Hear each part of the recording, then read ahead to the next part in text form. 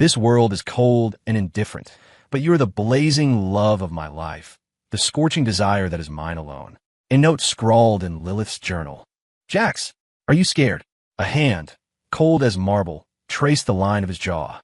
The woman's voice was even colder, a whisper that could freeze blood. If I broke your legs, would you still try to run?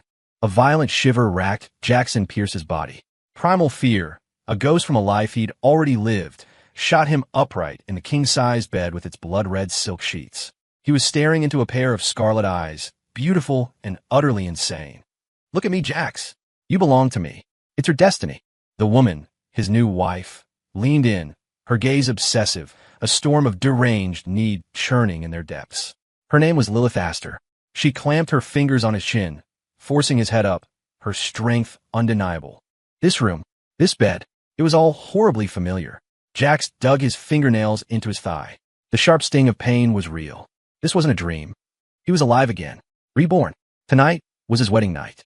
The night his own parents had gotten on their knees and begged him to take his younger brother's place, to marry into the Astor family, the uncrowned kings of New York. The rumors about the Astor heiress were the stuff of nightmares. Lilith Astor was said to be cruel, violent, a mad woman in a gilded cage. Before his brother Caleb's name was drawn in their twisted lottery, 7 other men had been sent to marry her, to calm her spirits. 7 men had died, a 100% mortality rate. It had been enough to make every other powerful family in the city swear off any alliance with the Astors. But his family, the Pierces, knew it was a death sentence and still chose to save Caleb. They chose to sacrifice him. Don't think hurting yourself will make me let you go. Lilith's voice sliced through his thoughts, thin and sharp as a razor blade. Lilith, Aunt Lilith, you're really alive. The name slipped out, a relic of his past life's terror. You sound disappointed, she hissed. And don't you ever call me that again. Are you still thinking about Chloe? Snap out of it. Tonight you're mine. Her teeth were clenched, her already dark expression turning arctic. She was only Chloe's aunt in the most distant sense, a 3rd or 4th cousin to his ex-fiancée's mother, a generational formality. Did he have to cling to it? In the next instant, her hand was around his throat. The pressure was immense, a crushing wave of her pathological, dominant, and darkly possessive aura. It was the sign she was truly enraged.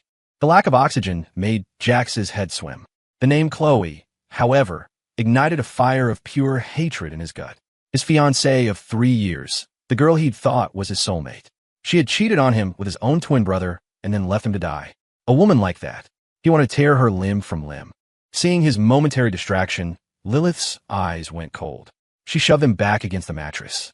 He struggled, and she punished him for it, her teeth sinking into his lip.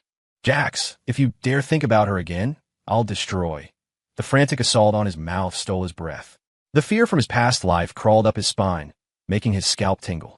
He knew Lilith's temperament all too well. If she didn't get a response, she would never stop. He forced his rigid body to respond, a clumsy, desperate attempt to placate the storm. Lily, baby, don't be mad, okay? I'm not with CHL, MMPH. His lips were captured again, a punishing bite that drew blood. The last of his reason shattered when he began to kiss her back. The air thinned, the world spun, but when his body instinctively tried to pull away, her hand pressed him deeper into the sheets. Lilith saw through his feigned compliance, but she plunged into the illusion anyway, a willing captive to her own fantasy. Say it again, Jax. Lily baby? Baby? My Lily baby. The name seemed to work. She melted against him, and the raw force of her need was almost too much for him to bear. So obedient. What are you after this time? She paused, her voice laced with suspicion. Fine. As long as it's not to go see her, I'll agree to anything. Sated for the moment, she kissed him one last time, then pulled her dress straight and stood to leave. He didn't like her staying the night. But as she reached the edge of the bed, a hand shot out and grabbed the silk of her nightgown. Jax hesitated, then lifted his head, his eyes pleading. Her lips were swollen, glistening red, and the corners of her eyes held a subtle, dangerous hook that could snare a man's soul.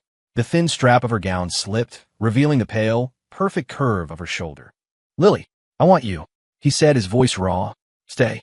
Sleep here with me. Lilith froze.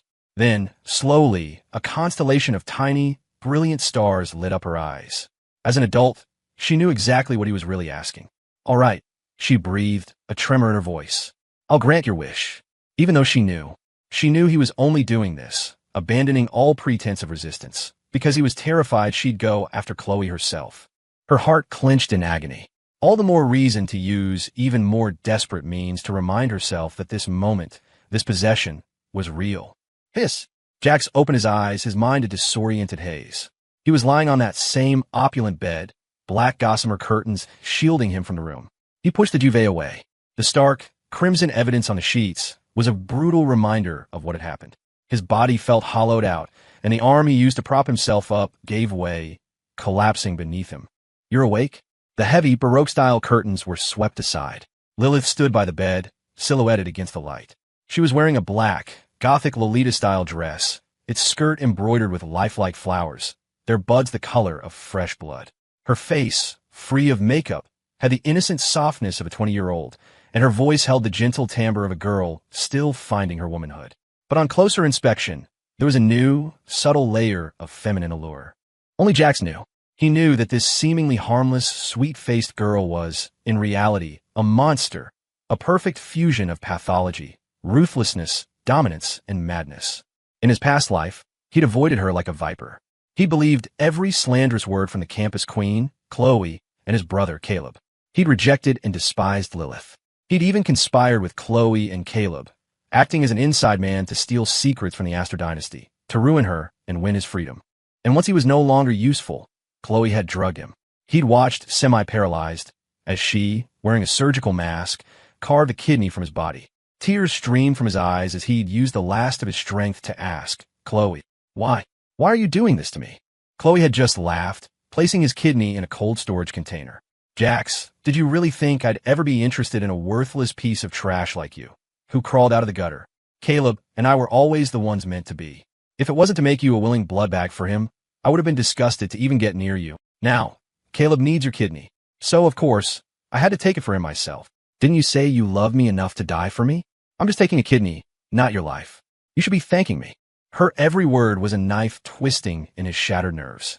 Jax's eyes were wide with fury, but he could only lie helpless on the private lab's operating table. As his consciousness faded, he heard familiar footsteps. He forced his eyes open. His parents and 5 older sisters were all there. His second sister, Madison, was the first to speak. "Jax, Caleb's transplant is showing signs of rejection. He needs an emergency transfusion. We have to take more of your blood. Caleb is this family's golden boy. We can't let anything happen to him." He tried to refuse, to fight back with his last ounce of strength. "No, I won't give him my blood." Smack. His father slapped him across the face, a sound that echoed in the sterile room. The pain was searing. Jax coughed up a mouthful of blood, his face paler than a corpse's. His father roared, "He's your brother, Jackson. He's been sick his whole life because you stole his nutrients in the womb. What's wrong with giving him a little blood? You've been doing it for 4 years. A little more won't kill you. And Chloe is Caleb's girlfriend. A jinx like you being with her would only ruin her life. Don't worry, once Caleb is better, I'll let you be his best man at the wedding." He turned to his daughter. "Madison, hook him up. Now." The words were like poison in his throat. His heart shattered, disgust churning in his stomach. His 5 sisters chimed in. "You're the older brother, Jax. Be generous. Let Caleb have this. It's just a little blood. A brother who sacrifices for his family is a good brother. To hell with them all," he thought. It wasn't their blood, so they could be as generous as they wanted. In the 4 years since he'd been reunited with his birth family, he had craved their love. He had done everything to fit in. His eldest sister, Morgan, was a rising star in finance, so he'd studied relentlessly, getting certified in 3 months, pulling all-nighters to draft her proposals and help her build her portfolio into one of the top 5 in East Asia. His second sister, Madison, was a medical researcher obsessed with herbal remedies. He'd ventured into dangerous rainforests to find rare plants for her, escaping death more times than he could count, never complaining. His third sister, Skylar, was a professional race car driver. He designed and built the perfect custom car for her, becoming the unseen engineer behind her championship career. His fourth sister, Scarlett, was a famous actress. He'd secretly written blockbuster screenplays for her, secured funding, never asking for credit, and pushed her to the pinnacle of stardom. When she'd had a terrible on-set accident that scarred her face and plastic surgeons said her beauty was lost forever, it was he who had gone abroad, mastered the most advanced reconstructive surgery techniques, and restored her face, allowing her to reclaim her throne. His fifth sister, Sierra, was at the same university. She destroyed a grad student's project and let him take the blame, getting him expelled. For 4 years, he'd given everything, believing they were his blood, his family. But he could never warm their cold hearts. Now, Madison stood there in a tailored pantsuit that hugged her impressive figure, her expression cool and composed. She glanced at his weak, battered form, her brow furrowing for a split second. A tiny prick of something, pity, guilt, stabbed at her heart, but it vanished as quickly as it came. Seeing her hesitation, Scarlett, ever the drama queen, strode forward, snatched the transfusion needle, and plunged it deep into his vein. Caleb's kidneys failed because he was working himself to the bone, trying to find a cure for my face. Jax, don't you dare hold a grudge. Consider this kidney and this blood a debt I owed you. A wave of relief washed over Madison's face. Caleb was saved. Jax was filled with despair. If there was a next life, he would make Scarlett Pierce pay for this kidney. For 7 days, they drained him until he was nearly a husk. Death was close. He waited for it in silence. Click, clack, click, clack. The familiar sound of high heels. A woman in a blood-red Lolita dress appeared, her long, seaweed-like crimson hair swaying with each step. In her arms, she cradled a broken doll bound in chains. It was Lilith, her beautiful face flushed with a captivating, demonic energy. Behind her, bodyguards threw the broken, bleeding members of the Pierce family onto the floor around his bed. She crouched down, her red lips pursed, her eyes glinting with a morbid curiosity. People who bully my Jax, she said, her voice a chilling mix of innocence and evil, have to be made into dolls. She raised a small, blood-stained sickle and lifted Chloe's mangled face. Such a pity. If I had peeled this skin off you before, made you into a doll for our new home, maybe you wouldn't have tried to run away. Muttering to herself, she casually slit Chloe's throat. As blood fountained out, Lilith laughed. She wiped a stray splatter from her cheek with a silk handkerchief and turned her gaze to the Pierces. They panicked. The rumors are true. You're a monster. Help us. Somebody help. No one came. In his last moments, Jax saw her personally remove Caleb's remaining kidney and drain him of his blood. Jax is mine, she declared. You don't deserve a single drop of his blood. He was witnessing a massacre, but for the first time, he felt no fear. He watched as the blood-spattered woman finally finished her work and came to his bedside, exhausted. Her pale fingers traced the rough skin of his arm. She let the broken doll fall from her embrace and climbed into his cold one. Click! A chain snapped shut, linking their wrists together. There, Jax. Don't pull away this time. Now we'll never be separated. He frantically used his last bit of strength to croak. Go. Get out of here. There's a bomb.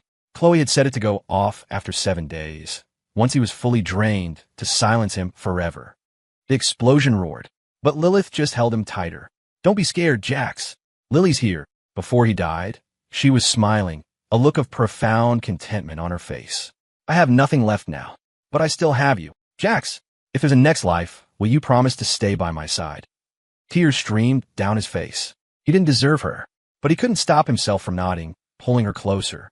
I promise you, if I get another chance, I will never let you down. They had a deal. The memory was so painful that Jax's nose began to sting. Lilith lifted the bed's canopy and saw his devastated expression. He regretted it. He must regret last night. But when she saw the redness in his eyes, she couldn't stop herself from reaching out to gently touch his face, a flicker of remorse and self-mockery in her eyes. Was he upset because he couldn't stay pure for Chloe? Did he love her that much? I won't touch you again, she said, her voice turning cold. But don't even think about escaping. She grabbed his chin, forcing him to meet her gaze. In this life, you can only be my man. The next moment, he felt the familiar cold metal on his wrist. Click! The lock engaged, an echo of their final vow in the last life. Jax's body recoiled in a panic. Fear, revulsion, resistance. Lilith's eyes darkened. Without another word, she turned and stormed out of the room. His body ached all over. It took him a long time to regain enough strength to get up. Following the memory from his past life, he found the key Lilith had hidden. Clank! The chain fell to the floor. Jax walked to the mirror, and the reflection almost made him gag. This is what he looked like when Lilith took him last night. She must have been starving. The man in the mirror had a disaster of bleached blonde hair, the kind you'd see on a wannabe punk, and a row of cheap, clip-on studs lined his ear. His face was a minefield of angry red acne, and the dark circles under his eyes were worse than a panda's.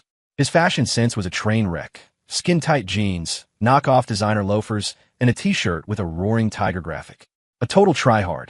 combined with the pale, drained look from last night's exertions. He looked like something you'd find in a dumpster. Even a black market organ harvester would take one look and walk away. Jax shook his head in disgust and quickly ducked into the bathroom. An hour later, he emerged, transformed. His sharp, sculpted features were now clean, his dark brows and piercing eyes framed by a strong jaw and thin lips. He wore a crisp white shirt, unbuttoned at the top, and black trousers that accentuated his long legs. He exuded a calm, sophisticated aura.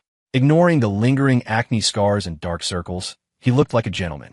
In his past life, he let Chloe convince him to look as repulsive as possible, hoping to disgust Lilith so much she wouldn't touch him. Luckily, he'd been too scared of the pain to get real piercings, and the blonde hair was just temporary spray-on color. Fixing those things was easy, but the dark circles and acne, his eyes turned cold at the memory. They were the result of sleepless nights spent creating financial plans for his sister Morgan and writing a blockbuster script for Scarlett. The acne was from a venomous spider bite he'd gotten while searching a rainforest for a rare herb for his other sister, Madison. Thinking of it, Jax's knuckles cracked. In his past life, he'd poured his soul into earning their love, only to end up bled dry and carved up for spare parts. What a fool. This time, he wouldn't be a fool. He wouldn't be their workhorse. Now that he was reborn, he could change everything. He could start over, forge his own destiny. Everything he had given the Pierces, he would take back. His talents were his own. He would build his own empire. Even if he couldn't match Lilith's power, he would become a man who could stand proudly by her side. His body was still exhausted. Jax fell onto the bed and slept. When he opened his eyes again, he turned on the phone he'd tossed on the nightstand. He'd slept for 2 straight days. The missed call list was, as expected, a mile long. The most frequent number was already dialing again. Jax answered. A woman's voice, as condescending and impatient as ever, cut through the silence. Jackson, all you had to do was marry into the Astor family for Caleb. Is it really too much to ask for you to give him a little blood too? You're so selfish. I'm giving you 30 minutes. Get to the private hospital in the city and give Caleb a transfusion. Now, it was his 4th sister, Scarlett. As a famous actress, her voice was normally light and musical, but now it was dripping with irritation. The short, demanding speech made Jax laugh. The night before he was sent to the Astors, the Pierces had guilt-tripped him into donating 2 bags of blood, just in case Caleb has an episode. And they'd already used it all in 3 days. Oh, can't. Not a single drop left, he said, his tone deliberately flippant. Wife was a little too irresistible on our wedding night. Gave her everything I had. Scarlett paused, a flicker of surprise in her voice that Jax had actually slept with the little monster and survived, and that he dared to talk back to her. But she quickly dismissed it, her tone growing even colder. Don't be disgusting, Jax. Caleb is fragile. You're a man. It's your job to take care of that. Miss Astor for him. Don't use it as an excuse to gross out your family. And I know you're still in love with Chloe. If you really want to win her over, you'll get here and give the blood. Otherwise, she's going to break up with you herself. The familiar threats rolled off her tongue, but Scarlett couldn't help feeling a knot of anxiety. The whole family was on edge about sending Jax to the Astors. But it was the best way to protect Caleb. Sacrificing one son to save the other, and the entire family's stability. It was a trade they were willing to make. Scarlett, did you forget to flush before you crawled out of whatever sewer you live in? She exploded. What did you just say? I'm your sister. How dare you talk to me like that? If you can't speak like a human being, then go sit at the kids' table with the dogs, Jax retorted. And if you can't hear me, I can have it carved on your tombstone for free. Jackson, you're insane. Jax hung up. He then immediately blocked her number, and for good measure, blocked the numbers of all his sisters and his parents. In this life, he didn't need any of them. Scarlett stared at the deadline, stunned. Jackson, that little worm, had dared to hang up on her and curse her out? After blocking his entire family, Jax felt a weight lift from his shoulders. He headed downstairs to find something to eat and decided he'd make a soup for Lilith to help her recover. He knew his way around the massive kitchen. He found some pork soup bones that had just been delivered and grabbed a heavy cleaver. With one swift chop, blood spattered from the fresh bone. Thwack! The blade was a little dull. It needed sharpening. He went out into the courtyard, found a large, flat stone that looked like it had been used for generations, and began to sharpen the cleaver with vigorous strokes. He was getting into a rhythm when a loud crash echoed from the front of the house. Jackson Pierce, you coward. Don't hide in there. I know you're home. Get your ass out here. Someone had kicked the main gate open and was stomping furiously onto the grounds. Jax turned and saw a figure dressed in a riot of mismatched, colorful designer clothes, looking like an angry peacock. It was Lilith's rebellious teenage brother, Leo Astor. Just then Leo spotted him. Who? Who the hell are you? What are you doing at Moonshadow Estate? He demanded. Where's that freak with the crazy hair? The 17-year-old stormed over, radiating arrogant defiance. But the young man in front of him, with his clean white shirt and black trousers, looked refined and handsome. Even with the acne scars and dark circles, his features were sharp and striking. With a little cosmetic work, he'd be a certified heartthrob. Their family's entertainment company was always scouting for pretty faces like this. Had his sister finally developed some taste? Are you looking for Jackson, mister? Aster? Jax asked calmly, hoping to disarm the kid. In his past life, he'd foolishly escaped right after the wedding night to go give Caleb blood, collapsing from blood loss and getting dragged back to Moonshadow Estate by Lilith. He remembered her locking him to the bed with chains for drips in his arms, whispering desperately in his ear, "His life isn't worth as much as yours, Jax. If you die, I'll send your whole family to join you in hell." Her fierce threats had eventually crumbled into something broken. "You're mine. How could you bear to leave me?" He'd thought it was a deathbed hallucination. Now he knew it was real. This time, he hadn't gone to give Caleb blood. The timeline had changed. He watched the boy in front of him. Rumor had it Leo and Lilith were estranged. Lilith was the one who held all the real power in the family, supposedly because her older brother was disabled and had ceded his authority. Some even whispered that Lilith had been the one to cripple him. For Leo to still be acting out under her shadow meant he had some grit. "Whatever, you're just some guy who works here," Leo said with a scoff. "I'm here on behalf of Chloe. She sent me to get that ungrateful bastard Jackson to come give his dying brother a transfusion. Chloe said even if he won't go, he needs to send 2 fresh bags of blood. They're brothers, for God's sake. What kind of person lets their own brother die? And if he wants Chloe to forgive him, he needs to transfer the $2,000 he won in that university tech competition last month to her account. She needs to buy Caleb some supplements." Leo rattled on, working himself up into a state of righteous indignation. He wasn't a good person, just someone who enjoyed making trouble for Jax. And frankly, as a guy who appreciated aesthetics, he couldn't stand the soap opera his sister was starring in. He runs, she chases, he's doomed. It was painful to watch. Every word out of Leo's mouth made Jax's jaw clench. He had been looking for an outlet for his simmering rage. Swish! He swung the cleaver. The blade, now razor-sharp and gleaming, sliced through the air and embedded itself in the ground precisely between Leo's legs. A few streaks of blood from the pork bone were still visible on the steel. "Well, little man," Jax said, a slow, cold smile spreading across his face. "The Jackson you're looking for? That would be me. How can I help you?" Leo stared. And so did little Leo. You can't be that freak Jackson." Leo stammered, his body instinctively shuffling backward, inch by terrified inch. He clutched his crotch, protecting his brother in arms from a near-death experience. But as he recovered, he took a closer look. The handsome, movie star potential guy in front of him really was the same person as the blonde-haired monster. "Ahem. Well, since you're Jackson, you're coming with me to the hospital to give your brother blood," Leo said, his bravado returning. "Chloe gave me a kit. Just draw 2 bags yourself and give them to me. I'm in a hurry." Now that he was sure, his impatience returned. He had to admit, Jax cleaned up nice. But Caleb's life was on the line. A little blood wouldn't kill Jax. What was he being so dramatic about? "I'd love to," Jax said, his voice deceptively calm. "But I can't leave Moonshadow Estate. So how am I supposed to give Caleb blood?" It was true. He knew from his past life's countless escape attempts that Lilith had upgraded the estate's security system to be virtually impenetrable. The only reason Leo got in was because his Aster blood gave him clearance. Leo thought it was a pathetic excuse. Fine. As long as you're willing to give blood, we can work something out," he said, slapping his thigh. "Here, this is my private black card. Go to the hospital. Now." Jax took the card. Then he slowly extended his index finger and crooked it at Leo. Leo froze. "I know I'm a snack, but this guy is technically my brother-in-law. What's he trying to pull? Don't look at me like that, Jackson. I'm not into guys." Jax's expression was, admittedly, a little sleazy. Leo was an accomplice in trying to drain him of his blood. He wasn't getting off that easy. "Whatever are you thinking, young mister? Aster, I just have something to tell you." Jax purred. "Come a little closer." After a brief, whispered conversation, Jax walked briskly out of Moonshadow Estate. Leo watched him go, a smug look on his face. He runs fast. Clearly, he was moved by my kindness. He's not such a bad guy after all." An hour later, "Emergency, mister. Pierce has escaped again." The alarms at Moonshadow Estate blared, sending the entire staff into a panic. "God, not again. We're all going to pay for this. What is wrong with him?" Our Lady is rich, powerful, and gorgeous. What does that campus girl Chloe have that she doesn't? Seriously, he's so ugly, that dyed blonde freak.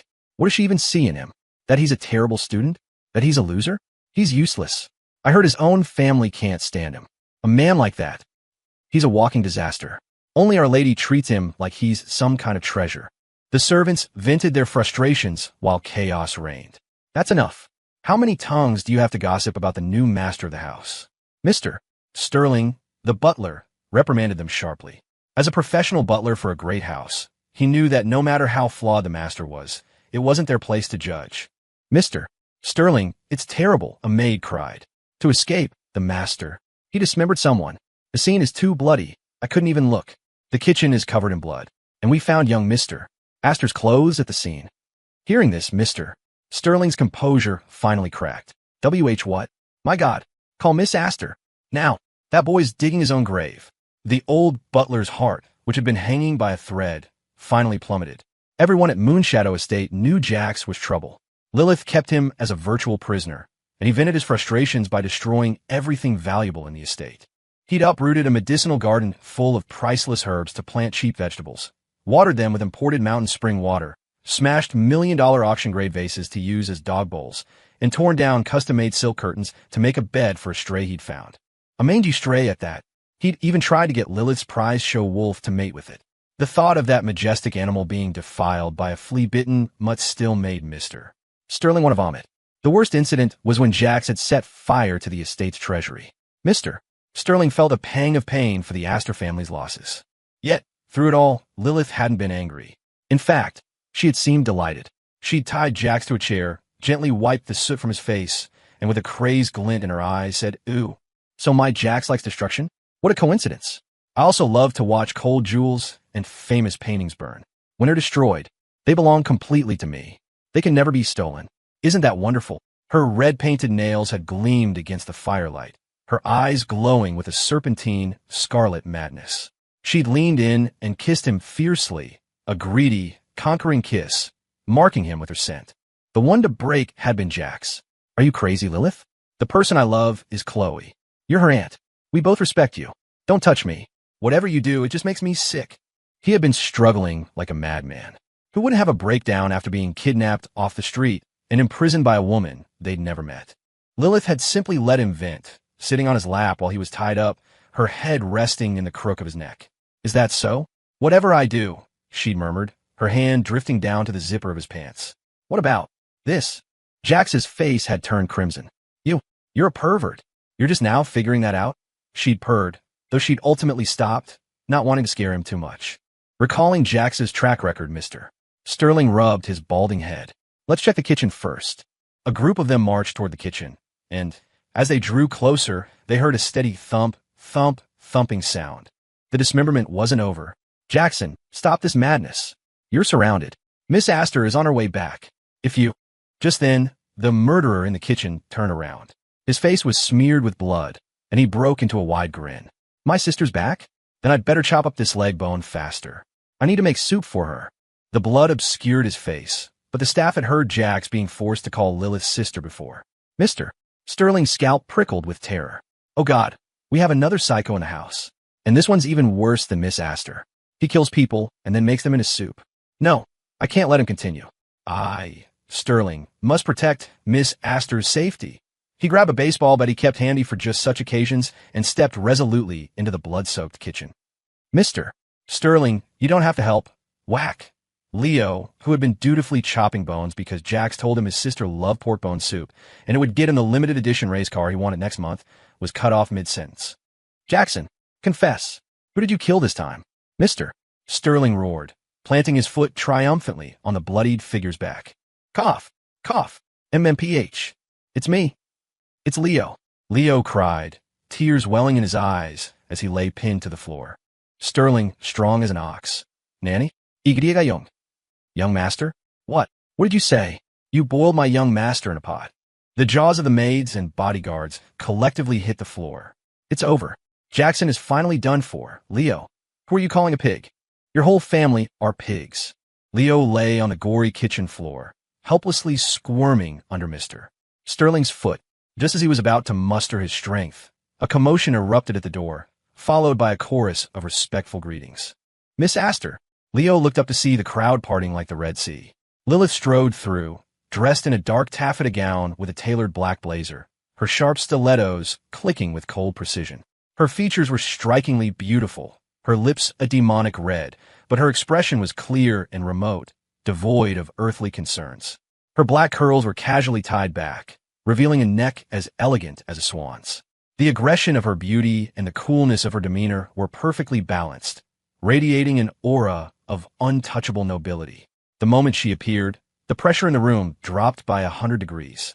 Lilith glanced at the carnage in the kitchen, and as her upturned eyes swept across the scene, a cold light flashed within them. It was like being sliced by 1,000 tiny shards of ice, a display of pure intimidation. Where's Jackson? Leo's heart leaped into his throat. Jackson? I let him go. I'm her brother, for crying out loud. He's just some freak she picked up. Am I not more important than him? Mister. Sterling surreptitiously slid his foot off the person he'd been pinning down. Miss Astor, he's right under my foot. The scoundrel. And this time he's harmed young Mr. Astor. Sis, don't you even care about me? Leo whined, trying to seize the initiative. I'm your own brother. Aren't you even going to check if I'm dead or alive? He planned to paint a picture of Jax as a cold-hearted monster, completely unworthy of his sister's affection. The staff exchanged horrified glances. I'll ask one more time. Lilith's voice was a low snarl, her serpentine eyes fixed on Leo, her red lips curved into a smile that promised murder. Where is Jackson? I let him go to the hospital to give blood to Caleb Pierce, Leo stammered. Caleb is his brother, and he was the one who was supposed to marry you in the first place, to give you an heir. Jax is just a substitute. Giving a little blood won't kill him. What kind of man is he? Sis, a coward like that doesn't deserve you. Leo said, his confidence growing. He'd long been fed up with his sister, who was normally so brilliant and calculating, losing her mind over some low-life trash. He stood and walked toward her, intending to reason with her. He was her little brother, the one she had protected his whole life as she navigated the treacherous internal politics of the Astor clan. She adored him. She would never choose a man over him. He was sure of it. He had that confidence. Nathan, Lilith said calmly, cutting him off. Hang him up. Soak the whip in salt water. Yes, ma'am. Nathan, her aide, was brutally efficient. Within moments, Leo was hanging upside down from a tree in the backyard. Beside the tree, Mr. Sterling wiped cold sweat from his brow as he dipped Lilith's favorite whip into a bucket of brine. No one dared to question her commands. Lilith walked outside, and a servant immediately appeared to shade her with a black umbrella. Sis, how could you let an outsider blind you like this? I'm your real brother. Is that worthless man more important than a single hair on my head? Lilith picked up the whip, dipped it in the salt water herself, and then, with a flick of her wrist, sent it cracking through the air. Crack! A blood-curdling scream echoed across Moonshadow Estate. Leo was crying. His fragile little heart had just been shattered. He really was less important to his sister than that useless Jackson Pierce. It wasn't fair. From a second-floor window, Jax watched the scene unfold with detached amusement. He even took out his phone to record the spectacle. TSK, you mess with the wrong guy, he muttered. He might seem as soft as cotton, but this cotton was flammable, and Lilith was the flame. As Lilith brought the whip down again and again, the atmosphere in the estate became hellish. If the young master was being beaten this badly for crossing Jax, what hope did the rest of them have? Mister. Sterling shuddered and finally spoke up. Miss Astor, I'll send men to the hospital to escort the master back to the estate immediately. Thank God the young master is here to take this beating, he thought. If he weren't, who knows how many priceless antiques would be smashed today. No need, Lilith said, tossing the blood-stained whip aside without a second glance at Leo. I'm going to my room to check on something. Mister. Sterling was baffled. The room? I've already searched it top to bottom. Jackson is long gone. Up on the second floor, Jax moved with lightning speed. He stripped off his clothes, scrambled into bed, refastened the chain Lilith had left him in, and put the key back in its hiding place. His heart was pounding.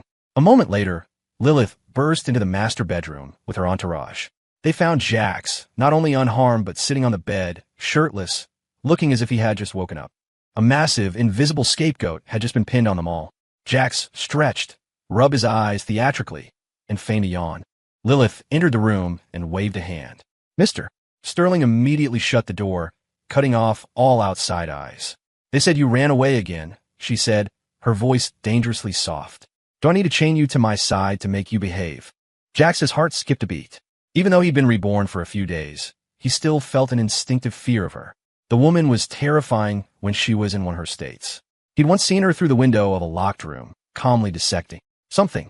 When he got a better look, it was clearly a human body that had cemented his belief that she was a killer, and he was her next experiment. No, I didn't run away. I'm right here, Lily. Honey. He swallowed hard, trying to suppress his terror. In his nervousness, the wrong name almost slipped out again. Aunt Lilith. He'd always seen her as an elder, and she wanted to devour him. You're afraid of me. Lilith came closer and ripped the covers off the bed. The bloodstain from their first night was still there. She hadn't let anyone in to disturb him. Jax's throat went dry as their eyes fell on the same spot, the memory of that night's madness vivid in his mind. She leaned over him, her breath ghosting across his temple, sending a shiver through his entire body. Jax, I want you to belong to me completely. Be a good boy, and give yourself to me. From Lilith's perspective, she had taken him. But in Jax's mind, he had taken her first time. As a man, he had to take responsibility. Otherwise, what kind of scumbag would he be? Lilith was noble, beautiful, and had a killer body. He couldn't let her down. But right now, he had nothing. He couldn't just sit back and wait. In his past life, he had been content to be a doormat for his sisters. This time, he had the ability. He would climb his way up, step by step, until he could stand beside her as an equal. His thoughts raced. He hadn't answered her. The displeasure in Lilith's eyes deepened. Jax snapped back to the present. Jax snapped back to the present.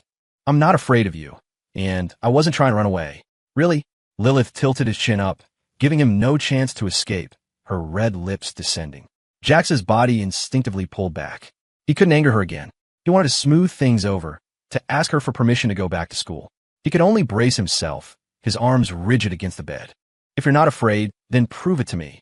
She drew closer, her lips brushing against his eyelids, then his forehead, the bridge of his nose, the corner of his mouth, before sliding down to his jaw. A flurry of soft kisses that never landed on their target, yet they tied his heart in knots. Jax's breath hitched. A scent of dark cherries and smoky wood enveloped him, a tantalizing cage. I really won't run away again. I mean, at this time, he blurted out. This time is different. You're my woman now. I'll take responsibility. I'll be your husband. I even made you some soup to help you. You know, before Leo had arrived, he'd already put a pot on to pressure cook for her. The second batch of bones was for another dish he wanted to make. He had nothing now, so the only thing he could do was be good to her. He was trying to treat her like a wife. It would just take time. After all, she had once been, in his eyes, a respected elder. Lilith's brow furrowed, but the pressure in the room eased slightly. Her fingers traced a path across his bare chest, down to his abs. The touch was electric, and Jax tensed, unable to relax. Husband. A corner of her mouth lifted. That's a nice title. She seemed pleased. But you did run away just now. You took Leo's card. Couldn't find the way out. Her gaze flickered to a faint, muddy shoe print on the windowsill he'd missed. It had rained that morning. He had been outside. The pressure slammed back down, suffocating him. I just went out to... Before he could finish, Lilith lunged, crushing her lips against his. The kiss was devoid of any tenderness, a raw, aggressive invasion, a desperate, all-or-nothing gamble. She interlaced their fingers, pinning his hands as she pushed him back onto the bed, her eyes burning with a fierce possessiveness. It was as if devouring him whole was the only way to truly own him. It was a long kiss, one that nearly woke his exhausted body. In the brief moment they broke for air, Jax clapped a hand over her mouth. Wife, he panted. Listen to me. Lilith froze. The icy aura around her dissipated, replaced by a flicker of the innocent charm a girl her age was supposed to have. Okay. Jax was stunned. She was that easy to control. I did go out for a bit, Jax confessed, his voice steady. Since we're married now, I can't just do nothing. This ring, it's everything I have right now. It's not even a carat, I know, but I'll work hard to make it bigger. I know you have everything, that no treasure means anything to you, but just give me some time. I'll prove my commitment to you. He held out the diamond ring he'd bought. It was a 60-point diamond, just over half a carat, that had cost him $2,300. The design was simple and classic, but for someone of Lilith Astor's standing, it was laughably small. Jax felt a flush of shame, clutching the small box, not daring to place the ring on her finger. He knew how tiny the diamond was, but it was everything he had. The $2,000 was prize money from a university tech competition. The other $300 was what he'd saved from part-time jobs, money he'd been planning to use to buy Chloe the latest smartphone. He himself usually lived on instant noodles and cheap takeout. Chloe would only deign to take him out for a real meal on a date right before he had to go give Caleb blood. In his past life, he'd work himself to the bone, winning competitions and slaving at part-time jobs. Also, Chloe wouldn't feel inferior to her peers. He was technically a peers, but his allowance was a pittance compared to Caleb's. Every dollar he earned went to her, for her designer bags, her watches, her whims. He'd spend a small fortune on her. He wouldn't be that fool again. A man's money should be spent on his wife. As for the pure ex-girlfriend, she could go to hell. Lilith looked down at the ring clutched in his hand, the harshness in her eyes softening. She slowly extended her hand toward him and gave a small, gentle nod. Okay. Her voice was soft. Jax, I love it. She had sneered at the world's greatest treasures. But this ring, this was from Jax. Whether it was just another one of his tricks to placate her or not, in this moment, she was genuinely happy. Jax slid the ring onto her slender ring finger. He looked at her long, elegant fingers, the nails painted a demonic red, and his throat tightened. Lilith was breathtakingly beautiful. In profile, she was all sharp angles and aggressive glamour. Head on, she had an air of pure innocence. It was a devastating combination. God had given her the most beautiful face and the most powerful family, and in exchange, a heart of terrifying steel. He had been so consumed by fear in his past life that he'd never truly appreciated her beauty. Now, looking at her, he could only marvel at the Creator's favoritism. He finished placing the ring on her finger and leaned down to press a kiss to it, as if making a vow to himself. This life, I will never fail you again. To prove my commitment, I want to go back to school. Is that okay? The air in the room instantly solidified. A deadly chill rolled in, thick with unspoken threats. I swear, I'm just going to school, he said quickly, raising his hand as if taking an oath. I will have nothing to do with Chloe Vance. If I do, may my entire family drop dead. Lilith knew how much he cared about that parasitic family of his. Her gaze sharpened, studying him intently for a long moment. Finally, her fingers traced the new ring on her own hand. Okay, she nodded. Then, she unfastened the chain from his wrist. A frantic knock came from the door. Given permission, Mr. Sterling entered. Miss Astor. Young Mr. Astor. I don't think he's going to make it. Lilith's expression remained neutral. She casually took Jax's hand and led him to the second-floor window. In the distance, a cocoon-like figure was still hanging upside down from the tree. Leo's curses had faded to weak, breathless gasps. HM, let's leave him there until evening. It was high noon. The sun was a brutal, blazing eye in the sky. Even in the shade of the tree, Leo was sure to get heat stroke. After this ordeal, the pampered young master would probably hate him even more. Jax had expected Lilith to punish Leo, but not this severely. Miss Astor, young master is delicate. He won't survive half a day hanging like that. Perhaps we could move him inside. Mr. Sterling pleaded, at least to get him out of the sun. He'd never seen Lilith punish her brother so harshly. No need, Lilith replied, her red lips curving slightly. If we move him inside, how will Jax be able to enjoy this lovely view? Right, Jax? Her voice was as soft as silk, but sent a shiver down his spine. So, she knew he'd set Leo up all along? Mr. Sterling gasped. Miss Astor, aiding and abetting like this. If your mother and older brother find out. My God, she's been bewitched. This Jax is a menace. He bullied my Jax first, Lilith stated simply, her voice flat. Jax is my person. Leo dared to send him to give blood to Caleb Pierce. He deserves to be punished. Does anyone have an issue with that? She didn't argue. She just held Jax's hand tighter. Mr. Sterling bowed his head. I have no issue, ma'am. How could he? One wrong word, and he'd have an issue with his head remaining attached to his body. Good. Are the documents I asked Nathan to prepare ready? She had rushed back and had urgent business to attend to. Yes, Ms. Astor. They're ready. You have a cross-continental video conference in 5 minutes. If you'll please proceed to the study. Moonshadow Estate was a massive, sprawling white castle, crowned with a crescent moon emblem. The ancient sigil of the Astor clan, a mark reserved only for the residents of the primary heir. Lilith nodded, dismissing the others. Jax was still shirtless, his well-toned body on full display. He worked manual labor jobs, and though he was often drained of blood, Caleb's illness hadn't been severe enough yet to completely ruin his physique. His muscles were lean and powerful, his shoulders broad, his waist narrow, a natural-born model. Lilith's eyes roamed over him, taking into view without a hint of reservation. She knew Jax. She knew every one of his tells. His sudden change in behavior was glaring. He only ever threw her a few scraps of affection when he was confident he had a way out. Today, he was being far too accommodating, even running away only to come back, forcing himself to play along with her. What did he want this time? What else could she possibly give him? Jax, just tell me the truth, she said, her voice low. Why the sudden change? What's your game? What new way have you cooked up to get back at me? You've only ever despised me, spat on me, run from me. Jax froze. He knew her sharp mind would have picked up on his transformation, but he couldn't exactly tell her he was a reincarnated time traveler. He gritted his teeth, his ears turning red as he blurted out, because you have a killer body and I've acquired a taste for it. There, I've laid my cards on the table. I'm just a horny bastard. Outside the door, Mr. Sterling and Nathan, who had been dutifully eavesdropping in case Jax tried to harm their mistress, stumbled, their old faces flushing red. Lilith was stunned for a moment. Then Jax grabbed her hand and placed it on his firm stomach. The solid muscle felt surprisingly good under her palm. She gave it a deliberate squeeze, satisfied. You can go back to school, she said, her gaze serious as she met his. But in exchange, you have to sleep with me every night. Can you do that? Before, Jax had hated her staying over. She had to sleep in a room next to his, in an identical bed, separated only by a wall. But that wasn't enough. She wanted to absorb his scent, his body, his very being, until he was utterly, completely possessed by her. Isn't that a little frequent? He was young, but even he knew that overindulgence could drain a man's vitality. Frequent? I'm only asking for every night. Is that too much to ask? Lilith's eyes turned cold, and the pressure in the room dropped again. He won't agree? He's still just tolerating me. It made her curious. How long could he keep up this act? Jax finally, reluctantly nodded. It was fine. He was young. He could handle it.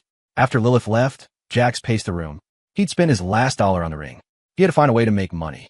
Now that Lilith had agreed to let him out, he walked right out of Moonshadow Estate, deliberately passing by the tree where Leo was still hanging. He walked with a confident swagger, earning a string of creative, if weakened, curses from his brother-in-law. Mr. Sterling, who happened to be passing by, shook his head. What a jerk. And I can't even do anything about it. Damn it all. In the study, Lilith sat sideways on a leather sofa, her slender waist outlining the burgeoning curves of a young woman. She had one leg crossed over the other, the hem of her dress riding up to reveal a tantalizing glimpse of her pale, smooth skin. She rested her head on her hand, her dark red hair cascading around her. She looked lazy, regal, like a white lioness resting after a satisfying kill. No one could ignore the power radiating from her. Ms. Asked Mr. Pierce has just left the estate. Should we bring him back? Asked Nathan, her most trusted subordinate. He was a man of average looks, so unremarkable that even Mr. Sterling, who saw him daily, had taken ages to remember his face. No one knew where he came from, only that Lilith had rescued him from a remote, brutal environment when she was 15. He was a man of few words, but his actions were as swift and ruthless as hers. No need. Have someone follow him, Lilith said. If he goes to see Chloe Vance, then he can't blame me for breaking his legs and turning him into a human torso, chained to my side forever. The thought of locking him in a dark room where he could only see her, only be with her, was tempting. So tempting. But then, Jax wouldn't be able to do fun things with her. For now, she would shelve the idea. Yes, Ms. Astor, at the Pierce family home. Can you believe Jackson dared to block all of us? Does he really think latching onto that Astor lunatic means he can defy his own family? Morgan, the eldest sister, scoffed. I heard the Astor family has some bizarre genetic disease. All the daughters die before they turn 25. That's why they're in such a rush to marry Lilith off at 20, to get an heir with Astor blood. Jackson is nothing more than a glorified sperm bank. Once they're done with him, he'll be thrown out. Does he really think he's hot stuff now? Jax had always been obedient. Now, with Lilith's backing, he'd suddenly grown a spine. Don't blame him, Morgan. The boy grew up in some backwater town. He's not on the same level as Caleb, who he spent a fortune cultivating, said Scarlett, her eyes disdainful above her surgical mask. She was still fuming about Jax hanging up on her. She would have to teach that brother of hers a lesson when he came crawling back. He knows what he did. He's probably too scared to come back, snapped Sierra, the youngest sister. He stole Caleb's award and prize money from the university science fair. He's still a common thief. Does he have no shame, stealing for his own brother? She was at the same university as both of them and had heard about the prestigious award. Chloe had told her Caleb had given Jax the project to submit on his behalf, and Jax had put his own name on it. A man like that didn't deserve to be Caleb's brother. She looked at Caleb with admiration. He was so brilliant, always winning awards for his inventions. He was destined for greatness. Jax, on the other hand, was on the verge of being expelled. A failure like that didn't deserve to be her brother either. The family had been waiting at the hospital for Jax, but when he didn't show and Caleb's condition stabilized, they brought him home. Now everyone was here except for Madison and Skylar. "Sisters, don't be angry," Caleb said, his voice soft. He wore hospital pajamas, his face pale, but still exuding a gentle, scholarly air. His chronic illness gave him a perpetually worried look, a frailness that made people want to protect him. Maybe Jax just wrote the name down wrong by accident. It's okay. Besides, Chloe said he was going to use the prize money to buy supplements for me anyway. He reached out and gently took Scarlett's hand, his peacemaking gesture only fanning the flames of her anger. He's a grown man, Caleb. How could he accidentally write the wrong name? Don't make excuses for him. He's jealous of your talent and wants to take everything that's yours. Sierra chimed in. You and Chloe are both too kind. You'd never lie. If she said she saw Jax change the inventor's name, then it must be true. Caleb looked troubled. Sisters, there must be a misunderstanding. Jax isn't like that. His grades have always been excellent. The student government at Kingston knows it. He's the most capable student body president they've ever had. Unlike me, I'm always sick and have to miss things. I couldn't even get elected as a student officer. I'm so useless. His voice trailed off, his pale face turning even whiter, making him look utterly pitiful. Just then, Jack strode into the house. He'd heard the familiar, pathetic tone and couldn't help but sneer. He was here today to officially cut his ties and retrieve the few things that were actually his. From now on, he would live with Lilith as her husband. He wouldn't leave any openings for the Pierces to threaten him in the future. You're right, Jack said, his voice cutting through the room. You're pretty useless. You've always just hidden behind women, stealing what's mine. You, Caleb, are the real coward. He ignored the hostile stares from everyone and locked eyes with the source of all his misery. Jax, brother, what are you saying? I don't understand, Caleb stammered, his act flawless. Did something happen on your wedding night? If you can't handle Lilith's cruelty, I'll go to the Astors myself. I'm so sorry you had to suffer for me. You can blame me, but please don't blame Mom, Dad, and our sisters. They were just worried about my health. He took a weak step forward, reaching out to grab Jax's hand. Jax didn't let him. He slapped his brother's hand away. Smack! A crisp, clean slap across the face. Everyone was stunned. Jax had dared to hit Caleb, in front of the entire family. Before anyone could react, Jax raised his hand to slap him again, but paused deliberately. Caleb scrambled backward, nimbly dodging the second blow. TSK, weren't you on death's door, begging me to come to the hospital to give you blood? You look pretty lively to me. Caleb's face went white, a flush of humiliation rising in his cheeks. Morgan, the eldest, finally found her voice. Jackson, what is the meaning of this? Why did you hit your brother? Jax just laughed, a broken, bitter sound. He's not my brother, and you're not my sister. Not anymore. I'm here to cut ties with all of you. Here's the severance agreement. Sign it, give me my personal documents, and I'm out of here. I'm done with this family. To his family, Jax's declaration was just proof that he'd snapped. After all, no man had ever come back from Lilith Astor's clutches sane. They could be magnanimous and overlook his breakdown. Morgan stepped forward, her brow furrowed in distaste, her voice carrying its usual authoritative tone. Jackson, I understand you're upset. Serving that Astor monster, being her prisoner. It must have been traumatic. I'm sure you only want to cut ties to protect us from her retaliation. But that's no reason to hit Caleb. We can agree to let you have your own records. But you must return the award and prize money from the Kingston Tech competition to Caleb.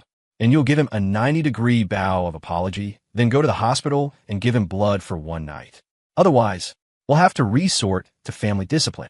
As the eldest, Morgan's word was law in the Pierce household. She was a powerhouse in the finance world, and she was used to getting her way. She was offering Jackson out, a chance to save face. He would be a fool not to take it. Jax almost laughed out loud. Woman, you could win an Olympic gold medal in mental gymnastics. Are you kidding me? I worked my ass off for half a month on that project. Caleb has some nerve thinking it's his. And another thing, Lily is not a monster. She's my wife. If any of you say one more bad word about her, don't blame me for what happens next. His face hardened. Facing the Pierces, he was filled with a tidal wave of hate, but he knew he had to be smart. True torture wasn't physical. It was taking away everything they cared about, destroying their beliefs, crushing their spirits. This was a revenge he would orchestrate himself. Jackson, I'm only trying to help you. Don't be ungrateful. Scarlett snapped. She thought he'd completely lost it. The old Jax would have been fawning over them the second he walked in the door. He never dared to talk back. The atmosphere turned frigid. Caleb, still needing Jax's blood, stepped in to play the peacemaker. Brother, it's okay. You can have the project. You suffered for me by marrying into the Astor family. I shouldn't be fighting you over an award. I'm sorry. But his teary-eyed, magnanimous act only made everyone else angrier. Caleb was the bigger person, giving in at every turn, while Jax, the older brother, was being petty and aggressive. It was clear who had the better character. Taking his place in the marriage is one thing. Stealing an award is another. Their father's voice boomed from the top of the stairs. You can't conflate the two. Jackson, you agreed to this arrangement. Caleb was too sick to even be part of the discussion. And now you're blaming him for it. Trying to steal his award and money as compensation? You have no shame. He descended the stairs, his eyes burning with an anger that was ready to erupt. He would have to punish Jax. He'd been disciplined before. A little more would do him good. Seeing the man in charge had arrived, Jax sneered. Speaking of shameless, if I saw you on the street, I'd have to bow and call you master. Look, old man, save the drama. I'm on a tight schedule. I have to get back and make soup for my wife. You can't afford to be responsible for delaying me, can you? He tossed the severance agreement at his father's face, his eyes cold and empty. His father had been observing him from upstairs. In his mind, cutting ties with Jax now was for the best. The boy was a jinx. Now he'd gotten tangled up with that Astor lunatic. Maybe their bad luck canceled each other out, which was how Jax survived. But he couldn't have that bad luck spreading back to the Pierce family. When Jax had first come to them 4 years ago, his adoptive family had vanished, leaving him with nothing but his own birth certificate. His father had thought it was bad juju to officially add Jax to the family records and had never done it. Now, it saved them a trip to the county clerk. Jax, I'm a reasonable man, his father said. You can have your documents, but you have to return what belongs to Caleb first. I heard from Chloe that the $2,000 from the competition has already been deposited into your account. It's not a lot of money to us, but it's your brother's. You have to give it back. The confirmation hit Jax. He'd always suspected his records were never merged with the Pierces. Now he knew. It was for the best. He didn't want to share a single piece of paper with any of them. Morgan, however, looked at her father in disbelief. Dad, Jax's records were never legally transferred? It's been 4 years. Why? Did his adoptive parents stop it? Was there some other reason? No matter how much she disliked Jax, she had accepted him as her brother. This felt like a betrayal. It meant her father had never truly considered him a son. He's a jinx. His own adoptive parents were cursed by him until they abandoned him. We were being generous just by giving him a roof over his head and food to eat, his father said dismissively, dropping the kind facade he usually wore around Jax. Morgan's lips parted, but she said nothing. She suppressed her doubts. Even if Jax was being cast out now, he had brought it on himself. He'd spent more than a decade in the gutter and had learned to lie and steal. He deserved to be taught a lesson. Jax stood silently. The mention of his adoptive parents, however, sent a flash of rage through him. They would never abandon him. They had found out he was the long-lost son of a wealthy New York family, and, not wanting him to be held back by their poverty, had deliberately disappeared so he couldn't find them. His 2 older adoptive sisters and 1 younger one had vanished too. Reborn, he would find them. The bond of love was stronger than the bond of blood. That family had treated him like their own son. He would find them, take care of them, and be with his sisters again. I already spent the $2,000, he said flatly. It was my earnings from my labor. It has nothing to do with any of you. And don't try to use it to corner me into admitting I stole Caleb's award. You've pulled that trick too many times, stolen too many of my accomplishments. I'm done playing that game. Since you won't give me my documents, then don't blame me for being unreasonable. Mako, Rhino, get in here. Jax knew Lilith wouldn't just let him walk around freely. Her bodyguards would be watching. Mako and Rhino were the best of the best, Lilith's personal enforcers. Mako, Rhino. The 2 men hidden outside were confused. They were top-tier, global security assets. How had he spotted them? Miss Astor had ordered them to surveil him, not to be his personal goons. That would cost extra. They decided to stay put. Jax knew he couldn't command them directly. He stretched languidly. Man, taking care of Ms. Astor is exhausting. My back is killing me. I can barely walk straight. If some people don't cooperate, maybe I'll have to put in some overtime tonight. Try a little pillow talk. Mako and Rhino exchanged a look. This bastard didn't play fair. The 2 hulking figures suddenly materialized in the living room, their custom-tailored black suits radiating menace. Sir, your orders. Jax smirked. Trash this place. Leave nothing standing. At Jax's command, Mako and Rhino exchange a glance. Then Mako grabbed a nearby vase and smashed it onto the floor. Crash! The sound was the opening note of Jax's final break with the Pierce family. "Jackson, you've gone too far," his father roared. "Stop. Where do you think you're going?" Allowing Jax's men to wreak havoc in his home was a direct assault on his authority. He tried to stop them, but he was old. Mako casually shoved him aside, and he stumbled backward. "Have the paper signed by the time I get back downstairs," Jax called from the staircase.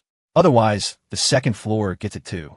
He went upstairs, passing the luxurious doors to his sister's rooms, and stopped at the entrance to a cluttered attic. This was his room. It was dilapidated, with no proper bed, just a discarded mattress on the floor. The Pierces weren't poor, but they had always been stingy with him, using the excuse that boys needed to be raised tough. He had accepted it, trying to please them. The tiny room was filled with things he'd made for his sisters. Financial reports for Morgan, rare herbs for Madison, blueprints for race cars, scripts for Scarlett, advanced plastic surgery textbooks, even jars of homemade beauty creams for his mother. This room held the entirety of his one-sided love for them. Since they didn't want it, he would take it all back. He packed everything into a large suitcase and dragged it downstairs. "Brother, are you really moving out?" Caleb pleaded, rushing toward him. "Don't be rash. I know you're mad at me. I should be the one to leave. I'll go to the Astors, you come back." Smack! Jack slapped him again, hard and clean. "Caleb, Lily is my wife now. Stop with the fake nice act." He grabbed his brother by the collar and looked at his father. "Well, are the papers signed? If not, I can't promise I'll be so gentle with your precious son." Scarlett stared at him in disbelief, as if seeing a stranger. Disappointment hardened her voice. "Jackson, you're being cruel. For the 4 years you've been home, you've gotten everything Caleb has. And you're still not satisfied." 3 years ago, an accident on set had left her with scars that ruined her acting career. She'd been forced to retreat behind the camera, becoming a writer and director. The experience had made her bitter and reclusive, lashing out at everyone except Caleb. Her face, which top surgeons had given up on, had recently started to show miraculous, albeit minor, improvement. It was all thanks to Caleb, who had been secretly applying a new scar cream he developed while she slept. She'd even found medical textbooks on reconstructive surgery in his room, with notes calculating a 70% success rate. Caleb was her only hope of getting her face and her life back. "So what if I'm cruel?" Jack shot back. "You keep talking, Scarlett, and I'll make sure his face ends up just as ugly as yours." A collective gasp went through the room. No one ever mentioned Scarlett's face. It was the ultimate taboo. Jax had just crossed the line. "You son of a bitch!" Scarlett shrieked, grabbing a shard of the broken vase and lunging at him. Jax didn't flinch. As she reached him, he simply shoved Caleb into her path. They both went down in a heap, the glass shard narrowly missing Caleb's neck. The family screamed and rushed forward. His father, furious, finally signed the papers and threw them, along with Jax's personal documents, at him. "You rebellious brat. Get out, and don't come crawling back to us when Lilith Astor throws you away." Jax caught the documents, a satisfied smile finally gracing his lips. "Don't worry. Even if you beg me on your knees, I wouldn't come back to this den of thieves." He strode out, turning at the door to give them one last, emphatic middle finger. His father, enraged, kicked over a table. "That bastard. How dare he talk to me like that? I'm not dead yet." His eyes were cold as he surveyed the wreckage. He would make Jax pay for this humiliation. Without the Astors, he was nothing. "Morgan," he commanded, "I remember Jax is a finance major at Kingston. He'll need an internship for his sophomore year. You put the word out. No one in the industry is to give him a position." The Astor family's financial ventures were controlled by Lilith's reclusive, disabled older brother, not her. He would see how Jax survived in the real world without Lilith's support. He would teach him a lesson, force him to come home, and beg for forgiveness. "Yes, father," Morgan agreed, her eyes fixed on the door where Jax had disappeared. He really was a product of the gutter, uncivilized and crass. He needed to be disciplined, and if they couldn't do it, society would. Scarlett cradled Caleb, her eyes filled with a mixture of anger and worry. "He's gone crazy. He better not ever come back. If he does, he'll have to kneel outside for 5 days and nights and take a beating from the family discipline rod." Sierra, the youngest, felt a strange pang in her chest as she watched Jax leave. "A den of thieves?" she thought, "but we never stole from him. He was the one who was always stealing from Caleb and our parents. He was the one who was dirty, stained by his poor upbringing." "Scarlett," she said quietly, "I don't think he's coming back this time. He took everything from his room." Caleb, his face pale, bit his lip. "Sisters, it's all my fault. I made him so angry he left home. When I'm a little better, I'll go find him and apologize. I'll bring him back. Seeing Caleb, injured and still trying to keep the family together, only made Scarlett's heart ache more for him, and her anger toward Jax deepen. Let's see how cocky he is when Lilith gets tired of him. He'll come crying back to us then. You don't need to worry about him, Caleb. He's a little jinx, but he's tough. A little hardship will do him good. You just need to rest and let us take care of you. Besides, once Lilith dumped him, he'd have nowhere else to go in New York. He couldn't stay away from home forever. In the Astor study, Lilith leaned back in her leather chair, her long, dark red hair spilling over her shoulders. Before her, a screen full of executives gave their cross-continental progress report. Ms. Astor, the Middle East land deal is secured. The proposal for the undersea cruise ship hotel is drafted and ready for your review. Nathan stood behind her, watching as his boss, who was normally laser-focused during meetings, stared, utterly mesmerized, at the tiny diamond ring on her finger. She'd been staring at it for nearly half an hour. On the screen, the executives trembled, cautiously continuing their report, not daring to ask for her input. Their backs were soaked with sweat. My God, the demoness is smiling. Which corporation is about to get hostilely acquired? Which management team is about to be fired? A smile from her usually meant the sky was about to fall. The project looks good, Lilith said finally, her eyes still hazy with a soft smile. Give everyone a raise. $1 million bonus for everyone at the end of the year. The executives on screen felt a chill run down their spines. Ms. Astor was known for being a cold, ruthless shark. This was too good to be true. Were they being fattened up for slaughter? Was she going to use them as bait for their new Middle Eastern partners? Thank you, Ms. Astor, they stammered. I have a question for you all, Lilith said, her lips curving again, her eyes shining with a sweetness he'd never seen before. This ring, isn't it beautiful? The executives squinted at the screen, trying to find something special about the ring. It was ordinary, not even a carat, not a designer piece. The kind you could find 1 million of at any mall. They all nodded vigorously. Beautiful. Astor, one executive gushed. Since you like it so much, Ms. Astor, I have a project idea. Another chimed in, seeing an opportunity. Let's build a theme park for it. The theme will be the beauty of love, and the ring will be the central motif. Would you be interested in investing? If she was wearing it, it must be special. The logic was flawless. Invest 100 million. The executives? Lilith stroked the ring, wanting the whole world to know. My Jax gave me my first gift, and it's a ring.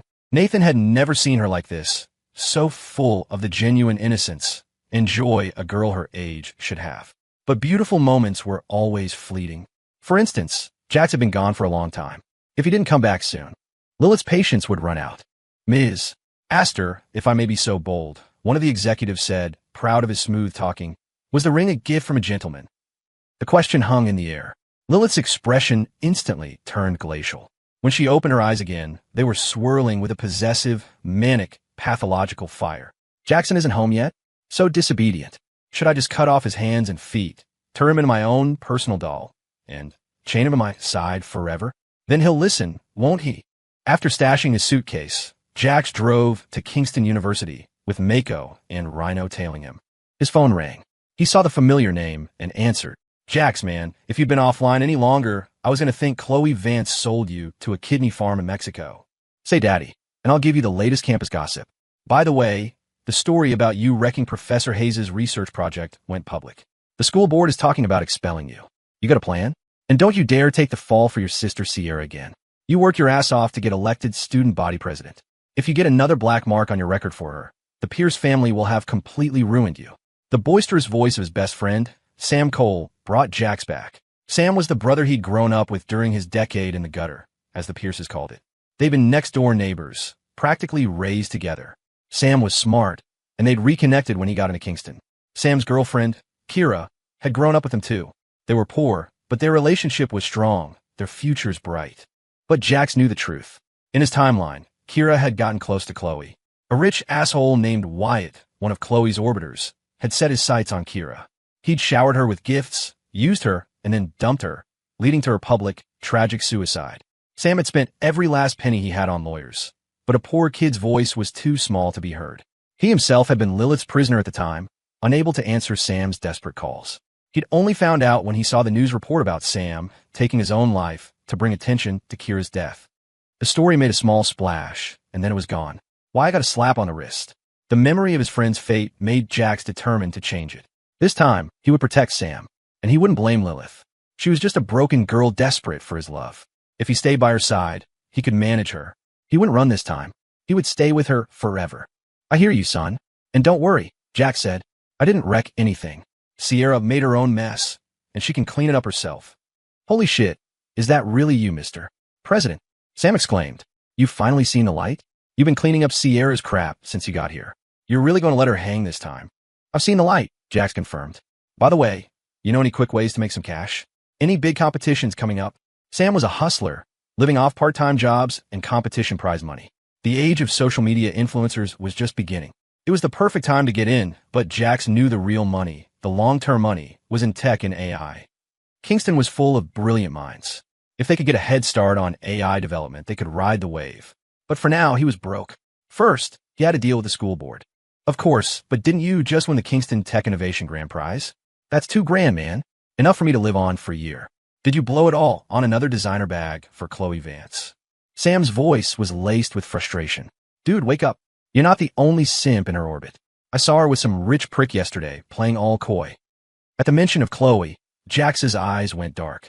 He knew her true face better than anyone. As he lay dying, that bitch had gloated about how she'd encouraged Wyatt to sleep with Kira, then leaked the explicit photos that drove Kira to suicide. All because Kira was as beautiful as her, but had better grades, threatening her position as campus queen. That monster had destroyed not only his life, but his brother's as well. Is that so? Jax gritted his teeth, a raw hatred rising in him. Where's Chloe Vance right now? The listening devices in Mako and Rhino's ears picked up his tone. Their backs went rigid. Oh, this is bad. Jax, man, you're out of your league with Chloe. Just let it go. There are plenty of other girls out there.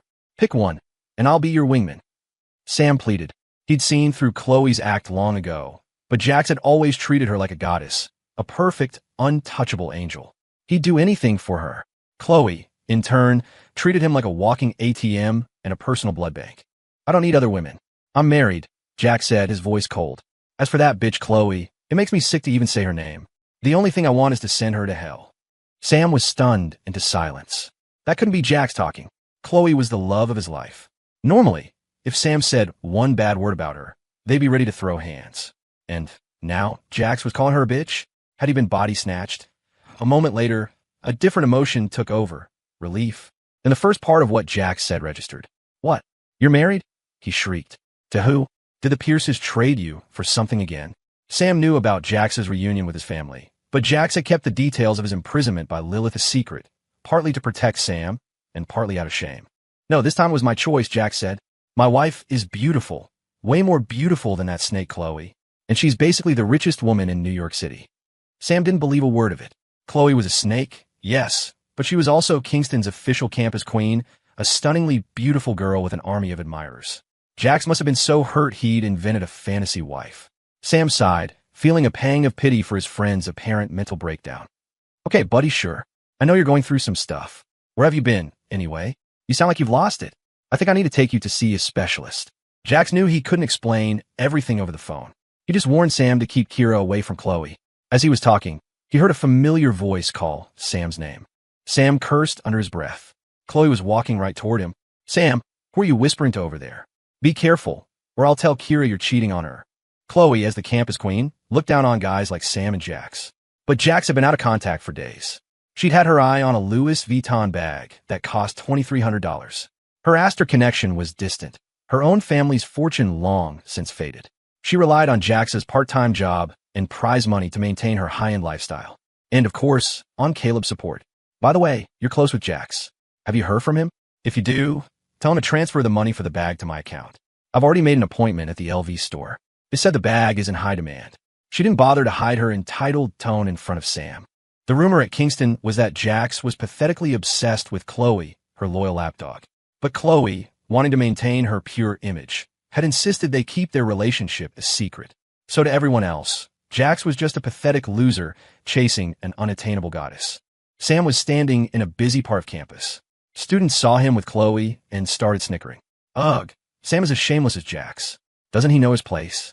Why is he even standing next to Chloe? Speaking of which, where has our resident psycho simp Jax been? It's weird not seeing him trailing after the campus queen like a little eunuch. You think she'd actually give him the time of day? I'll eat my own shoes if she does. Sam and Jax are from the same gutter. A couple of frogs trying to eat swan meat. The whispers got to Sam. Jax had endured this for years, all for Chloe's sake. But she knew he was her boyfriend, yet she deliberately let him be humiliated. It was clear what her intentions were. Chloe, why do you think Jax owes you a damn thing? Sam finally snapped. He's not your boyfriend, so why should he pay for your shopping addiction? And for the record, he's married now. What are you going to do? Be his mistress? A girl like you. He wouldn't even want you as a side piece. If you want a simp to boss around, find someone else. My boy is off the market. The words tumbled out in a rush of anger. He knew the rich wife thing was probably a fantasy, but he was too pissed off to care. The crowd's murmurs turned to open laughter. Ha ha. Sam, are you broke and delusional? Chloe would let a loser like Jax buy her luxury bags? Each of her bags costs more than you two make in a year. Yeah. And Chloe being Jax's mistress? Does he think he married the CEO of Astor Industries or something? Dream on. Jax is trash who will never amount to anything. Chloe just smiled, deliberately flashing the logo of her purse, the one Jax had bought with 3 months of prize money. She frowned prettily, as if reluctant to hurt the poor boy's feelings. Sam, I know you and Jax are good friends, but you shouldn't spread rumors and slander me like this. He would be very upset if he knew. The threat was clear. Chloe had Jax wrapped around her finger. If she told him to cut Sam off, he probably would. Suddenly, a roar echoed down the street. Whoa, look, is that a Bugatti la voiture noire? Oh my God, that's the one of one, $13 million hypercar. Who at our school is that rich? Rich? That's not just rich. That's dynasty-level wealth. Who the hell is it? The crowd surged. Even Chloe had trouble maintaining her composure. She smoothed her dress, making sure her bag's logo was visible. If it was some top-tier heir, he was bound to know who she was. Maybe he was even here for her. The Bugatti glided to a stop right in front of them.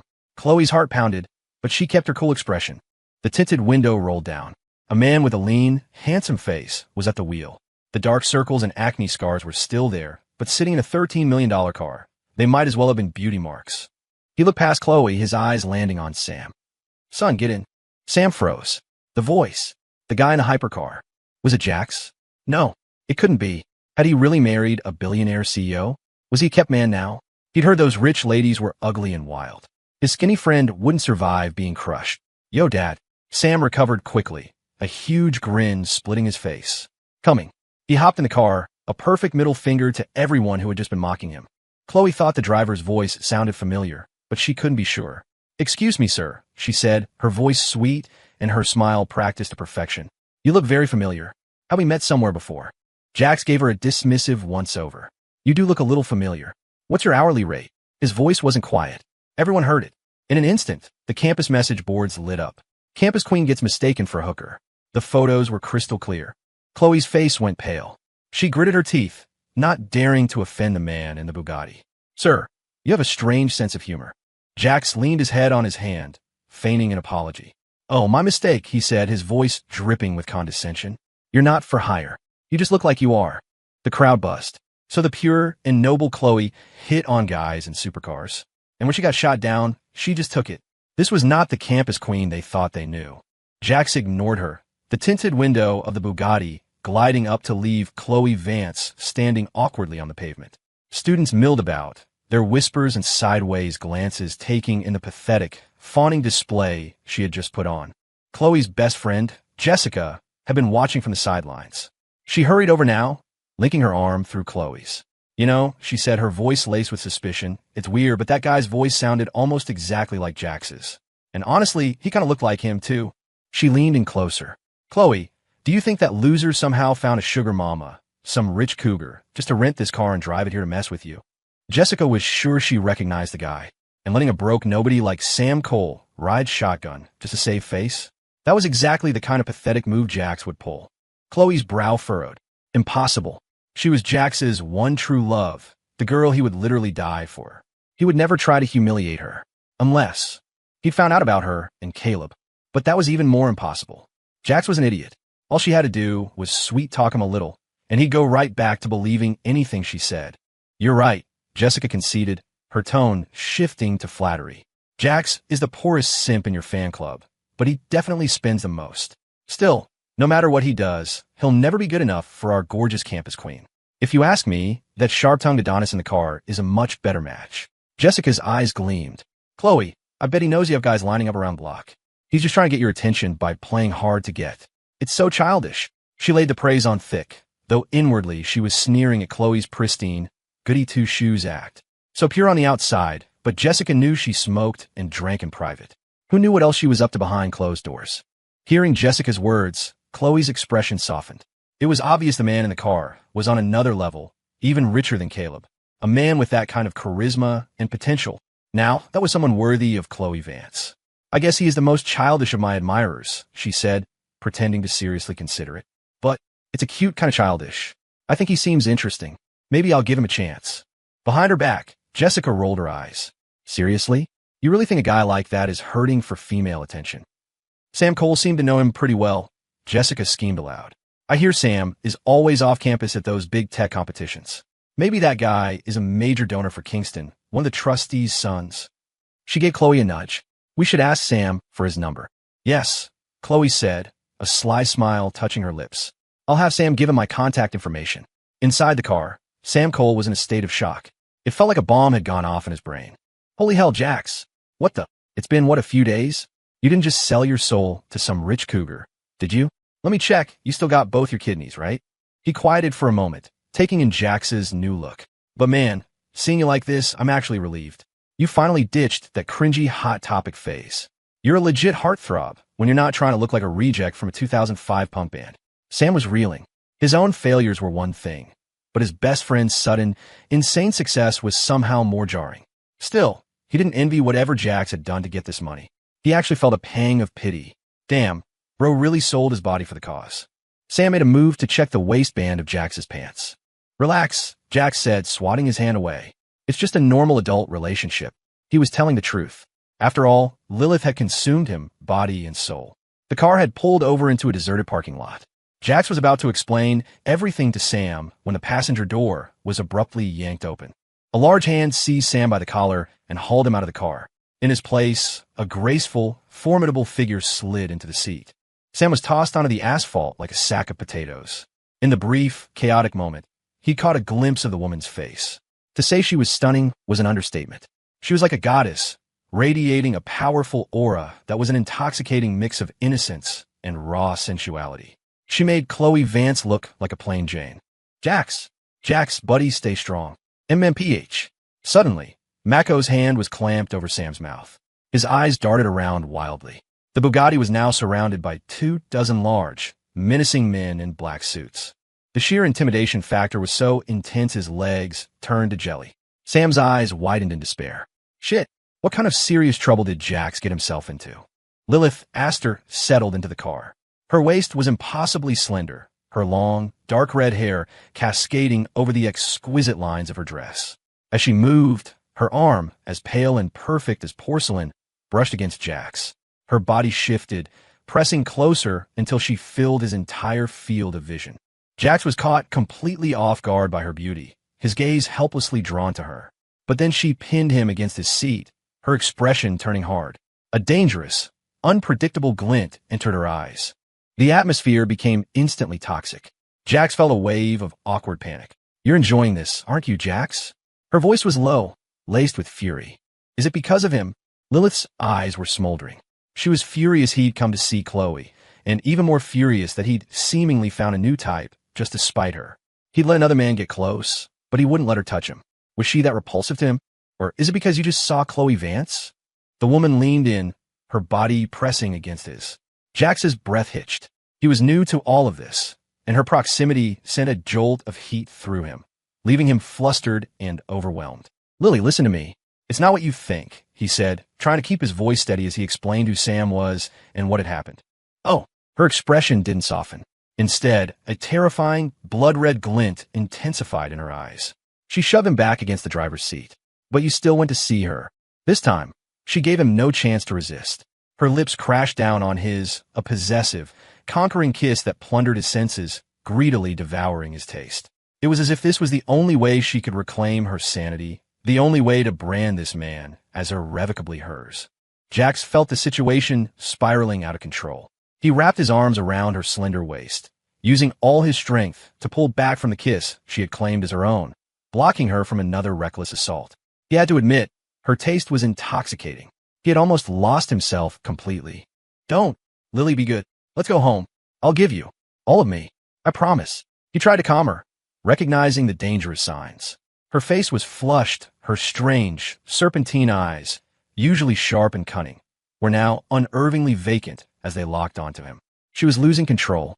Her bipolar disorder was flaring up. Lily's condition was severe. When an episode hit, it came with an overwhelming destructive urge. In his past life, before he was locked away in the dark room for her to use as she pleased, she would smash everything in sight to vent her rage. But if he was there, he was her best medicine. There had been times in that dark room when he thought she would drain him of his very life force. His fear and loathing for her had grown with each encounter. "You're mine, Jax." Her voice was a low growl. "You're not being a good boy, Jax. Should I tie you up? Should I have you stitched to me? Then you'll finally be mine completely." She had lost it. She lunged forward, sinking her teeth into his neck. The familiar taste of blood flooded her senses. Her eyes were wild with a violent, crimson light, as if at any moment she would break his limbs and cage him in her territory, possessed by her forever. Jax couldn't let her run wild like this. At the critical moment, his reason, suppressed for so long, finally took over. In his past life, he had spent years with her. He knew how to soothe the unhinged Lilith. He began to gently pat her back, his other arm holding her slim waist. His thumb brushed over her delicate skin, giving her raging emotions an anchor. "I'm yours, Lily. I'm all yours. Whatever you want. I'm here for you. But first, you have to listen to me, okay?" he coaxed. It was because he cherished her, because he was starting to like her, that he couldn't take advantage of her when she was lost in this pain. Even though the fire she'd lit in him was burning him to the brink of his own sanity. Lilith tilted her head, considering his words for a long moment. The next instant, her blood-stained lips found his again, just as demanding, but this time, there was a gentleness to her touch. She closed her eyes, satisfied. "I'll listen, Jax." Her voice dropped to a whisper. "Please, don't be afraid of me anymore." The most terrifying, domineering force in New York City, the untouchable queen of the Astor dynasty, was humbly begging him for love. "Okay," he whispered back, his voice thick with emotion. "I'm not afraid, and I'll belong to you for a lifetime." And this time, he was willing to give her the greatest love he had to offer. But not like this, not with her pinning him down. In the past, he had always resisted, and every encounter had been her initiative, her taking what she wanted. This time, however, it was his choice. He couldn't just let the lady do all the work. To quell the pathological, destructive urge now consuming her, he offered himself up, but on his own terms. In a fluid motion, he reversed their positions, gently pressing her into the plush leather of the driver's seat. He would show her with his actions that he was giving himself to her willingly. The move stunned Lilith for a second. He had never, ever made a willing advance, not even on that first night. It had always been her endlessly demanding, taking. She knew all too well that his resistance to her wouldn't vanish overnight. "He's afraid again, isn't he?" she thought bitterly. "Afraid I'll do something to his precious Chloe." But if he was willing to be the one to initiate, she would gladly take whatever he offered. Even if it was all a lie, she would accept it. The deeply tinted windows of the Bugatti served their purpose. Mako, seeing the car begin to rock with a gentle, steady rhythm, waved his men back, giving them space. He himself dragged Sam over to a nearby tree, dumped him on the ground, and stood guard. Not far away, Chloe and Jessica were about to head back to their dorm when they heard the hypercar hadn't left campus. They followed the sound, their pace quickening until they spotted the Bugatti La Voiture Noire parked on a tree-lined lane. "Chloe, look," Jessica said, her voice dripping with envy. "He's totally playing hard to get. See? He stopped right there, just waiting for you to get in." Jessica was just as interested in the mystery billionaire, but she knew that if she approached him directly, she'd be scorned for being obvious, just like Chloe had been. It was better to let Chloe make the first move. If he actually accepted Chloe, Jessica would have plenty of opportunities to get him alone later. Just like with Jax, every time he wanted to impress Chloe by buying her expensive meals, he had to bring Jessica along, too. A disdainful smirk crossed Jessica's face. Jax was nothing, not even fit to polish this man's shoes. Then a new, delightful thought occurred to her. A man of this caliber probably wouldn't mind having an extra girlfriend. Chloe was ecstatic to see the car waiting under the trees, but she had to maintain her image of cool, detached purity. "No, how could that be?" she said demurely. "Maybe he ran into some trouble and had to stop. We should go see if he needs help." don't you think? She deliberately pulled Jessica with her, afraid of being humiliated again if she went alone. Jessica, eager for her own chance to make an impression, readily agreed. As they drew closer, they were once again mesmerized by the stunning, world-class vehicle. Chloe stood beside the driver's window and, with a fluttering heart, knocked gently on the glass. "Excuse me, sir. Do you need any help?" The window was too dark to see inside. The sudden knock sent a jolt through Jax. His whole body went rigid. Lilith, pressed against him, felt the change immediately. She felt the tension coil in his muscles, the violent emotion he was struggling to contain. Jax was fighting it, fighting the overwhelming urge to storm out of the car and strangle Chloe Vance. This woman had carved him up for parts, left him for dead, and had been responsible for the explosion that had killed both him and Lilith in that lightless basement. Sensing his rage, Lilith's serpentine eyes flared with a wicked, murderous, bloodthirsty light. She reached for the leather belt Jax had tossed aside earlier. With slow, deliberate movements, she pressed him down and bound his wrists with practiced ease, pinning him beneath her once more. Jax, snapping back to the present, struggled instinctively, trying to explain. "Lily, what are you doing? Don't do anything crazy. That's just asking for trouble." He realized his momentary lapse had sent Lilith into a full-blown spiral, and Chloe was right outside the window. This was a ridiculously volatile situation. But for a predator like Lilith, volatile was just another word for stimulating. After methodically tying him up, she placed her hand on the window control. "So, you were lying to me again, Jax," she purred. "Were you waiting here to meet with Chloe? Well, she's here now. Do you dare open the door and let her see you like this?" Her voice dropped to a deadly whisper. "I've told you, Jax, there are consequences for lying to me. Why don't you ever learn? I suppose it's time for your punishment." Chloe waited outside for a moment, a sliver of doubt creeping in. Had she misread the situation? Impossible. She was the queen of Kingston University. She knew her own allure. Then, the window lowered just a crack, no more than an inch, revealing a sliver of the scene inside and allowing sound to escape. "NGH. Lily, stop messing around." Jax, pinned with his back to the driver's side window, didn't realize it had been opened. Lilith leaned down and bit his neck again hard. The sharp, stinging pain, mixed with her intoxicating scent, made his vision swim. He let out a muffled groan, trying to stop her before she lost control completely. He could feel it. This episode was far worse than the last one. She wasn't just biting him. She was recklessly marking him, leaving her brand all over his body. "Tell me," she demanded, her voice a low growl. "What are we?" She lifted her head, her predatory, serpentine eyes locking calmly with the woman outside the window. This woman was the most painful thorn in her side. She had wanted to eliminate her countless times. Chloe occupied so much space in Jax's heart that there was no room left for her, not even a sliver of affection. She had almost sent assassins after her once, but Jax had overheard her plans. That night, he had whipped himself bloody, then knelt in the pouring rain outside Moonshadow Estate. He'd told her he wasn't afraid to die. If she touched a single hair on Chloe's head, he would kill himself without hesitation, leaving her with nothing. For the first time, Lilith had been afraid.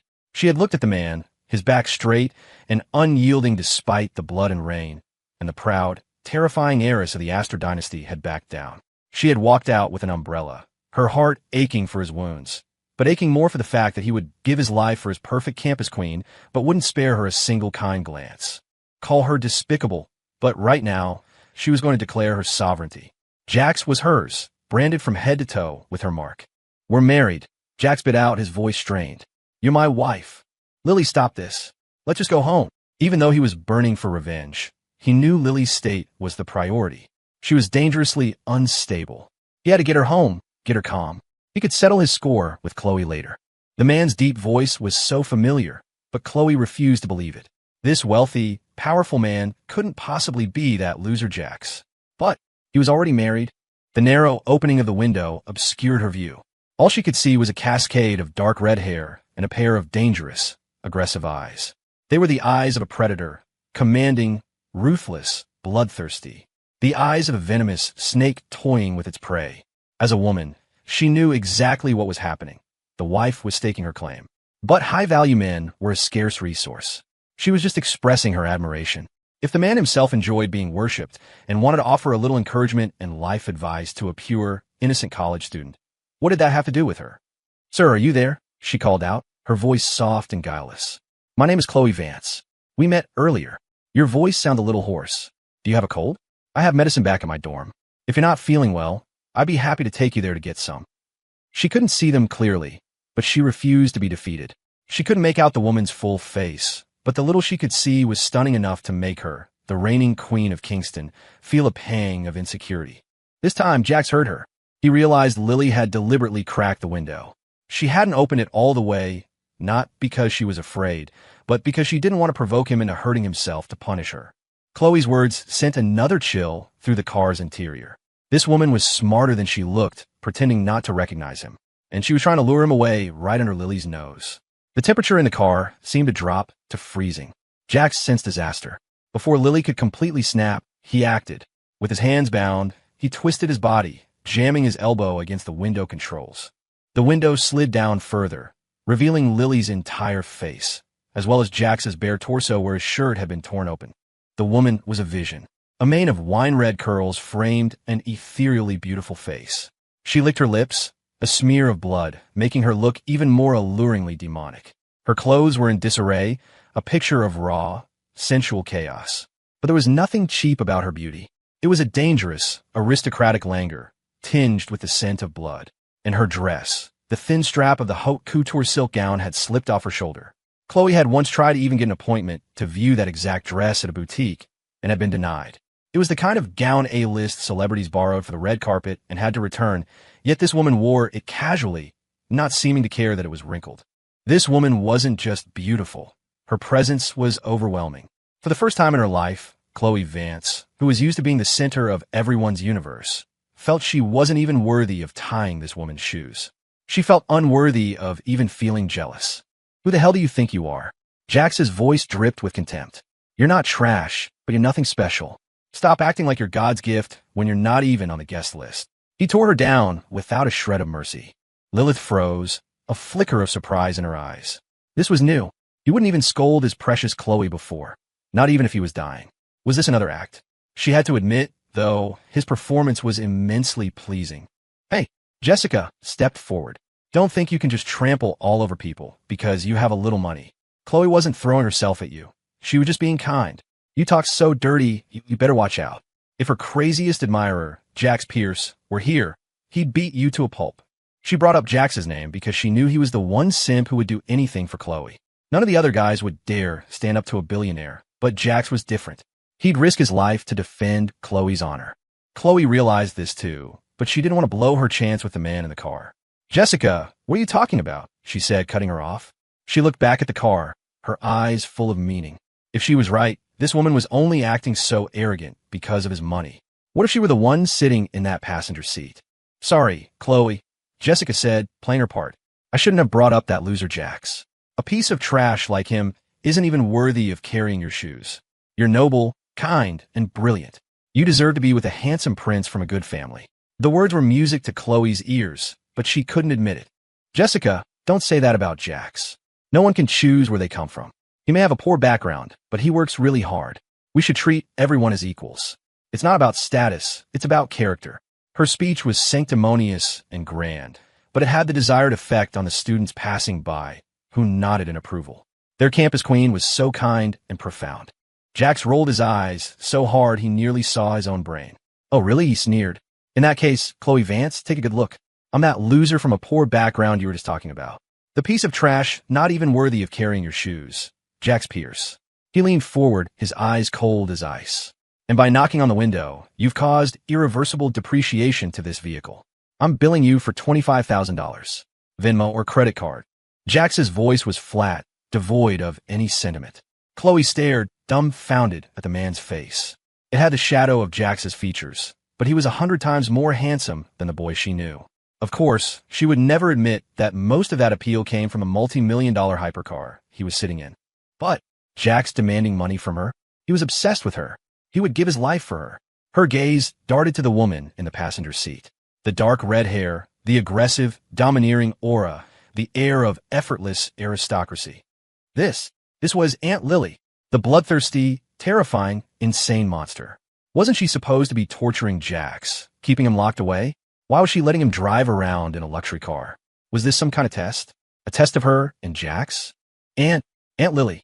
Chloe barely had the courage to say her name. She didn't even have the right to. The Van Cess were a minor, insignificant branch of the Astor family tree.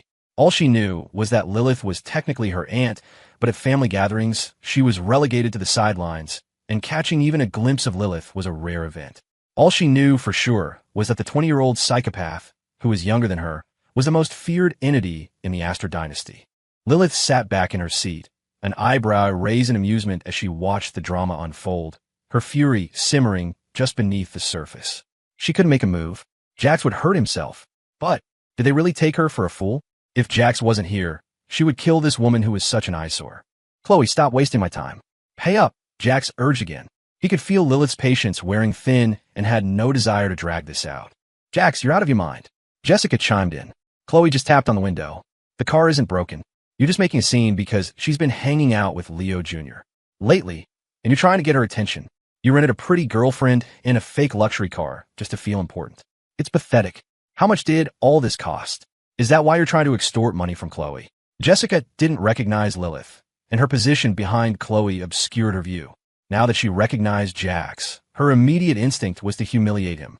Chloe, however, was terrified. She instantly guessed that Jax was only treating her this way because Lilith was forcing him to, making him pretend they were finished.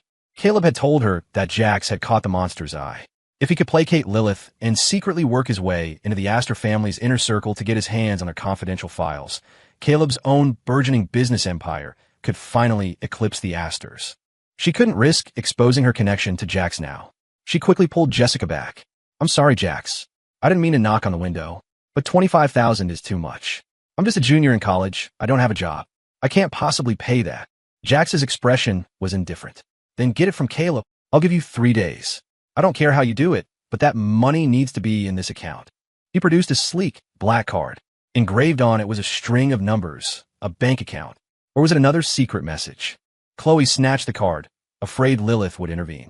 As Jax sped away from Kingston University, a heavy silence filled the car. They returned to Moonshadow Estate, and Lilith went straight to her study. Mako and Rhino, having received no orders to release Sam, had brought him to the estate as well, unceremoniously dumping him near Jax. Inside the study, Lilith's voice was cold. Find out what that string of numbers Jax gave to Chloe Vance really means. I don't believe for a second it's just a bank account. Yes, Ms. Astor, Nathan replied. The blood-red glint in Lilith's eyes grew more intense, prompting Nathan, who had been by her side for years, to speak up. Ms. Astor, perhaps you should take your medication. I'll call the doctor. The high-stress environment of the Astor Corporation's top floor kept Lilith in a perpetual state of tension. She suffered not only from bipolar disorder, but also from severe insomnia and anorexia. She hadn't eaten all day. She was rail-thin, her skin a constant, sickly pale. She was a small woman, but her aura was so powerful that few ever saw her fragility. Lilith rubbed her temples. A wave of exhaustion washed over her, but her nerves remained frayed, a suffocating irritation enveloping her. She was losing the battle to control her murderous, destructive urges. No need. I'm going to the dissection room to cool off. Her voice was flat. Make sure you stop Jax this time. I won't allow him to see that. He'll think I'm a monster. A trace of sorrow and loneliness crept into her voice. In everyone's eyes, she was a monster, but she couldn't control it. At 13, her father had thrown her into a Black Ops training cell, locking her in a cage to be a human sacrifice in an underground deathmatch arena. She was forced to fight like an animal, killing her own kind and savage beast just to survive. Before he left, her father had knelt, caressing her face with a gentle hand, his voice soft. Lily, your sister died in here. She wasn't lucky enough to live and return to the Astor family's luxuries. She has nothing in the family's history, not even a memorial plaque. If you die, you'll share her fate. The Astors have no use for useless daughters. Later, armed with a single sickle, Lilith had annihilated the entire organization and returned to the Astor family mansion on the night of her 18th birthday. No one knew what happened that night, only that the heir apparent was now confined to a wheelchair. The patriarch had suffered a debilitating stroke, and the matriarch was committed to a psychiatric hospital. Only Leo, the youngest, was abroad studying and, in the eyes of the world, had escaped the carnage. From that day on, the rumor that the eldest daughter of the Astor family was a bloodthirsty monster spread throughout New York. At 18, Lilith took control of the Astor Corporation herself. No one dared to question her. Her hands were stained with real blood. In the basement, under the stark white fluorescent lights, a woman in a pristine white lab coat toyed with a sharp scalpel. Skinning, deboning, she murmured, "If I make it into a new doll to keep me company, do you think Jax won't like it?" Her dark red hair was tied up, and her clear eyes reflected a pool of blood. She held up a perfectly removed piece of smooth, delicate skin, admiring it with an almost obsessive gaze, as if it were a flawless work of art. Or maybe, I should make Jax into a doll. Then he, like it, could stay with Lily forever and ever. The girl tilted her head, her tone suddenly innocent and naive. The ruthless, bewitching woman from the outside world was gone. Here, she had shed her mask, fully unleashing her pathological psyche. Nathan watched her skin the rabbit and grimaced. He had seen Lilith in her frenzied state many times, but it still sent a chill down his spine. This was just a rabbit. What had she been forced to dissect in that underground lab? He didn't dare to imagine. "Ms. Astor, please, take your medication," he pleaded. He had been with her since she was 15, and even then, the girl's innocence was long gone. "Medicine," she mused. Jax is Lily's medicine. Why don't you bring him here?" Her white rubber gloves were stained with blood and bits of flesh. As if struck by a thought, she suddenly threw down the scalpel, her voice once again tinged with that eerie innocence. She mumbled, "No, Jax will be scared. Then, I'll have to chain him up first." She produced a set of chains and handcuffs, her crystal-clear eyes reflecting Nathan's own terrified, sweat-drenched face. "You look scared of Lily too," she cooed. "Maybe I should make you into a doll, as well no one is allowed to run away. You all have to stay with Lily forever and ever." Nathan was about to lose it. When she was like this, even he, a man accustomed to blood and violence, couldn't handle it. Just as he felt he was on the verge of a breakdown, there was a sound from the basement door. "Mr." Sterling's voice was like a chorus of angels to Nathan's ears. "Ms. Astor, the new master is looking for you everywhere. He's on his way to the basement now." Lilith's blood-tinged eyes blinked innocently, as if considering the truth of his words. "Jax is actively looking for me? Does he miss me too?" Miraculously, the frenzied tremor in her eyes stilled. Her voice returned to its usual cold, detached tone. "Stop him." Her current state would terrify Jax. Still, she was curious. Was he looking for her to make another demand? What does he want? "Mr." Sterling dared not enter the basement. It was her private domain. Other than Nathan, no one who had entered had ever come out. "The master said he's made you some fortifying bone broth. He said you should drink it while it's hot." Lilith was surprised and delighted. She couldn't believe Jax was concerned about her health. Even if it was another act, it was a new scene he'd never played before. She couldn't help but be intrigued. As long as he was willing to show her a sliver of concern, she was happy. "But Ms. Astor, there must be something wrong with his broth. You mustn't drink it, Mr." Sterling warned. He had watched Lilith grow up. She had been such a delightful, bright, and beautiful child, the darling of the family. But at 13, she had secretly disappeared, just like her older sister, who had also vanished at 13 but never returned. Lilith, however, had come back on the night of her 18th birthday, carrying a bloody little sickle, dressed in a blood-red Gothic Lolita dress.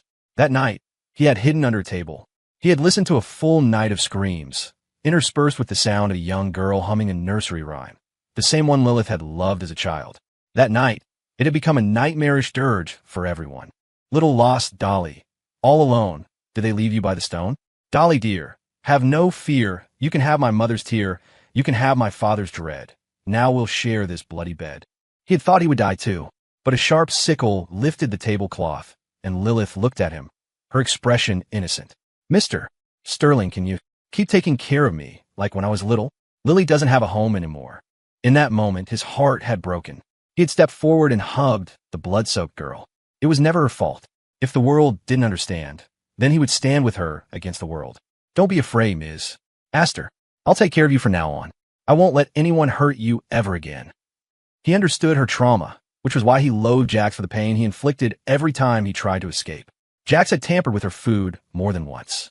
Knowing she was allergic to shellfish, he had once gently peeled shrimp for her, feeding them to her with his own hands. Since he couldn't escape, he had chosen to torture her this way. But Lilith had cherished even that small scrap of tenderness, willingly eating the shrimp that could kill her. She had spent half a month in the hospital recovering, and when she returned, Jax had served her other seafood dishes. Everyone at Moonshadow Estate knew Jax was trying to make her suffer. Yet every time, she indulged him. But this time it was bone broth. What new trick was he playing? Was there shellfish in the broth? Lilith changed into clean clothes. When she emerged from the basement, she had managed to bury the red glint deep in her eyes. After her release, she appeared slightly more normal. But in the eyes of Mr. Sterling and Nathan, they couldn't help but worry that Jax was courting death again. As soon as Lilith stepped out of the basement, she saw Jax approaching with a bowl of broth. A softness bloomed in her eyes. It was at times like these, when Jax was at his most gentle, that she cherished every second. There you are. I've been looking all over for you. Jax stepped forward. His sharp eyes didn't miss the small, not yet dry speck of blood on her neck. She was in the basement again. It reminded him of the time in his past life when he'd stumbled into the basement and seen her in rubber gloves, dissecting a human body. The sight had cemented his terror of her. Even now, try his best to hide it, he couldn't shake the memory. Sorry, I was busy, she said. In this world, Jax was likely the only person Lilith Astor would ever apologize to. Sam, who had been observing from a distance, stood frozen in place. He had guessed that Jax was being kept by a rich woman, but not this kind of rich woman. She was beautiful, had a killer body, and wielded immense power, yet she was acting as gentle and obedient as a lamb toward Jax. This wasn't a contractual marriage. Jax had died and gone to heaven. It's okay. I heard you haven't eaten all day. Let me feed you some broth, build up your strength. Jax's heart ached for her. The woman's stunning face looked worn and haggard. To the world, she was a ruthless predator. But with him, she let her guard down, like a normal girl hoping to be cared for, her clear eyes fixed on him as if she could never get enough. You're so good to me, Jax. If only you were always this good. But she knew it was all an act. Mr. Sterling couldn't stand it. He boldly stepped forward and snatched the spoon from Jax's hand. Master Jax, this broth is too hot. Allow me to test it for Ms. Astor first. Her safety was his absolute priority. He took a large sip. He closed his eyes. Everyone stared. What kind of poison did he use this time? Is he trying to blind her? Nathan grew anxious. Sterling, how is it? Is there any shellfish? Mr. Sterling let the flavor of the bone broth dance on his tongue, momentarily speechless. He finally opened his eyes. Divine. It's absolutely divine. Everyone else. You old troll, Mr. Sterling savored the rich flavor of the bone broth for a moment, then took a clean spoon and stirred it thoroughly, searching for any trace of shellfish. Nothing. Had Jax's methods become more sophisticated? Had he pulverized the shellfish into the broth? Still uneasy, he waved over a maid who also had a shellfish allergy. She took a sip from a new spoon. When she showed no reaction, Mr. Sterling finally relaxed. Lilith frowned, displeased by his presumption. That was the broth Jax had made for her, and she hadn't even had the first sip. Jax would surely be angry. But had he really not tampered with it this time? Lilith was surprised, but then it dawned on her. This was all a ploy. He was being nice to her to cover for Chloe. Sterling, I'm docking $10,000 from your year-end bonus, Lilith said coolly. Mr. Sterling looked crestfallen, but 10 grand was just a drop in the bucket of his bonus. It meant Ms. Astor was still on his side. He consoled himself with the thought. Yes, Ms. Astor, he said, all business again. The broth is safe to drink, though a bit hot. I'll have someone. Before he could finish, a hand took the new spoon from him. Jax scooped up some broth and blew on it gently. No need to trouble anyone else. I'll feed Lily. Jax's proactiveness surprised everyone again. Mr. Sterling wiped a bead of sweat from his forehead, bracing for the inevitable explosion. This was too good to be true. He had to be up to something. So, no shellfish this time. He was going to use the hot broth to burn Miss Astor, the villain. He was already mentally dialing 9/11.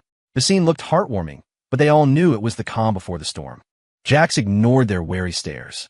He admitted he'd been cruel in the past, hurting Lilith many times in his desperate attempts to escape. But not anymore. He was her husband.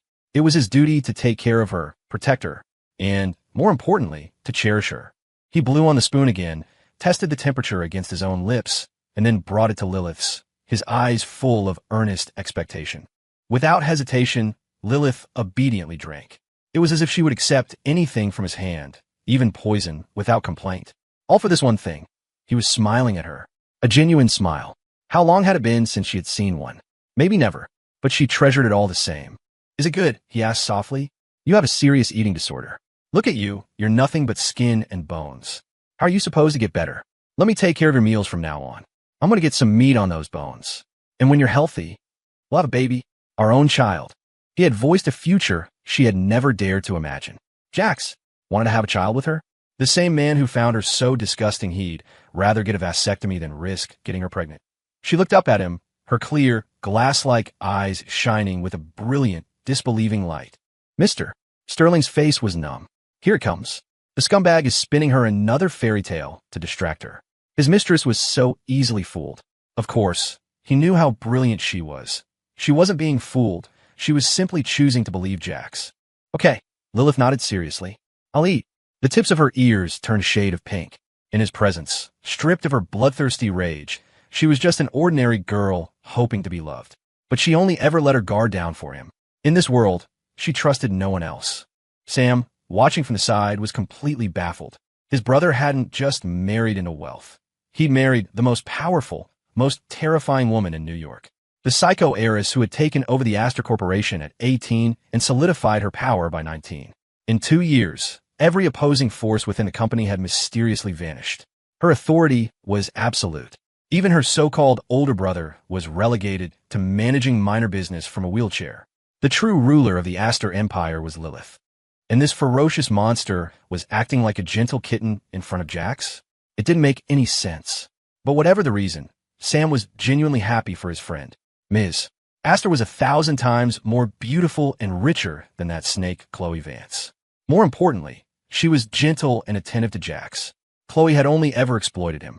After feeding Lilith 2 bowls of broth, Jax remembered his friend. Lily, this is Sam Cole.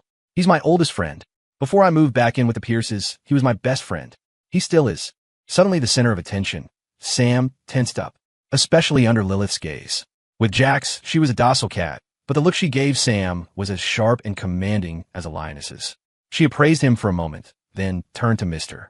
Sterling. Transfer the deed to the townhouse closest to the estate into his name, and let him pick 2 cars from the garage for daily use. Sam's jaw dropped.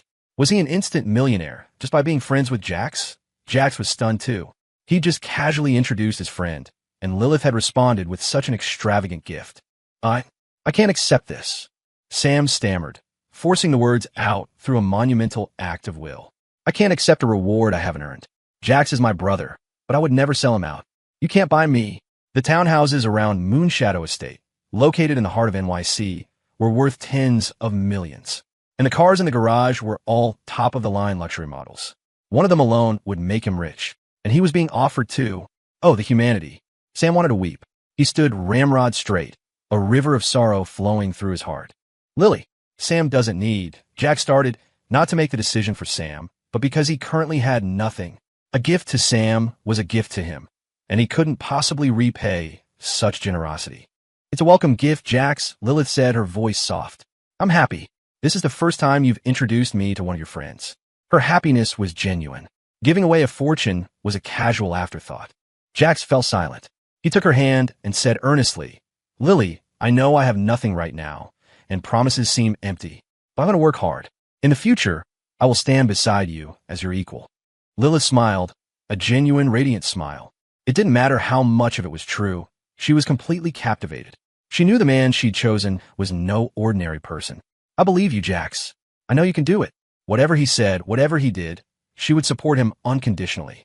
In the underground garage, Sam's eyes glazed over at the sight of the endless rows of supercars.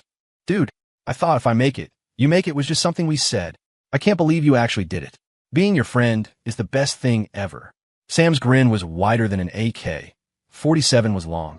Jax clapped him on the shoulder, a sudden thought occurring to him. Hey, Sam, I need you to keep this quiet for now. Even from Kira? Sam asked, puzzled. Kira was his childhood sweetheart. They told each other everything. His first instinct had been to call her, but his phone had died.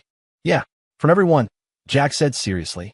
A sudden windfall like this is better kept quiet. Otherwise, it just brings trouble. You're an orphan, a regular guy. If you suddenly get rich at a place like Kingston, surrounded by legacy kids, they'll do everything they can to knock you back down. He was thinking of Sam's safety, but also of the past. He knew the ugly side of some of Kingston's wealthy elite. Besides, if the timeline was the same, Kira was already secretly involved with the rich kid Wyatt. He only knew rumors about why she'd killed herself in his past life. For Sam's sake, it was better to be cautious. Okay, Jax. You got it, Sam said, nodding. What Jack said made sense. A nouveau riche kid with no connections would definitely be targeted by the established wealthy students at Kingston.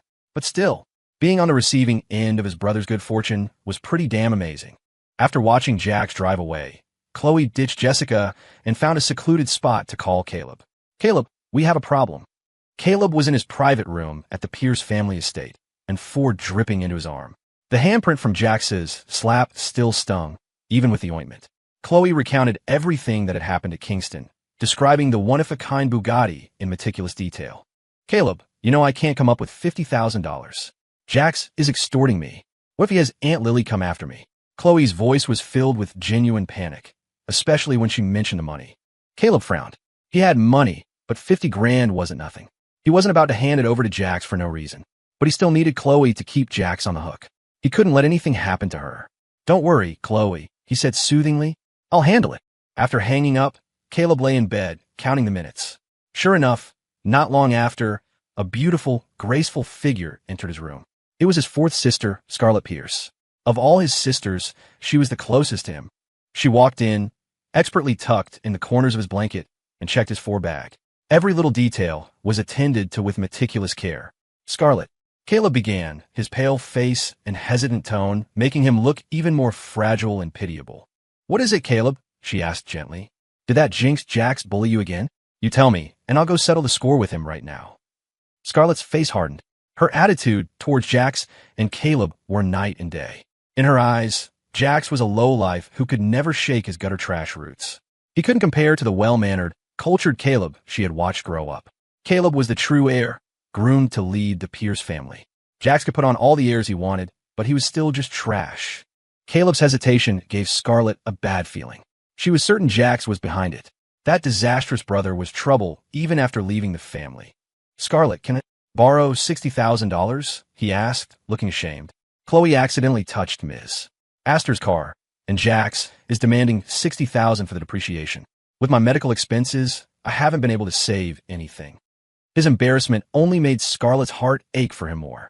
She was a retired A-list actress who had become a successful director and screenwriter. She had plenty of money saved up. If Caleb needed it, she was happy to give it. But why should Jax get a dime? This was clearly extortion, a way to get back at Caleb and Chloe. She wouldn't let him bully her family. She gently stroked his hair. Don't worry, Caleb. Leave this to me. I'll transfer you $100,000 first. You can't be without money when you're sick. As for the payment, don't you worry about it. I'll go to Kingston tomorrow and find Jax myself. Extorting his own family. Has he gone crazy for being poor? The nerve. I'll have to teach him a lesson on our mother's behalf. Each of the Pierce children received a monthly allowance of $30,000. Caleb, with his frail health, naturally had higher expenses and no savings. But Jax? He couldn't be broke. Scarlett's eyes darkened with rage. Jax is doing this on purpose. Night fell. Sam was discreetly sent on his way. Lilith stood before the floor-to-ceiling window of her study, her slender fingers subconsciously stroking the diamond ring Jax had given her. Her figure was graceful and elegant, but her silhouette seemed lonely and isolated. Nathan stood by her side, his expression grave. The medication from her last doctor's visit had lost its effect. Her current condition was not good. Her specialized medical team had recommended a 3-month therapeutic retreat abroad. Otherwise, given the Astor family curse, that the women never lived past 25, Lilith's life expectancy would be shortened by another 2 years. She had received this news a month ago, but had remained impassive, never considering leaving. Nathan knew why. It was because of Jax. She couldn't bear to leave him, but she couldn't tell him about her condition, either. He would run even faster. Jax had never cared whether she lived or died. Her death would just be his ticket to freedom. Ms. Astor, you haven't slept in 3 days, Nathan said, his voice low with concern. I should call Dr. Evans to come and induce sleep. Otherwise, you have about an hour before you lose control again. He had been with her for 5 years and had long since come to see her as family. But Lilith had never truly opened her heart to anyone. Go get the chains and lock me up, she commanded, her voice calm but imbued with an iron will. She was always more ruthless with herself than with anyone else. I'll walk to the basement myself. You just need to lock the door and keep everyone out. Every time she lost control, she would emerge from the basement covered in blood and wounds, inflicted by her own hand with the sickle, a desperate attempt to cling to a final thread of sanity. Ms. Astor, I'm begging you, Nathan pleaded. Go abroad. Get treatment. If you keep this up, you'll just burn yourself out. You're so young. If you die, what's the point of having Jax chained to you? He tried using Jax to persuade her, knowing the man's power over her. As expected, a tremor went through Lilith's cold eyes, and a familiar, insane, bloodthirsty light bloomed within them. "Then I'll kill him and have him buried with me," she hissed, her red lips curling into a cruel smile. "I can't live without him. I can't bear the thought of another woman touching him. Before I die, I'll kill him first, make him utterly mine, his body and soul engraved with my name, fused with my flesh." Nathan's blood ran cold. He turned to get the chains. But just as he left, the study door opened. Jax walked in, carrying a bowl of steaming, fragrant consommé made with snow lotus and bird's nest. At the Astor estate, only Jax could enter any room without permission. "Did you bring the chains?" Lilith asked, her back to the door. Her mind was fracturing under the immense pressure, the suppressed agony preventing her from recognizing his presence. "Help me put them on." Jax placed the bowl on her desk, a flicker of suspicion in his eyes. In his past life, Lilith would disappear for a period every month. It was during those times that he had stolen the family's secrets and pushed the Astor Corporation to the brink of ruin. Later, as he lay dying, he'd heard from Chloe that Lilith was gravely ill. The rumors of the 25-year curse were true. Thinking back, he realized the Lilith of that later period had been far weaker than she was now. A pang of protectiveness, sharp and unfamiliar, shot through him. From now on, no matter how long she had left, he would stay by her side, and he would find out the cause of her illness. This life, he would personally drag her back into the world of the living. "Hey, sweetheart," he said softly. The endearment was so new it startled her. Lilith froze for a second. Then a light bloomed in her eyes as she turned around. "Jax, what are you doing here?" she whispered, her lips trembling. She was about to lose control. There wasn't enough time. She was afraid she would hurt him, make him fear her, make him run away again. "Did you forget? We agreed to sleep together every night. How can I do that if you're not in our room?" Jax walked toward her, his tall frame bending down to gently envelop her. She was so thin. At 5'5", she was dwarfed by his 6'2" frame. Her waist was so slender he could almost encircle it with his hands. He frowned. He had to get some meat on her bones. Still, her body was incredible. Slender where it should be, and generous where it mattered. With her soft form pressed against him, his gaze drifted downwards, and he nearly got a nosebleed. Her scent enveloped him, and her wide, questioning eyes held a hazy, mesmerizing quality. "Damn it, now is not the time for this." He took her hand and led her to the large leather chair. "You're weak, sweetheart. You need to replenish your strength. This is a snow lotus and bird's nest consommé I simmered for 2 hours. Let me feed you some." Looking at her exhausted face, his heart ached. He'd never cared about her health in his past life. He thought the world would be better off if a monster like her just died. But now, he wanted to protect her. He, who had never been loved or cared for in his own family, understood the misery of being unwanted better than anyone. And Lily had always given him everything. It was his turn to give back. "Okay," she nodded meekly. In his presence, even a cold, cunning serpent like her would retract her fangs and coil around him obediently. Seeing that his soothing was working, Jax waited until she finished the soup, then moved behind her, placing his hands on her head. "Jax, what do you think you're doing? Stop. Don't you dare harm Miss Astor." Nathan burst back in with the chains, "Mr." Sterling following anxiously behind him. They were greeted by a heart-stopping scene. For a moment, Mr. Sterling nearly fainted. Here it comes, he thought. The boy finally snapped. He's going to take her hostage. It's over. If she goes berserk this time, we'll have to renovate the whole damn estate again. He instinctively patted the custom-made Kevlar vest under his suit. Soft, reassuring. He wasn't selfish, though. He quickly pulled a spare from his pocket and offered it to Nathan. "Here, kid, put this on. It'll save your life." Nathan ignored him. The situation had escalated too quickly. He'd already drawn his gun and aimed it at Jax's head. One more move, and he'd pull the trigger.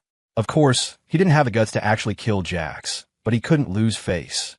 Jax was completely unfazed. His fingertips found the pressure points on Lilith's scalp, and he began to massage them with a firm, precise touch. Under the warmth of his hands, Lilith's taut nerves actually began to unclench. She raised a hand, signaling Nathan to lower his weapon, and for Mr. Sterling to put away the large kitchen knife he was hiding behind his back. "Leave," she commanded. "I trust Jax." It was more than trust. It was her life, placed willingly and without regret in his hands. Nathan and Mr. Sterling stared. That male siren. "Ms. Astor, you've been bewitched." "Jax, ahem, no need for name-calling." Reluctantly, Nathan and Mr. Sterling left the study, but their deep-seated suspicion of Jax remained. They exchanged a look and firmly decided to continue their surveillance from the hallway. Inside, Jax skillfully worked on several more pressure points. Miraculously, Lilith's tense nerves continued to relax. "Feel good?" The man's deep, husky voice whispered near her ear.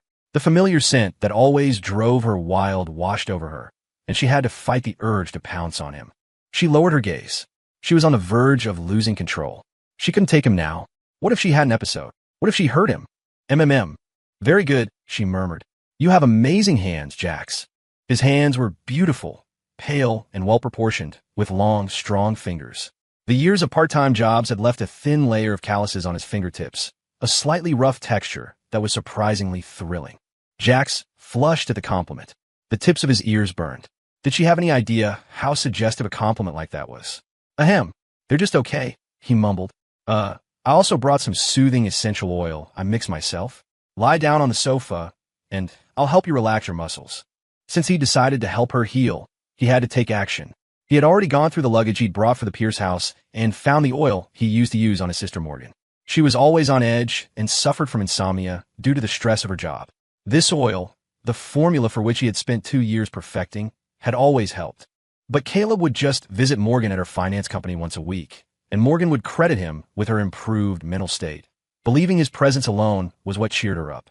Jax's secret massages were seen as trivial, something she could take or leave. He had to practically beg to give her a massage when he knew she was stressed, and she would act as if she were doing him a favor, rushing him so she wouldn't be late for a meeting.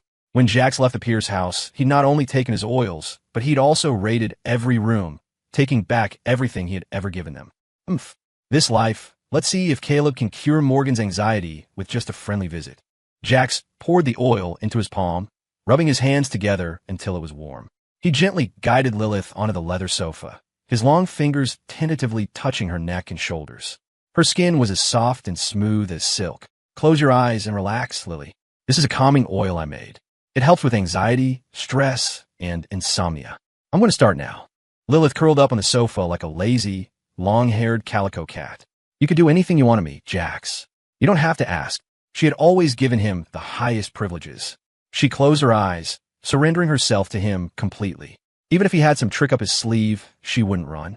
This moment of tenderness was worth any price. His fingers were indeed gentle yet firm, expertly finding her pressure points. The soothing scent of the oil filled the air as he worked, and it was incredibly relaxing. But the scene itself was dangerously seductive. Jax's breathing grew heavier. He wasn't entirely without attachments at the Pierce household. His disabled uncle, Ryan Pierce, was his only remaining concern. In his youth, Ryan had been a renowned master of traditional medicine in New York, once considered the most promising heir to the Pierce fortune. But after an accident left him paralyzed from the waist down, the position had passed to Jax's father. Jax and Ryan, both outcasts in the family, had grown close. Ryan, having no children of his own, had insisted on passing down his lifetime of medical knowledge to Jax. In his past life, Jax had devoted himself to studying, all in the hopes of one day healing the scar on his fourth sister Scarlett's face. He had given everything, only to be betrayed and left for dead. This life, he would not make the same mistake. Outside the room, Nathan and Mr. Sterling peeked through a crack in the door, catching snippets of shockingly scandalous moans and whispers. The two men, one a lifelong bachelor and the other a man past his prime, exchanged disgusted glances and quickly pulled away. Ahem, that Jax certainly has his methods. He's got our mistress eating out of the palm of his hand, Mr. Sterling grumbled, the very picture of a disappointed father-in-law. Ms. Astor has been sleepless for 3 days. The coming episode will be severe. Mr. Sterling, you should probably. Nathan began. He could see Jax massaging her, and she did look relaxed. But he'd seen them play this game too many times. For all he knew, she was just putting on a show for Jax, suppressing a complete breakdown. Her insomnia was legendary. Countless specialists had failed to treat it. Could a simple homemade oil from an amateur really work? On it, Mr. Sterling said grimly. I've already got the construction crew and the medical team on standby. If she tears the place down, they can start rebuilding immediately. If she tears them down, we've got a top orthopedic surgeon on call. And for the worst-case scenario, the Astor family's private mortician is waiting. He patted his chest with an air of solemn duty. Nathan was speechless. It was absurd, But better safe than sorry. As they huddled together, a new problem appeared. A resentful figure emerged at the top of the stairs. It was Leo Astor, his body covered in welts from a day of being disciplined. He was here to settle the score with Jax. He quickly found out that Jax had taken a bowl of soup to the study. Knowing his terrifying sister, she was probably in the basement at this hour. This was the perfect time to deal with Jax. The stars had aligned. Nathan and Mr. Sterling looked at the bruised and disheveled Leo, then exchanged another conspiratorial glance. "Young Master Leo, who are you looking for?" Nathan asked, feigning ignorance. "I'm looking for Jax." Leo seethed. "That bastard got me whipped by my sister, and he has the nerve to provoke me? I'm going to teach him a lesson." Master Jax is currently in the study giving Ms. Astor an essential oil massage, Mr. Sterling said, playing the part of a helpful butler. "It's really not a convenient time for you to go in." Leo understood immediately. Lilith's insomnia was severe. Getting her to sleep required a team of specialists. A simple massage was a joke. Jax was an idiot for even trying. This gave him the perfect excuse to burst in and give Jax a piece of his mind. Fueled by righteous fury, Leo threw open the study doors. "Sis, that loser's pathetic little tricks have no place in this house." Leo stormed in like a tornado and, 3 seconds later, scurried out, his jaw practically on the floor. "Did I see a ghost? Or did I just open the door wrong?" he muttered, taking Nathan and Mr. Sterling's spot at the door crack, his face a mask of utter confusion. "My sister. She's asleep." 3 faces stared at each other in disbelief. Her condition, which global experts had deemed one of the most stubborn cases of insomnia in the world, had been solved by a single bottle of unlabeled essential oil. "Holy Mother, good thing I got out of there fast. If I'd woken her up, the world would have ended," Leo whispered. "I'm out." Ahem. Jax may be a tacky loser, but I guess he has his uses. At least he could get his sister to sleep. But he would get his revenge for today's humiliation sooner or later. Having narrowly escaped another beating, Leo, his spirit refreshed but his body aching, was helped into his car and sped away from Moonshadow Estate. When Jax carried the sleeping Lilith back to the master bedroom, he passed Mr. Sterling in the hallway. The butler gave him a look that was a mixture of fatherly pride, admiration, and gratitude. This is good, Sterling thought. Having to serve 2 psychos was a pain. Now, if one of them has intermittent episodes and they stagger their breakdowns, we could save billions on construction costs by the end of the year.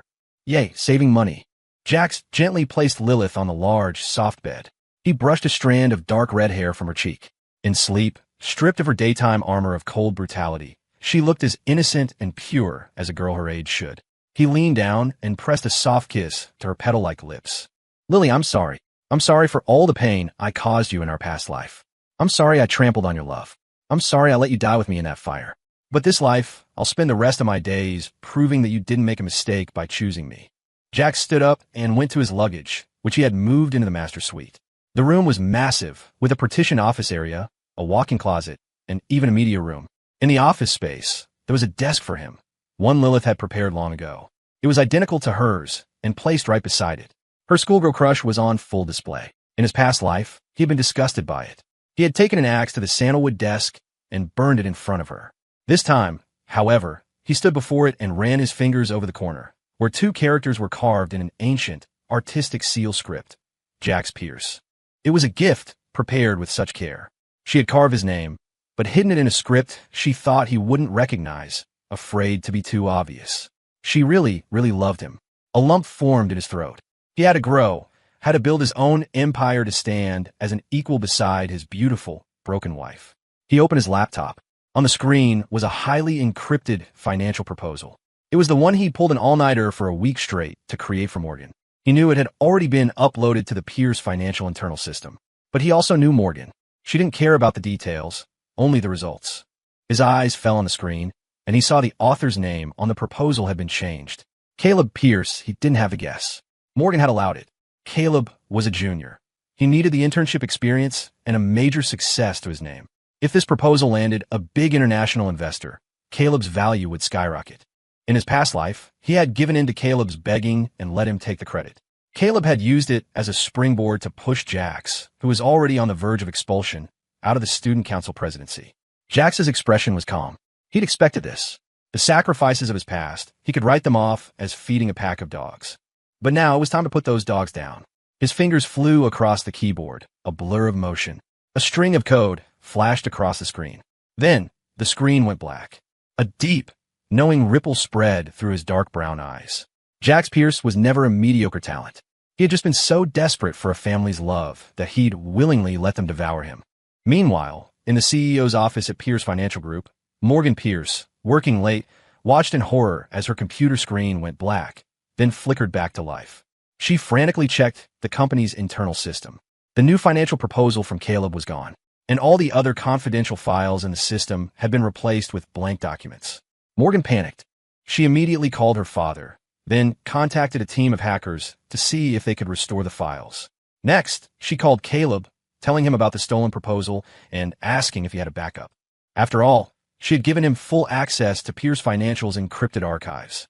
Caleb, despite his poor health, had a brilliant mind. Though only a junior in college, he had helped her solve numerous complex problems. It was why she trusted him completely. Her brother was exceptional. Aside from his health, he was nearly flawless. Caleb, who had just had his 4 removed, was shocked. Then, as if realizing something, he hesitated. Morgan, already on edge, urged him to speak. Morgan, Caleb said, his voice tentative, if I tell you, please promise you won't get angry at Jax. The moment he said the name, Morgan exploded. Jax! It was that scumbag Jax again, she shrieked. He should have been grateful we took him in 4 years ago, rescued him from a life of poverty. But no, he's been nothing but trouble, a curse on this family. And now he dares to mess with the company? Dad should have broken his legs last time he was punished for stealing Scarlett's diamond necklace. That would have taught him a lesson.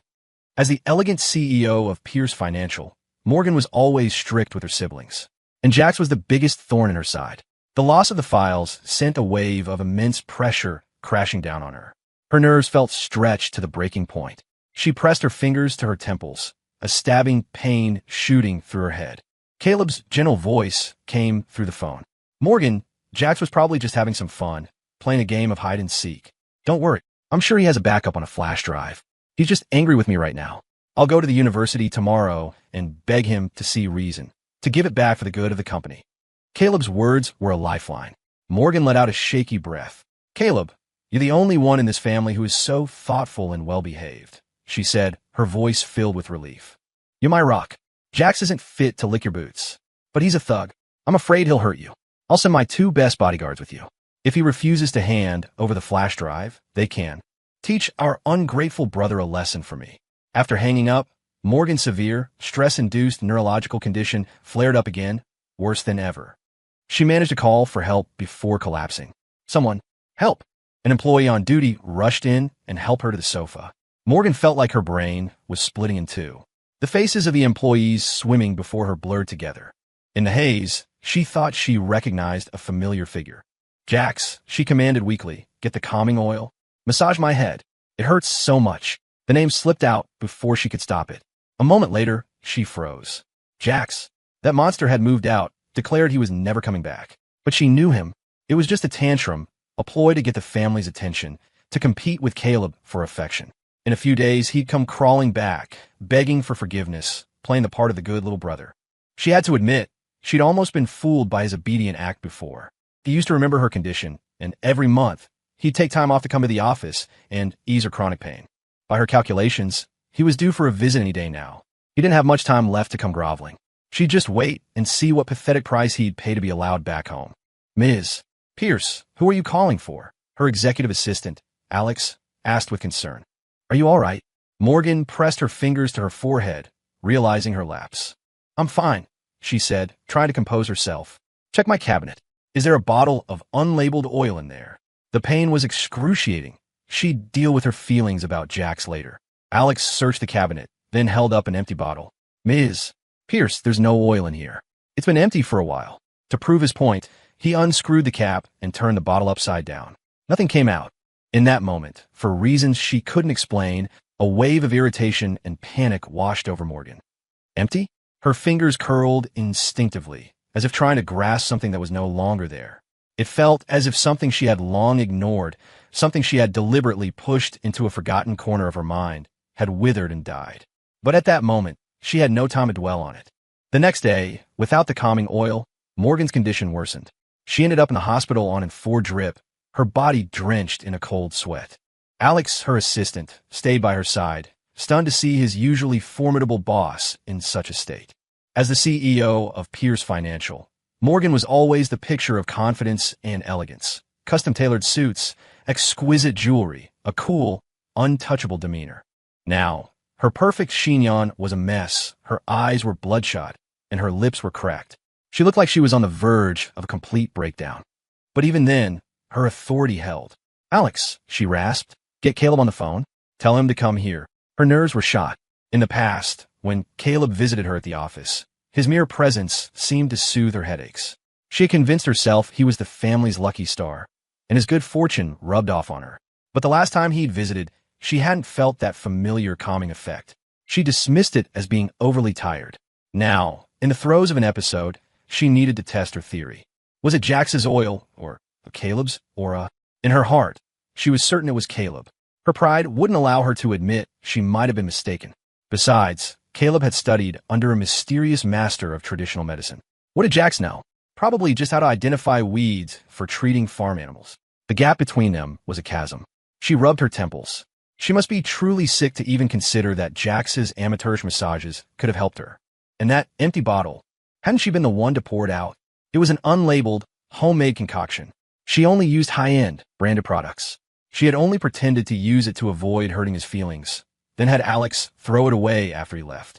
Meanwhile, Eleanor Pierce, having just returned from a trip, came home to find her youngest son looking like he'd been through a war. She immediately had him admitted to a VIP suite at the city's best hospital.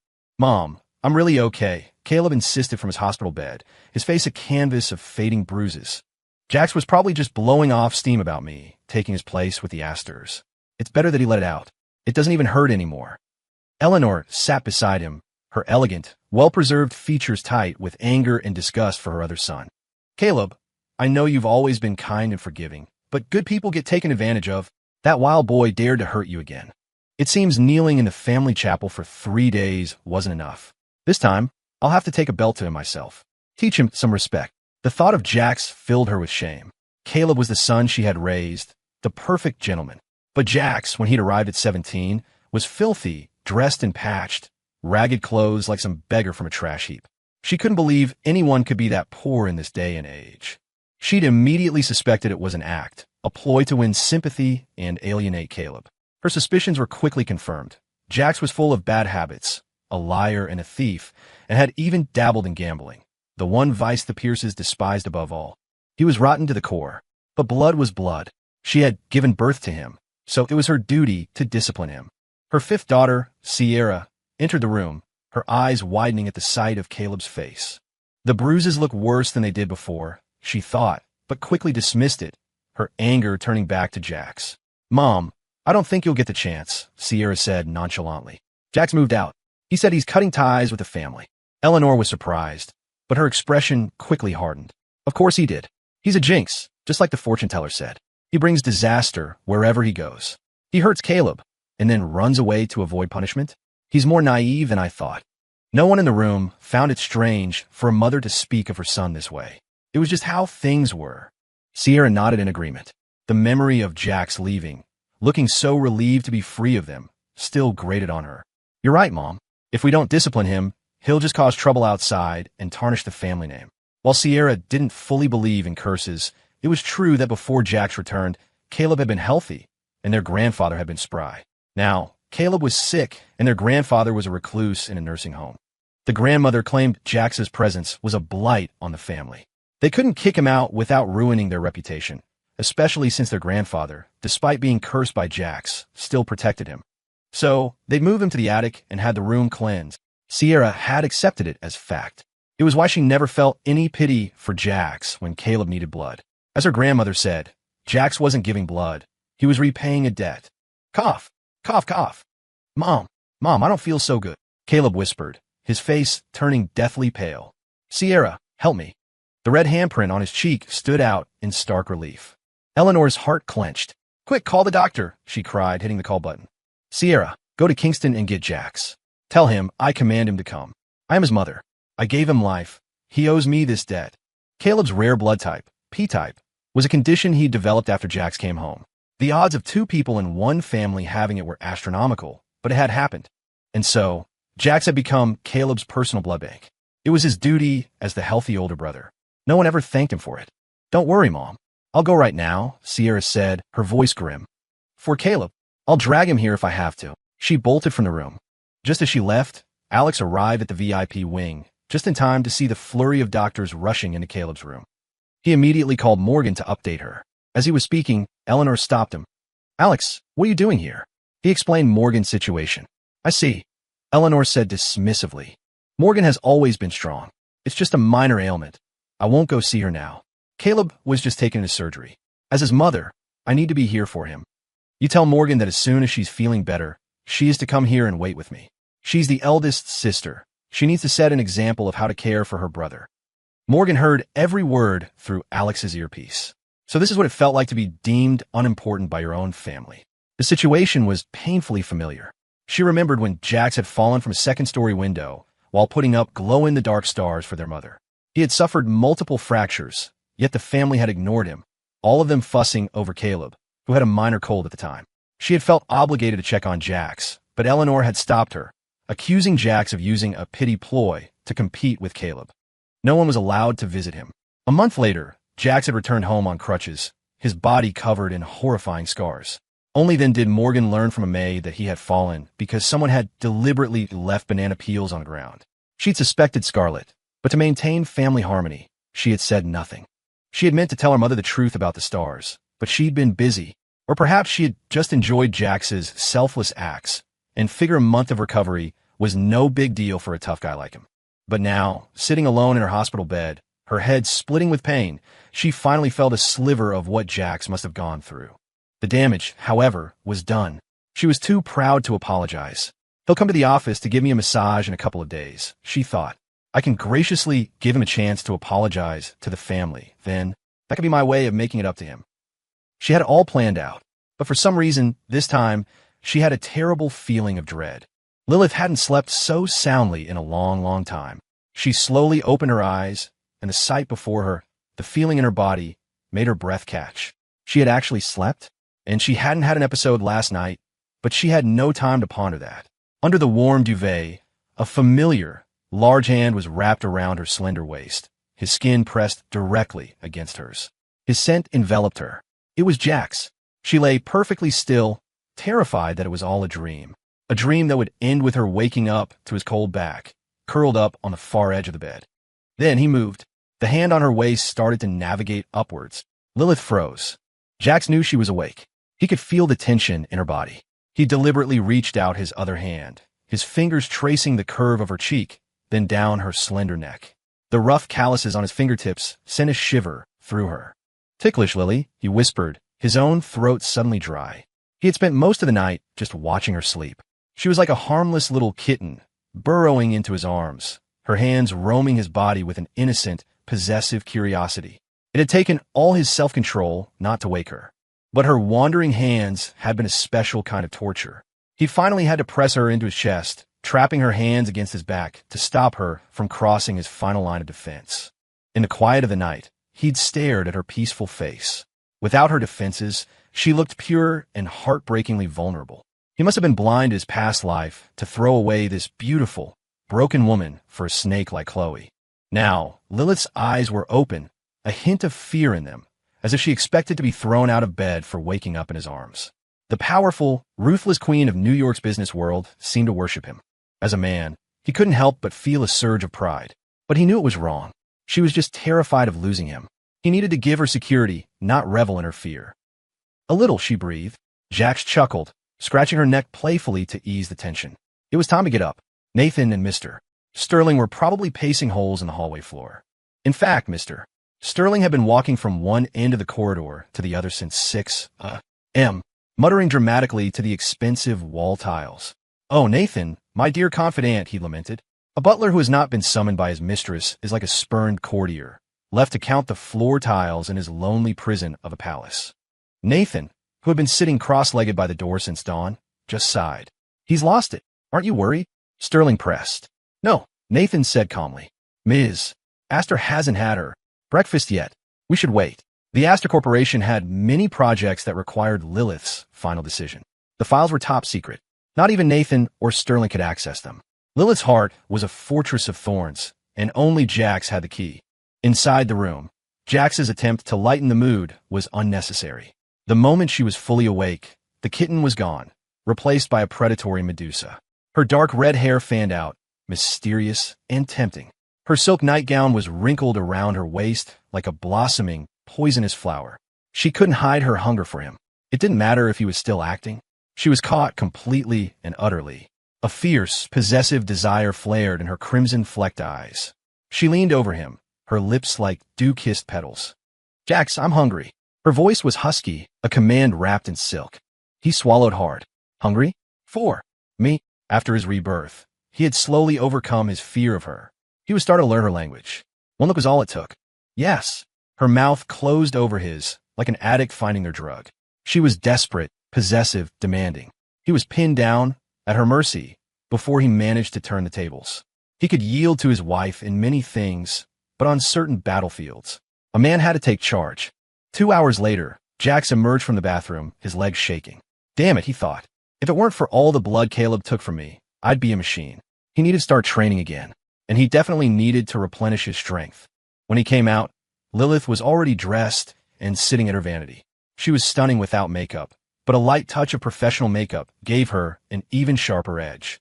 The master bedroom door finally opened at 2 in the afternoon. Lilith emerged, looking refreshed and vibrant, a smile playing on her lips. The oppressive atmosphere of Moonshadow Estate seemed to lift for the first time in ages. "Mr." Sterling was so moved he could have cried. "My God, it's been so long since I've seen her smile like that." A moment later, the door opened again.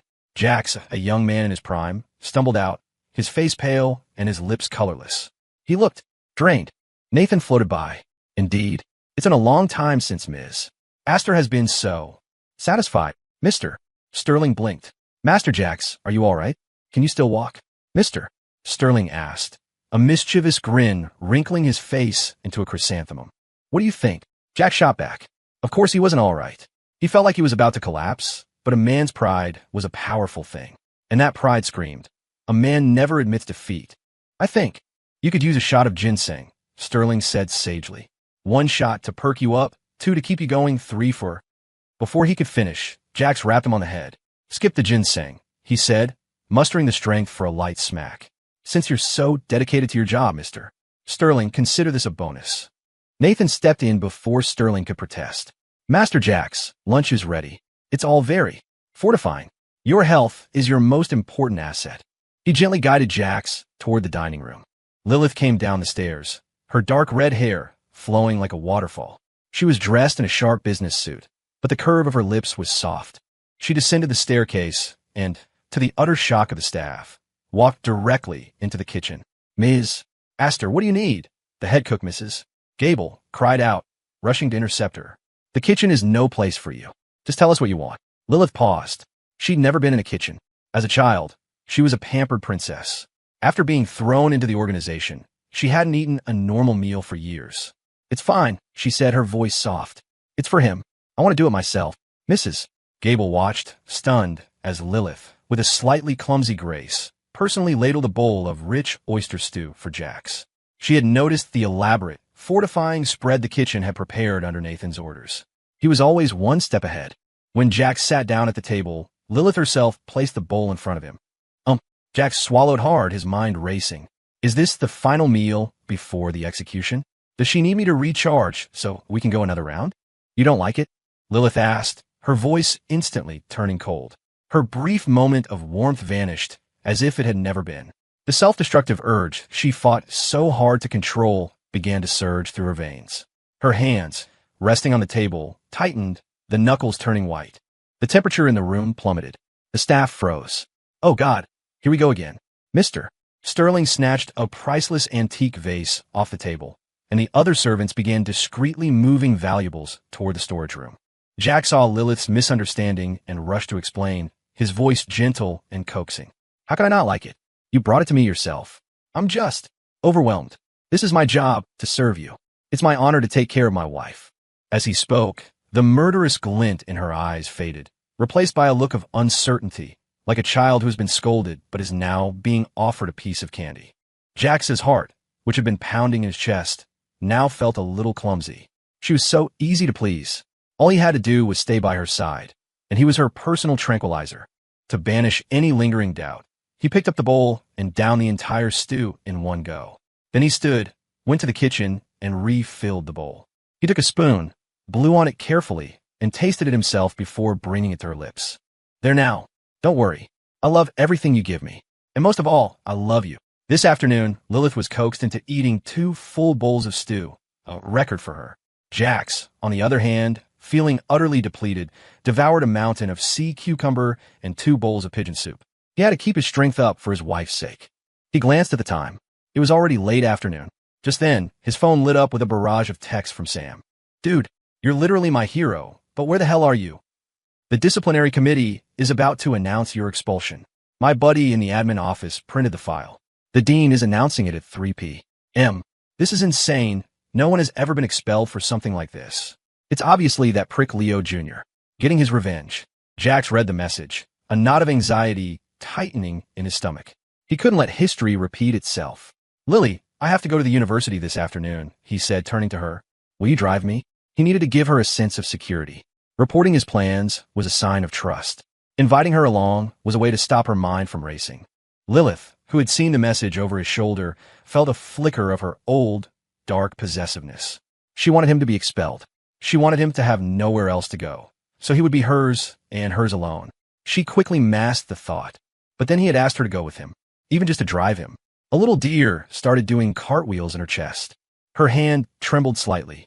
Yes, I will, she heard herself say, her own voice unsteady. You're the best, Lily. I love you, Jack said with a grin. He was so happy he reached out and playfully ruffled her hair. In his past life, he would have rather cut off his own hand. Lilith sat perfectly still, a blush creeping up her ears. He said he loved her. Her? A monster like her? Was she even worthy of love? He found her rigid posture amusing and leaned in close. What's the matter, wife? I said I love you. Don't I get a reward? His clean, masculine scent was an intoxicating lure, but his words sent her on an emotional roller coaster. A reward? Was this another trick to get away? This time, Jax didn't give her a chance to overthink. He leaned in and captured her lips, a surprisingly confident and decisive kiss. Lilith's mind went blank. Something inside her shattered. The staff of Moonshadow Estate collectively held their breath. Holy crap, he's kissing the psycho. The kiss was brief, a gentle press of lips. Jax pulled back, feeling a little shy, but he had to use his actions to stabilize her. It was a direct approach, and the effect was shockingly powerful. With a wave of her hand, Lilith dismissed every servant and bodyguard from the room. In less than 30 seconds, they were alone. Jax blinked. Did everyone at Moonshadow Estate know how to teleport? The staff. Cowardice is a superpower. The next moment, Lilith stood up, pushed him back against the dining table, scattering the remaining dishes, and her own kisses rained down on him. His forehead, his eyes, his nose. And finally, his lips, with all the pent-up, possessive hunger she could no longer contain. Jax held her tight, his hand gently stroking her back as he surrendered to the storm. Her kiss was fierce, bruising, as if she were trying to absorb him into her very being. Just as he felt he was about to suffocate, she finally pulled away, her eyes glittering. Was that little peck on the lips supposed to be my reward, Jax? She asked, her voice husky.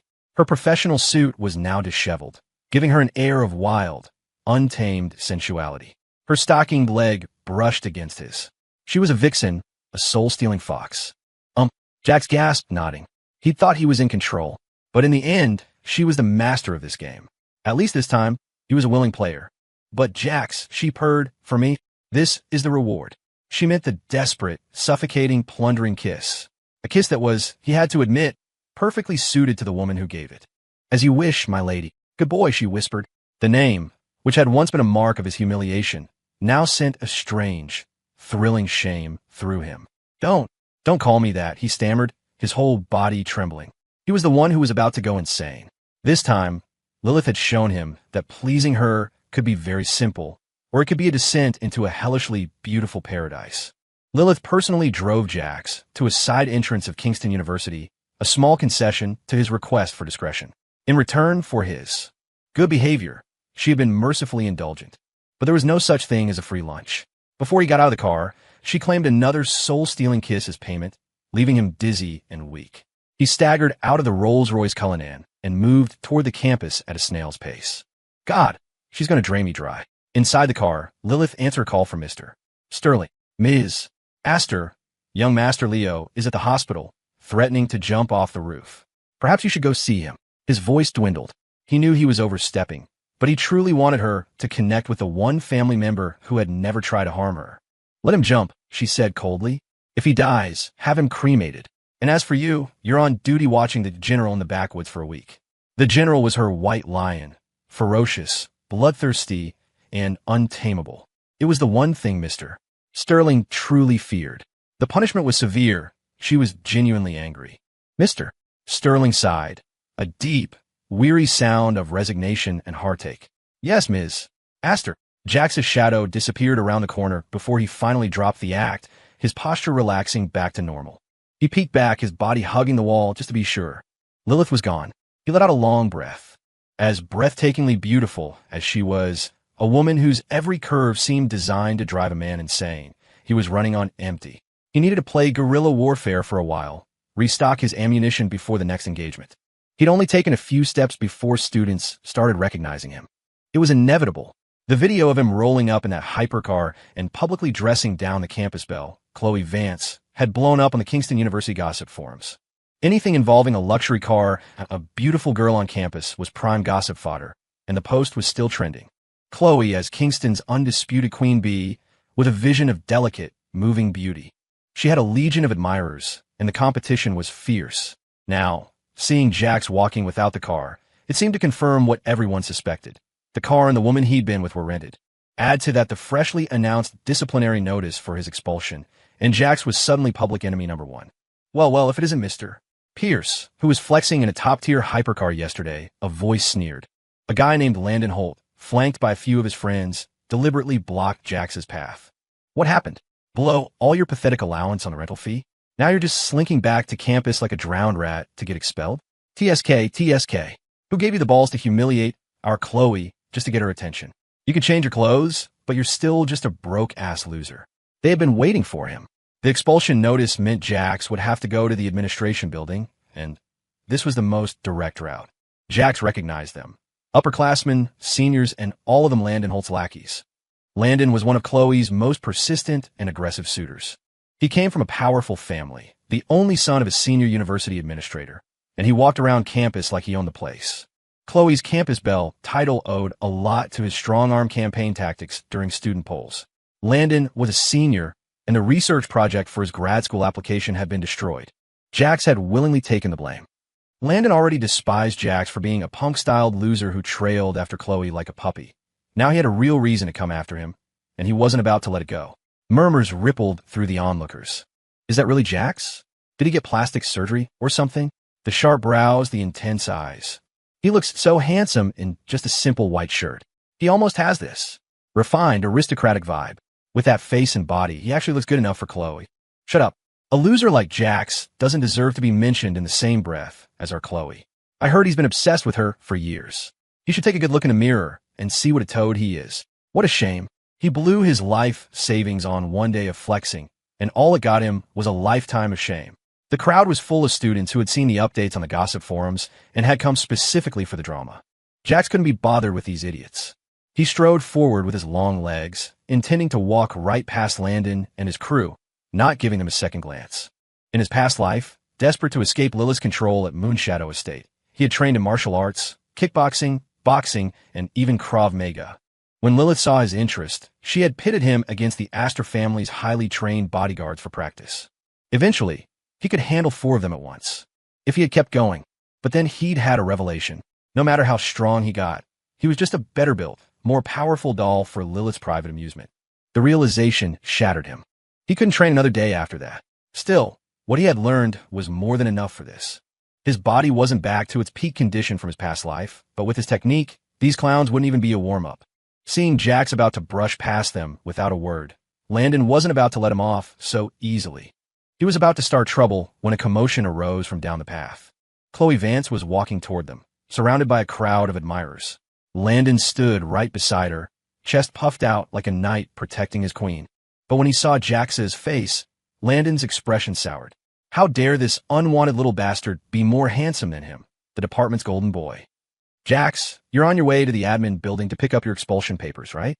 Landon called out, his voice dripping with condescension. Here, your friendly upperclassman brought them for you. Jax shot him a look. You didn't need a crystal ball to see this asshole was up to no good. Sure enough, before Jax could move, Landon threw the file onto the ground. He smirked, looking down on him. Oh, I almost forgot. Jax, you destroyed my grad school research project, delaying my application. Just getting expelled is letting you off way too easy. So how about this? I'll do you a favor. Get on your knees, bow to me 30 times, then scream, I'm an idiot, while you run 10 laps around campus. Naked. The insult was thick and suffocating.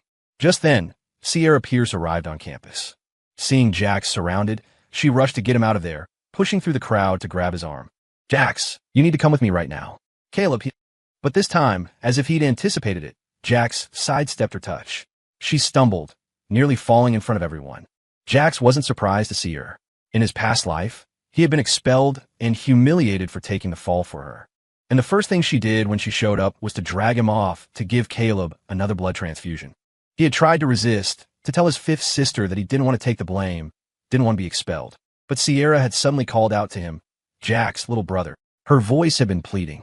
Please, I'm begging you. Caleb and Mom are waiting for us. Okay. Back then, his heart had softened. After he returned to the Pierce family, his 5 sisters had always called Caleb Caleb, but they only ever used Jax's full name. They wouldn't even call him brother, let alone beg him for anything. For that one word, he had willingly let Sierra lead him away, completely losing his chance to explain what happened to the research project. But he wouldn't be so stupid this time. Seeing Jax dodge her, Sierra's temper flared. But then she remembered Caleb needed him and decided to try coaxing him again. She bit her lip and said softly, Jax, little brother, please do this for your big sis. Jax watched her calmly, seeing for the first time the mocking, manipulative glint in her eyes as she had tricked him into giving blood time and time again. He took a step back, drawing a clear, cold line between them. Miss, please have some self-respect. His voice was like ice. I have no relationship with you, and I'm certainly not your brother. Don't just come up and claim a connection that doesn't exist. He had completely broken from the Pierce family. It was the simple truth. Sierra's brow furrowed, annoyed that Jax would embarrass her in front of so many people. She defaulted to her usual habit of scolding him. Jax, don't make me slap you in public. I'm your 5th sister. When I say jump, you asked how high. As she said it, she lunged forward to grab his arm again. Jax sidestepped once more, his movements cool and detached. Only this time, he angled himself perfectly. As Sierra lunged, he stuck out his foot, tripping her. She fell hard, landing right on top of his expulsion papers.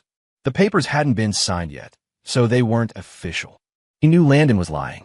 This was just a copy. The university board had decided to expel him, but the president hadn't signed off.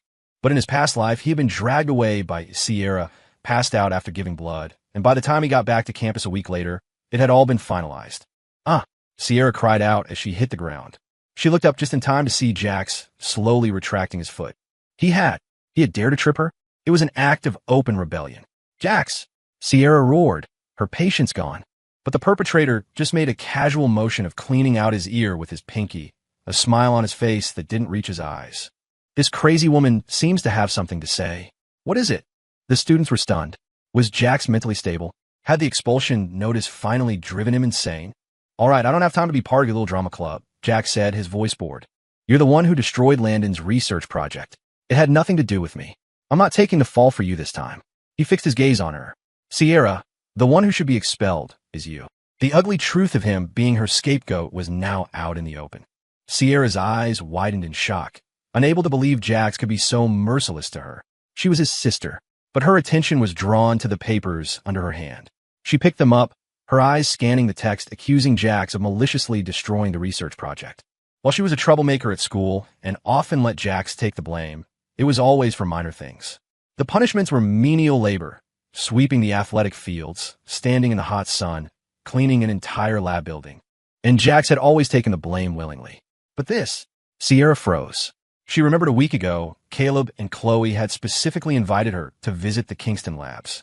She had accidentally knocked over some kind of instrument. But at the time, Caleb had reassured her it was nothing important, that he would explain it to the professor. She hadn't thought about it since. So why was the punishment now expulsion? Sierra's gaze shifted to Chloe and Landon, her expression darkening with complexity. As much as she disliked Jax, she would never stoop to something as vile as ruining his future. But Jax's cold, hostile attitude made it impossible for her to swallow her pride and explain. The atmosphere grew tense. Chloe, seeing her chance, rushed forward to help Sierra up. Sierra, are you okay? She turned a gentle, chiding look on Jax. Jax, I know you're under a lot of pressure. You can't go back to the Pierces, you can't find a job, and now you're facing expulsion. It's understandable that you'd lash out at the people around you. But you can't just make baseless accusations and frame Sierra. With this kind of character, I'm sorry, but I really can't accept your feelings for me right now. Every word was soft, but each one was a carefully placed stone, guiding the crowd's opinion, twisting Jax's meaning. A wave of understanding washed over the students. So that's what it was. Jax had been pushed so far that he'd had a complete mental breakdown. Well, he deserved it. A psycho like him trying to court the campus belle? In his past life, Chloe had played Jax like a fiddle for a reason. She was a master at manipulating people. But she didn't notice that as she helped her up, Sierra's face was growing paler and more disturbed. Sierra looked at Chloe in disbelief, her gaze turning cold and remote. Then she looked at Jax, a wave of guilt washing over her. Jax, I didn't. The large crowd soon attracted the attention of the university administration. A portly man in a suit pushed his way through the onlookers. What is all this? He roared. Who took this file from the board's office? Where is Jax Pierce? Get into my office now. I've been an educator for decades, and I've never seen such a despicable student. Destroying an upperclassman's research project is one thing, but to then steal someone else's work to claim the Kingston University Research Competition's gold medal for himself. Originally, because he got into Kingston with top marks, I was going to give him a chance, put him on probation. But now he must be expelled. We can't have such a toxic presence at our university. Kingston is too small for this kind of tumor. The man was the chairman of the university board, Dean Evans. He wore gold-rimmed glasses, and his round, usually friendly face was now red with rage. Instantly, the sea of onlookers parted, leaving a path. Jack stood his ground, slowly raising a hand and giving the dean a little wave, his expression utterly harmless. Hey, Dean Evans, you were looking for me. Dean Evans stared. It seems he really does have some mental issues. His world is collapsing, and he's smiling? He's either crazy or an idiot. You're Jax Pierce? The dean asked, sizing him up. So handsome, yet such a black heart. You really can't judge a book by its cover. That's me. Dean Evans, I'd like to file a report. Jax's voice was bright. Landon Holt stole that file from the board's office. He also said his dad is a big-shot administrator here, and that he could do whatever he wants on campus. You can't afford to mess with him, Dean, so you should probably just let it go. The crowd was speechless. What the hell, Jax? You're a goddamn genius at playing the game backwards. You're the one about to get his account deleted, and you're reporting someone else? Landon's face turned white, then red. He almost choked on his own fury. Jax, don't you dare make baseless accusations. Dean, I didn't. Landon's face was a mask of panic. His father was a vice president at the university, and he did use that to throw his weight around. But Dean Evans' son worked for the state's ethics commission. Landon usually avoided the dean like the plague. He couldn't believe Jax would call him out so publicly. How did a nobody like Jax even know that kind of inside information? So, you didn't steal a confidential university file? Or is your dad not who I said he is? Jax asked with a malicious arch of his brow. It's none of your damn business. Landon seethed. Jax was clearly trapping him with his words, but with the dean right there, all he could do was swallow his rage. He'd just have to wait until Jax was officially expelled, then find some guys to drag him into an alley and beat the hell out of him. Landon, if this is true, I will personally write you up for a formal warning. I don't care if your father is the king of the world, Dean Evans said, showing no favoritism. Landon knew he was done for. His father would skin him alive. This was all Jax's fault. The dean then turned, cutting off Jax's triumphant smirk. And you can stop smiling, Jax. You're the real tumor here. In all my years at Kingston, you are, without a doubt, the most unprincipled, rotten student I have ever had the displeasure of dealing with. He sighed, rubbing his temples. Jax was the student council president and had won numerous awards. He'd had a good impression of him. But if this plagiarism allegation was true, he'd have to investigate all of Jax's previous awards as well. The implications were huge. If it was true, Jax had to be expelled. Come on, to my office now, the dean commanded. I'm calling your parents. I refuse to believe there's no way to straighten you out. Jax raised an eyebrow, a roguish glint in his refined features. He spoke in a lazy drawl. Oh, don't do that, Dean. I don't have parents. Or a family. My official records, it's just me. I eat, the whole family's fed. It was no secret on campus that Jax, Caleb, and Sierra were family, and that Jax was the long-lost son of the Pierce dynasty. All eyes instinctively turned to Sierra. The true son had been back for years, and they hadn't even put him on the family's official documents. Wrapped in a cocoon of probing and questioning gazes, Sierra found it impossible to bring up the blood transfusion again. Besides, Jax had clearly misunderstood her. Hearing him speak as if he'd already cut all ties with the family, she couldn't help but frown. Jax, stop being unreasonable. Her voice was strained as she tried to salvage the situation. The research project incident was a misunderstanding. Caleb said he was going to explain it to the professor, but he's always been so frail, he must have forgotten. It's my fault you were blamed and are now facing expulsion. I'll go with you to the dean's office and clear this up. She knew she was in the wrong, and her tone softened, though her posture remained rigid. Jax's eyes were cold. He let out a sneer. Clearing my name is the least you can do, since you're the one who started this. Don't act so put upon. Are you made of plastic? You're so full of it. How many times have I taken a fall for you? Caught stealing a professor's files, and I was the one punished by cleaning the entire lab building. Skipping class, cheating, climbing the walls, pranking the security guards. I took the punishment for every single one. Running 30 laps in the pouring rain, cleaning out the garbage trucks, being humiliated by reading public apologies in every single department. Sierra, I am done with that life. And your disgusting act makes me sick. Jax's words were sharp and piercing. Sierra was so ashamed she couldn't speak. It felt like needles were stabbing in her heart with every breath, a dense, spreading pain that made it hard to breathe. So, without realizing it, she had let Jax take the blame for so much, suffer so many punishments for her.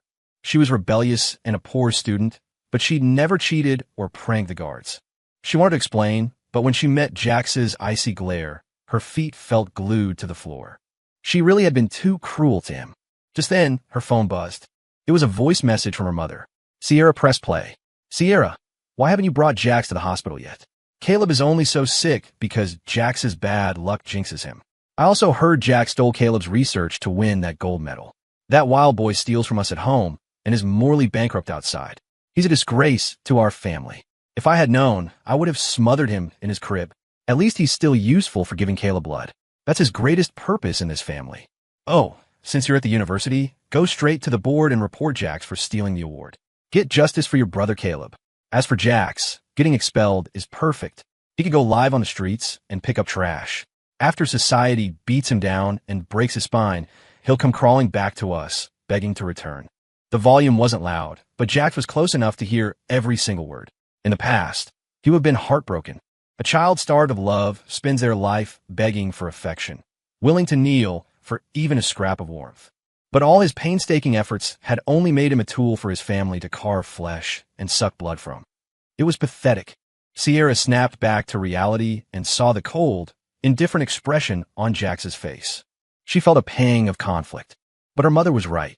Jax had been corrupted by his years on the streets. So what if he took the fall for her? It didn't mean he wouldn't have committed those other mistakes on his own. He just hadn't been caught. And even if the issue with Landon's research project was debatable, the matter of Jax stealing Caleb's research and claiming the honor for himself was an undeniable fact. She shouldn't feel sorry for Jax. This brother of hers was rotten to the core. Sierra's fists clenched. She looked up, staring daggers at Jax, her voice hoarse as she accused him. Jax, I'm sorry I made you take the blame, but Caleb's research was the result of a week of hard work while he was sick. How could you be so vicious as to steal the work of an ill person? Jax, you've disappointed me more than I can say. Jax laughed, but this time his smile was colder and more ruthless than ever. I didn't do it. Caleb is the one who's lying. I won that gold medal with my own abilities, and I can prove it in any way you want, he stated, his voice ringing with conviction. But if I prove that I didn't steal the award, and I didn't destroy Landon's project, then what happens to the students who slandered me? At that moment, under the weight of 1,000 judging eyes, 1,000 curses, Jax stood like a lone ship against the storm. His defiant, cold eyes and proud posture gave him an air of noble integrity. For a second, no one could look away. Then they blinked, shaking their heads. Jax was just a cornered rat. Compared to a gentle, brilliant nobleman like Caleb, they were night and day, even if they shared the same blood. No matter how much he struggled, there was no way he could turn this around.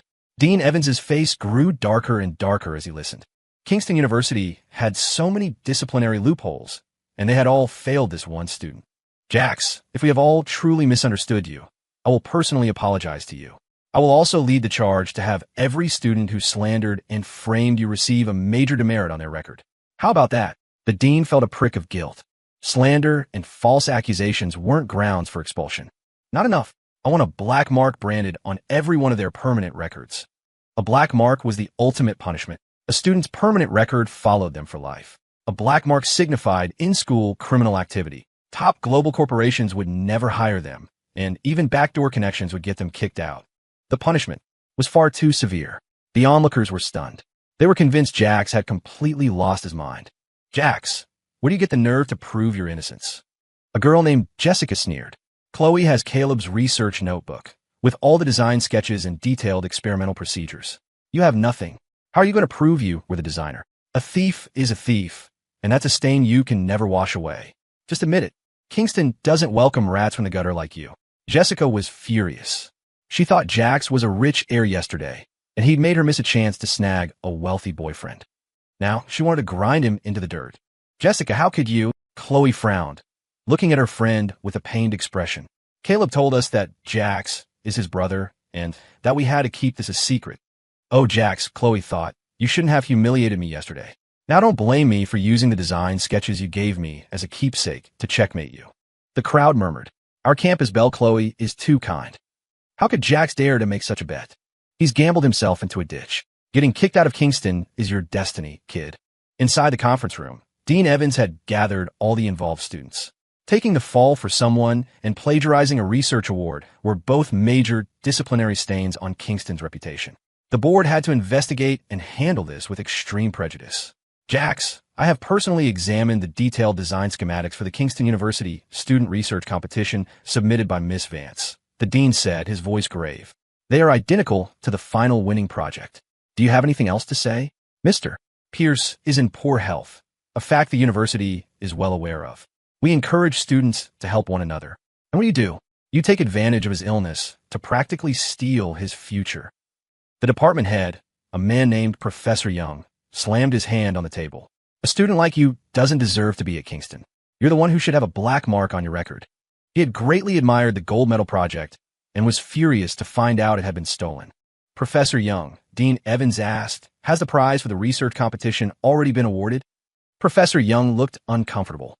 The $20,000 cash prize has already been dispersed. We were preparing to give out the medal and certificate of honor today. Of course, then all this happened, and everything was put on hold. In that case, Jax, you will return the $20,000 immediately, Professor Young declared, convinced he'd found the motive. Have some shame. Don't shamelessly hold on to what isn't yours. Greed had destroyed what could have been a good student. Can't. Already spent it. Sorry, already used it to buy my wife a ring. Jax shrugged, holding up his hands in a gesture of helplessness. A collective groan went through the room. Shit, Jax has no shame at all. Jax, so the money you used to rent that hypercar and act like a big shot to get Chloe's attention yesterday was the 20 grand you stole from Caleb's award. Landon sneered. You're a master of getting something for nothing. Absolutely no morals. No wonder the Pierces won't acknowledge you. A piece of trash like you would be booed off the streets. He had hated Jax for a long time, and yesterday's stunt with the car had pushed him over the edge. A broke dog like Jax, dreaming of winning Chloe's favor? As if he was worthy. Jax, don't play the victim here. Landon's crony, Liam, chimed in. Don't think we can't do anything just because you say you're broke. There are plenty of online loan companies. Go get a loan right now. So what if you don't have a car or a house? You can still get a payday loan. Besides, no matter how pathetic you are, you're still a Pierce. You can't really be broke, can you? Or what did you spend it all on some? Secret habits? The implication hung in the air, and Sierra's expression, which had been tinged with guilt, now hardened. Her mother had said Jax picked up all sorts of vices on the streets. He stole money from the family, stole his sister's jewelry, all to feed that bottomless pit. Gambling. At home, Jax acted obedient and thoughtful, showing concern for every sister and even his mother, willing to do anything for them. It was all a front to lower their guard, to get them to cover his debts. A gambling addict like Jax deserved no pity or sympathy from anyone in the Pierce family. Whatever misery he suffered, he brought it on himself. Sierra couldn't stand it anymore. She pointed a finger at him, her voice filled with disappointment. Jax, you can't even come up with $20,000? Even a beggar on the street wouldn't be this broke. At the very least, you should have money left from what the family gives you. You're healthy and able-bodied, yet you just squander it all. You disappoint me so much. Even if I am your fifth sister, even if you got on your knees and begged me, I wouldn't give you a single cent. The Pierce family was never stingy with their children's expenses. Each child received a fair monthly allowance of $30,000.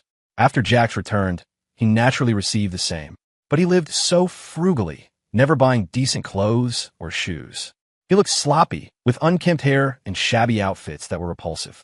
The family gave him the best educational opportunities and a generous living allowance. Yet he insisted on looking like a pauper. No one with money didn't know how to spend it. It was clear Jax was being manipulative, trying to gain sympathy to compete with Caleb for affection. He wanted the attention of his parents and elders to get more money. Caleb was sick, yet he was kind and considerate, always thinking of his older brother. Jax, on the other hand, was selfish and scheming. Anyone in the family with eyes could see who deserved their favor. I'll give you one option, Sierra said, her voice sharp with disgust. Go get a loan and pay back the university. If you can't get a normal one, get a high-interest one. You have no shame left anyway. Maybe this will teach you a lesson. She had to be harsh to make him understand what it felt like to have no safety net, to scare him away from gambling forever. The board members remained silent. They didn't entirely approve of Sierra's methods, but since she was the one pushing Jax to get a loan, it was a family matter. Besides, a kid with a character as rotten as Jax's probably did need a harsh lesson.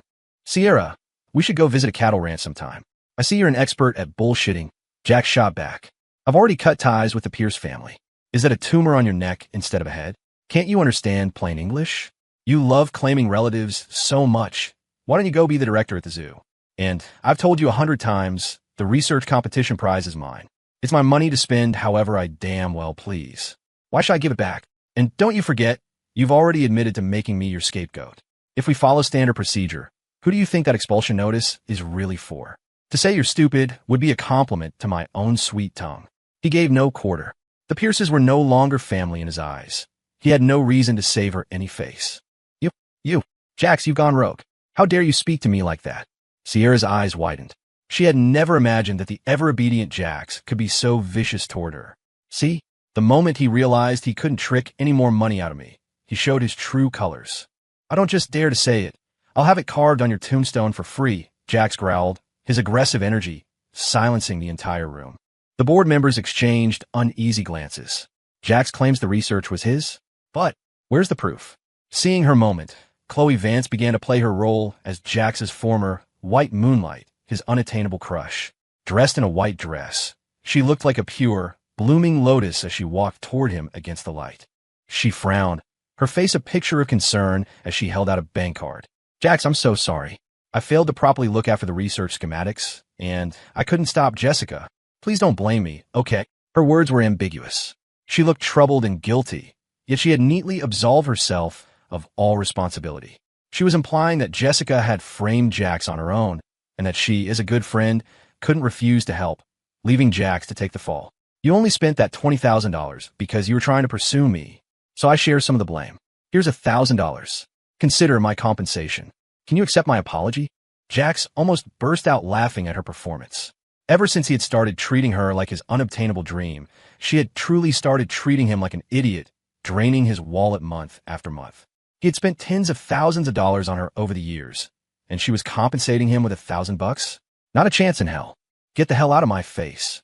Do you have the $200,000 you owe me? Stop acting. You think this is a stage for drama queens? If you're sick, go see a doctor.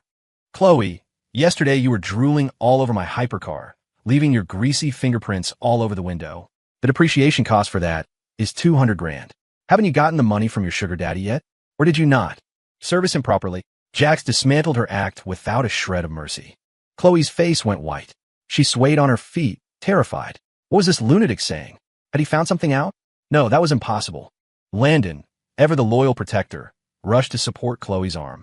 At a signal from him, Liam charged forward, fist raised to punch Jax. This kid was too arrogant. He needed to be taught a lesson. But just as Liam's fist flew, Jax, as if anticipating it, grabbed a metal chair with one hand and swung it at his head. Liam froze in terror. The chair whistled past his ear and crashed to the floor. His soul had left his body. Jax was certifiably insane. Liam, you poor bastard, Jax said, his voice dripping with mock pity. Did you know Landon's been sleeping with your girlfriend while you're out here doing his dirty work? Oh, wasn't your ex-girlfriend a sophomore? I saw Landon taking her to a lingerie store to buy some sexy outfits when I was working my part-time job. And Landon, you're something else. Why do you keep picking on poor Liam here? Do you have a special kink for poaching from the same guy's territory? Jax had no intention of actually fighting. The administrators were still here. He had to maintain his obedient student council president persona. Now it was Landon's turn to be stunned. Just a moment ago, he was holding the campus belle's arm, thinking he'd won the prize, only to be shoved away by a disgusted Chloe. His heart shattered. The next second, he met Liam's accusing gaze. He cursed under his breath. Jax, you dare set me up? I'll kill you. Whoa, you're getting angry. You're getting angry. Jax said in a sing-song, taunting voice. Hey, green hat guy, he's lost his cool. Looks like being exposed as an adulterer really hit a nerve. After delivering the final verbal blow, Jax darted behind the department head, Professor Young. With the professor's authority as a shield, Landon wouldn't dare touch him. The board members watched the conference room descend into chaos, with the instigator using them as human shields. This Jax was hard to figure out. Meanwhile, Liam and Landon were already throwing punches. Whatever their beef was, they were now guaranteed to be disciplined for fighting in front of so many university officials. And through it all, Jax had only moved his lips. No one noticed, but a flicker of appreciation had appeared in Dean Evans's eyes as he watched Jax. Someone call security? Hurry, call security. Professor Young yelled. Jax piped up, Dean, security will be too slow. By the time they get here, these two will be in the ICU. How about we offer extra credit for breaking up the fight? That would be more efficient. The professor rubbed his forehead. Fine. Whoever separates them. I'll give them extra. Before he could finish the word credit, Jax had already charged into the brawl. Crack. The sharp sound of a bone breaking echoed through the room. Everyone stared. Why did the screams get louder after the peacemaker jumped in? The Astor Corporation. Located in a skyscraper in the heart of New York City's most prime commercial district, it looked down upon a bustling CBD. From the floor-to-ceiling windows of the top floor, the people below looked like ants. Ms. Astor, that's the 72nd proposal you've rejected. Perhaps you should take a break. Nathan, her assistant, tried to make himself as small as possible. The office felt like an ice cave. Throughout the entire Astor building, employees were groaning in silent misery. Ms. Astor had always been a demanding boss, a true devil, but she'd never been this relentlessly punishing. Lilith leaned back in her chair, her figure a study in exquisite curves. Her skin was like the finest white porcelain, and her crimson lips sketched an air of rich, noble beauty. Yet her gorgeous, cold face radiated a profound weariness with the world. Nathan felt the pressure in the room was suffocating him. It was all Mr. Sterling's fault. He knew perfectly well that anything to do with the Astor family's past was the young Mrs. unspoken taboo, yet he had insisted on tap dancing on that minefield. Well, now he'd danced his way into becoming lion feed and left Nathan here to deal with this waking nightmare. Are you telling me what to do? Lilith's voice was dangerously soft. Are you trying to restrain me, too? She slowly lifted her eyelids, her entire being emanating a cold, unapproachable indifference. The dark, sunless fighting pit. A young girl, covered in blood, her eyes as cold and bloodthirsty as a wild beast's, pounces on a massive, snarling wolf king, its hide torn and bloody. Her hand plunges into a wound on the wolf's belly, and with a savage will, she pulls out layer after layer of nauseating entrails. The excited cheers of the crowd mix with the wolf king's foul, wet panting surrounding her. The sound of chains locking onto her wrists, the clang of chains against the cage bars, fills her mind. Suddenly, her mind goes blank. A large, warm hand gently brushes the sweat and blood-soaked hair from her forehead, revealing her gaunt, almost skeletal face. A man's deep voice, like a murmur from hell itself, says, "Number 77, you did it. Your father is proud of you." Would a father call his own daughter a string of numbers? Lilith feels every nerve pull tight, strangling her sanity. Something in her mind explodes. She looks down, and her eyes widen in horror. It's not a wolf at her feet, but a living, breathing person. His abdomen is torn open, and fragments of his insides are still lodged under her fingernails. So, she had killed a man. Lilith's pupils reflect the image of the corpse, but her emotions remain flat. Then, she smiles, her blood-stained lips curving into an innocent yet cruel arc. She leans down, her smile growing sweeter, and suddenly picks up a sickle that had been knocked away. Her eyes are full of tenderness. She raises her hand and plunges the blade deep into the man's neck. Blood spurts out, blossoming like crimson flowers on her pale face. Lilith cocks her head, giggling, as she murmurs, there, it doesn't hurt anymore once you're dead, the pain stops. This was a necessary part of the games, the finishing blow. She was a very good hunter. She knew the rules well. She wants to tear something apart. The proposal in Lilith's hand began to twist and deform. The woman's dark red hair seemed to writhe like a demon's, as if at any moment, a man-eating ghoul would rip through her beautiful skin and emerge to wreak havoc. Nathan, she said, her voice a chilling whisper, I want to kill someone again. Do you have a preferred way to die? Nathan was paralyzed with fear. Oh, sweet mother of God. SOS. Mr. Pierce, save my worthless life. He frantically started a video call to Jax. In a critical moment like this, what was Jax's face? It was a talisman from an old horror movie, a beacon of safety. Jax's phone, which had been completely without signal during his initial confinement, was now fully functional after he had started to appease Lilith. The moment he saw the call, he knew it had to be his Lily, missing him. He immediately declined Nathan's call. Nathan stared at his phone. A strange sense of calm, the calm of death, washed over him. The heart that had been dangling by a thread had, in the instant Jax hung up, finally snapped.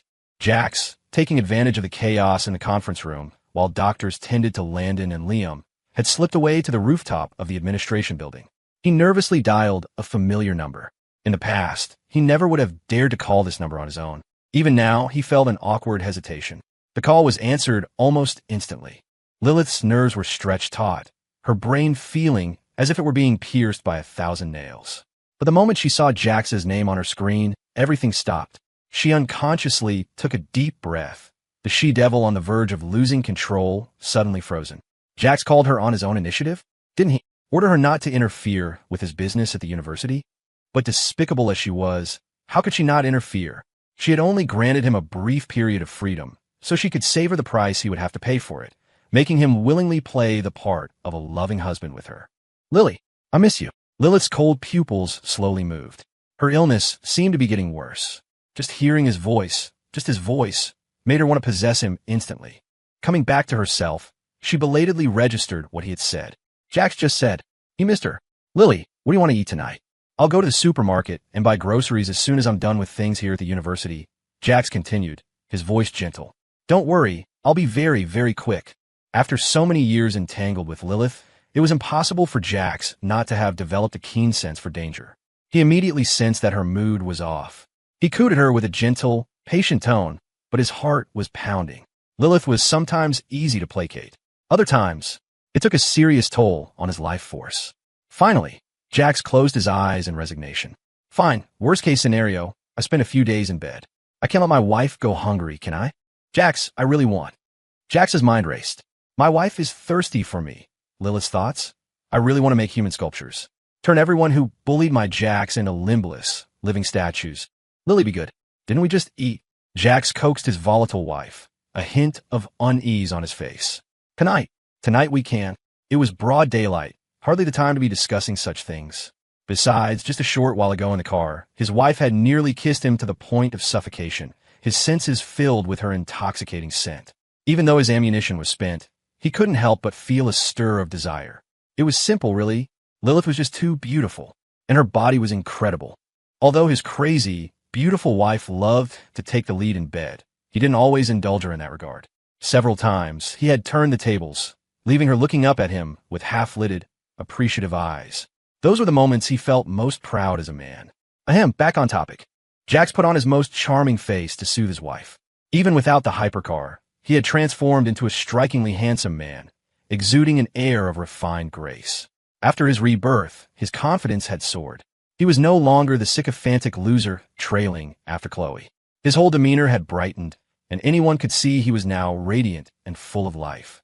Lilith watched the young man's sunny smile on her screen and felt as if she had been pulled back to the world of the living from a dark hell where she'd been negotiating with demons. She came back to herself, looking down at the pen she had snapped in two, its sharp tip buried deep in her fingertip. The smell of ink mixed with blood filled the office.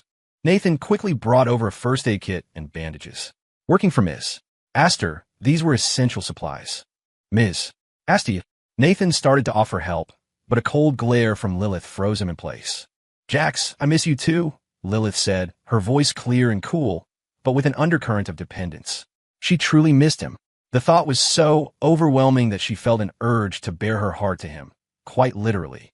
But that would scare him away. Her long, curled lashes cast shadows on her cheeks, making her look quiet and harmless. The dangerous crimson in her eyes was hidden away. At this moment, she looked as pitiable as a fragile doll. Nathan stared. WTF? Am I just another pawn in your twisted games? Only the blood on her wrist served as a reminder of the terrifying incident that had almost erupted in the office just moments before. The reborn Jax was increasingly aware of how different Lilith was. She was possessive and volatile, yes, but usually, if he just coaxed her a little, she became like an innocent little girl, easily satisfied and extremely dependent on him. It was strange at first, but gradually he found himself starting to like it, to like the vulnerability and dependence that Lilith showed only to him. You'll need money for groceries. I'll have Nathan unfreeze your supplementary gold card right away. Jax can buy whatever he wants, Lilith said crisply. I didn't know what kind of cars you liked before, so I bought one of every model and put them in the basement. If there's anything else you like now, you can go pick it out yourself. And your clothes, shoes, watches. You didn't seem to like what I picked out before. Let's buy all new things. Aside from her all-consuming, pathological need to lock Jax down, she had never been in a relationship. She didn't know how to please a man, how to make him happy. But she had heard that checkbook diplomacy could solve 99% of problems, so she was putting it into practice with Jax. Unfortunately, the old Jax had always been scornful of her efforts. No matter what she offered him, how much money she gave him, it was never as important as Chloe Vance or his freedom. But throwing money at him was the only way she knew. She remembered him once accusing her of not understanding what true affection was, and a quiet sadness had bloomed in her heart. She did have true affection. If Jax wanted, she would give him all her money, all her assets, even her life. Wasn't that a sign of true affection? Suddenly being showered with money by his crazy, beautiful CEO wife from across the city. Jax was momentarily stunned. He had to admit, though, it felt pretty damn good. But that supplementary gold card? Jax's mind reeled. Oh, right. I think I cut that one in half with a pair of scissors. It was probably for the best. As a man, he should be earning his own money to support his wife. He couldn't be a kept man forever. Besides, he had already found a way to make money. Ahem. No need for all that trouble. Jax grinned. Lily, I'm your man. I'm the one who should be spending money to make my wife happy. Don't worry, I have enough to feed you. And in the future, I'll earn lots and lots of money to buy you gifts. I'll work hard to stand by your side, so no one can ever say a bad word about you. He meant every word. He had already started taking action. In his past life, he had poured all his skills into supporting his 5 sisters, willingly becoming their resource engine. But this time, he was building his own career. Everything was for himself. And with the advantage of his foreknowledge, making money was going to be easy. Nathan expected Lilith to be moved by Jax's words. Whether they were true or not, at least he was stabilizing her mood.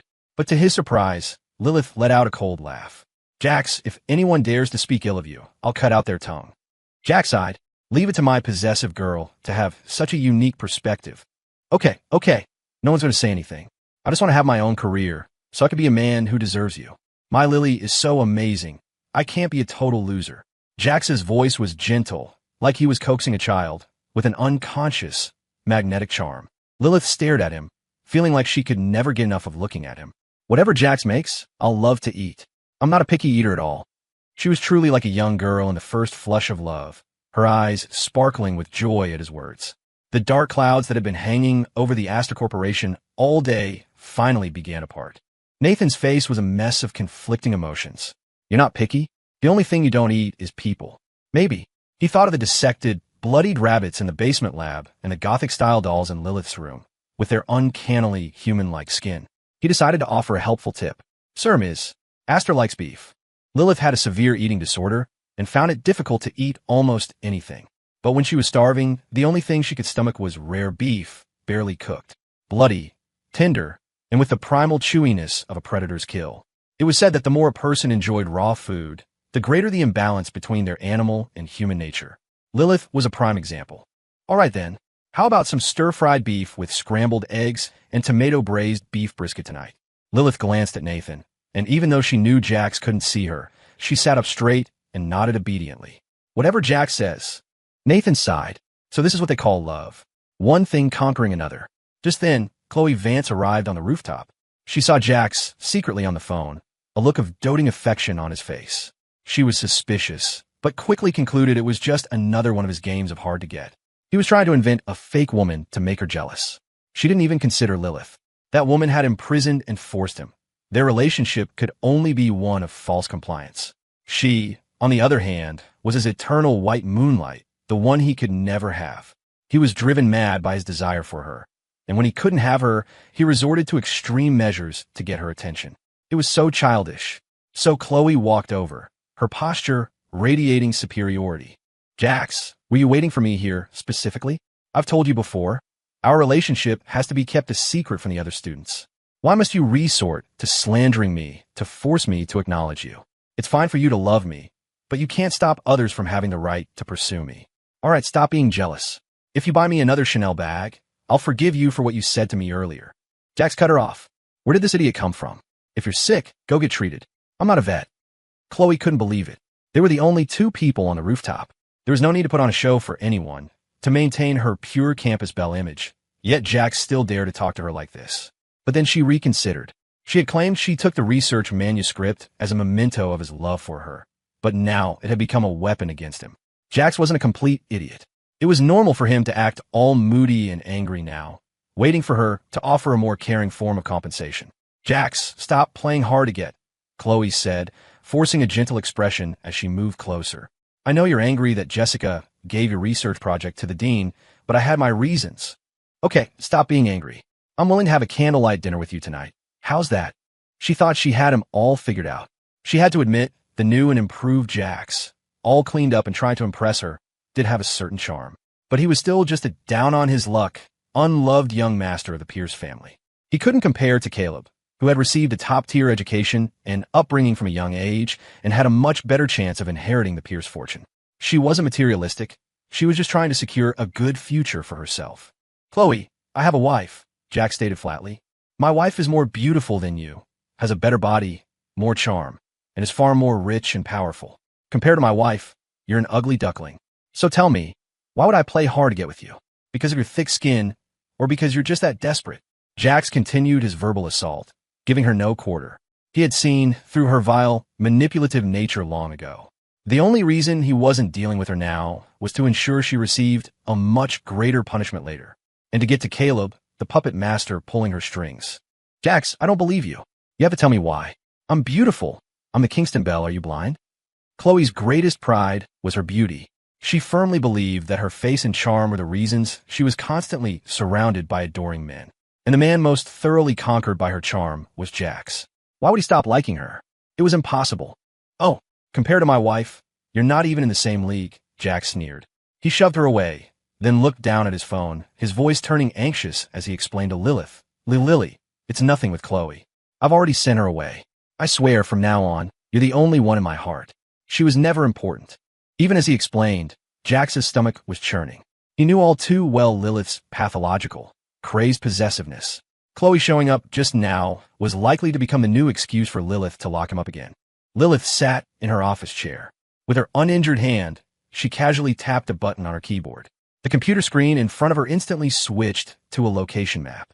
The map was centered on Kingston University, and the red dot was, unsurprisingly, Jax's location. Lilith could grant him relative freedom, but that freedom was, of course, under her complete and total control.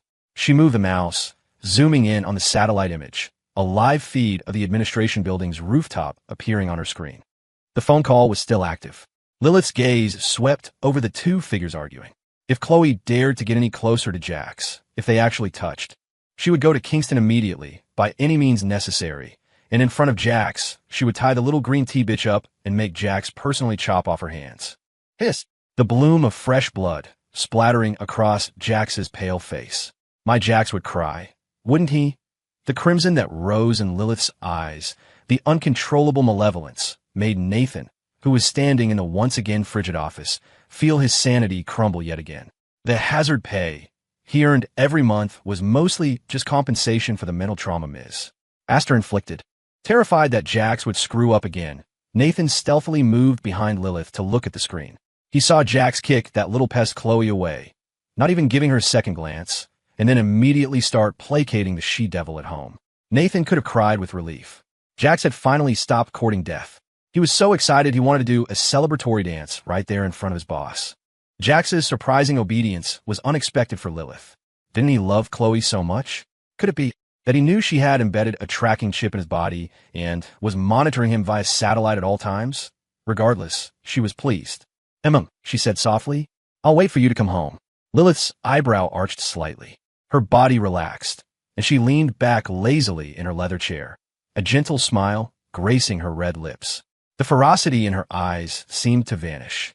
She calmly looked at her blood-covered hand, then dipped a finger in the blood and smeared it on her lips, creating a color as vivid and soul-stealing as a siren's call.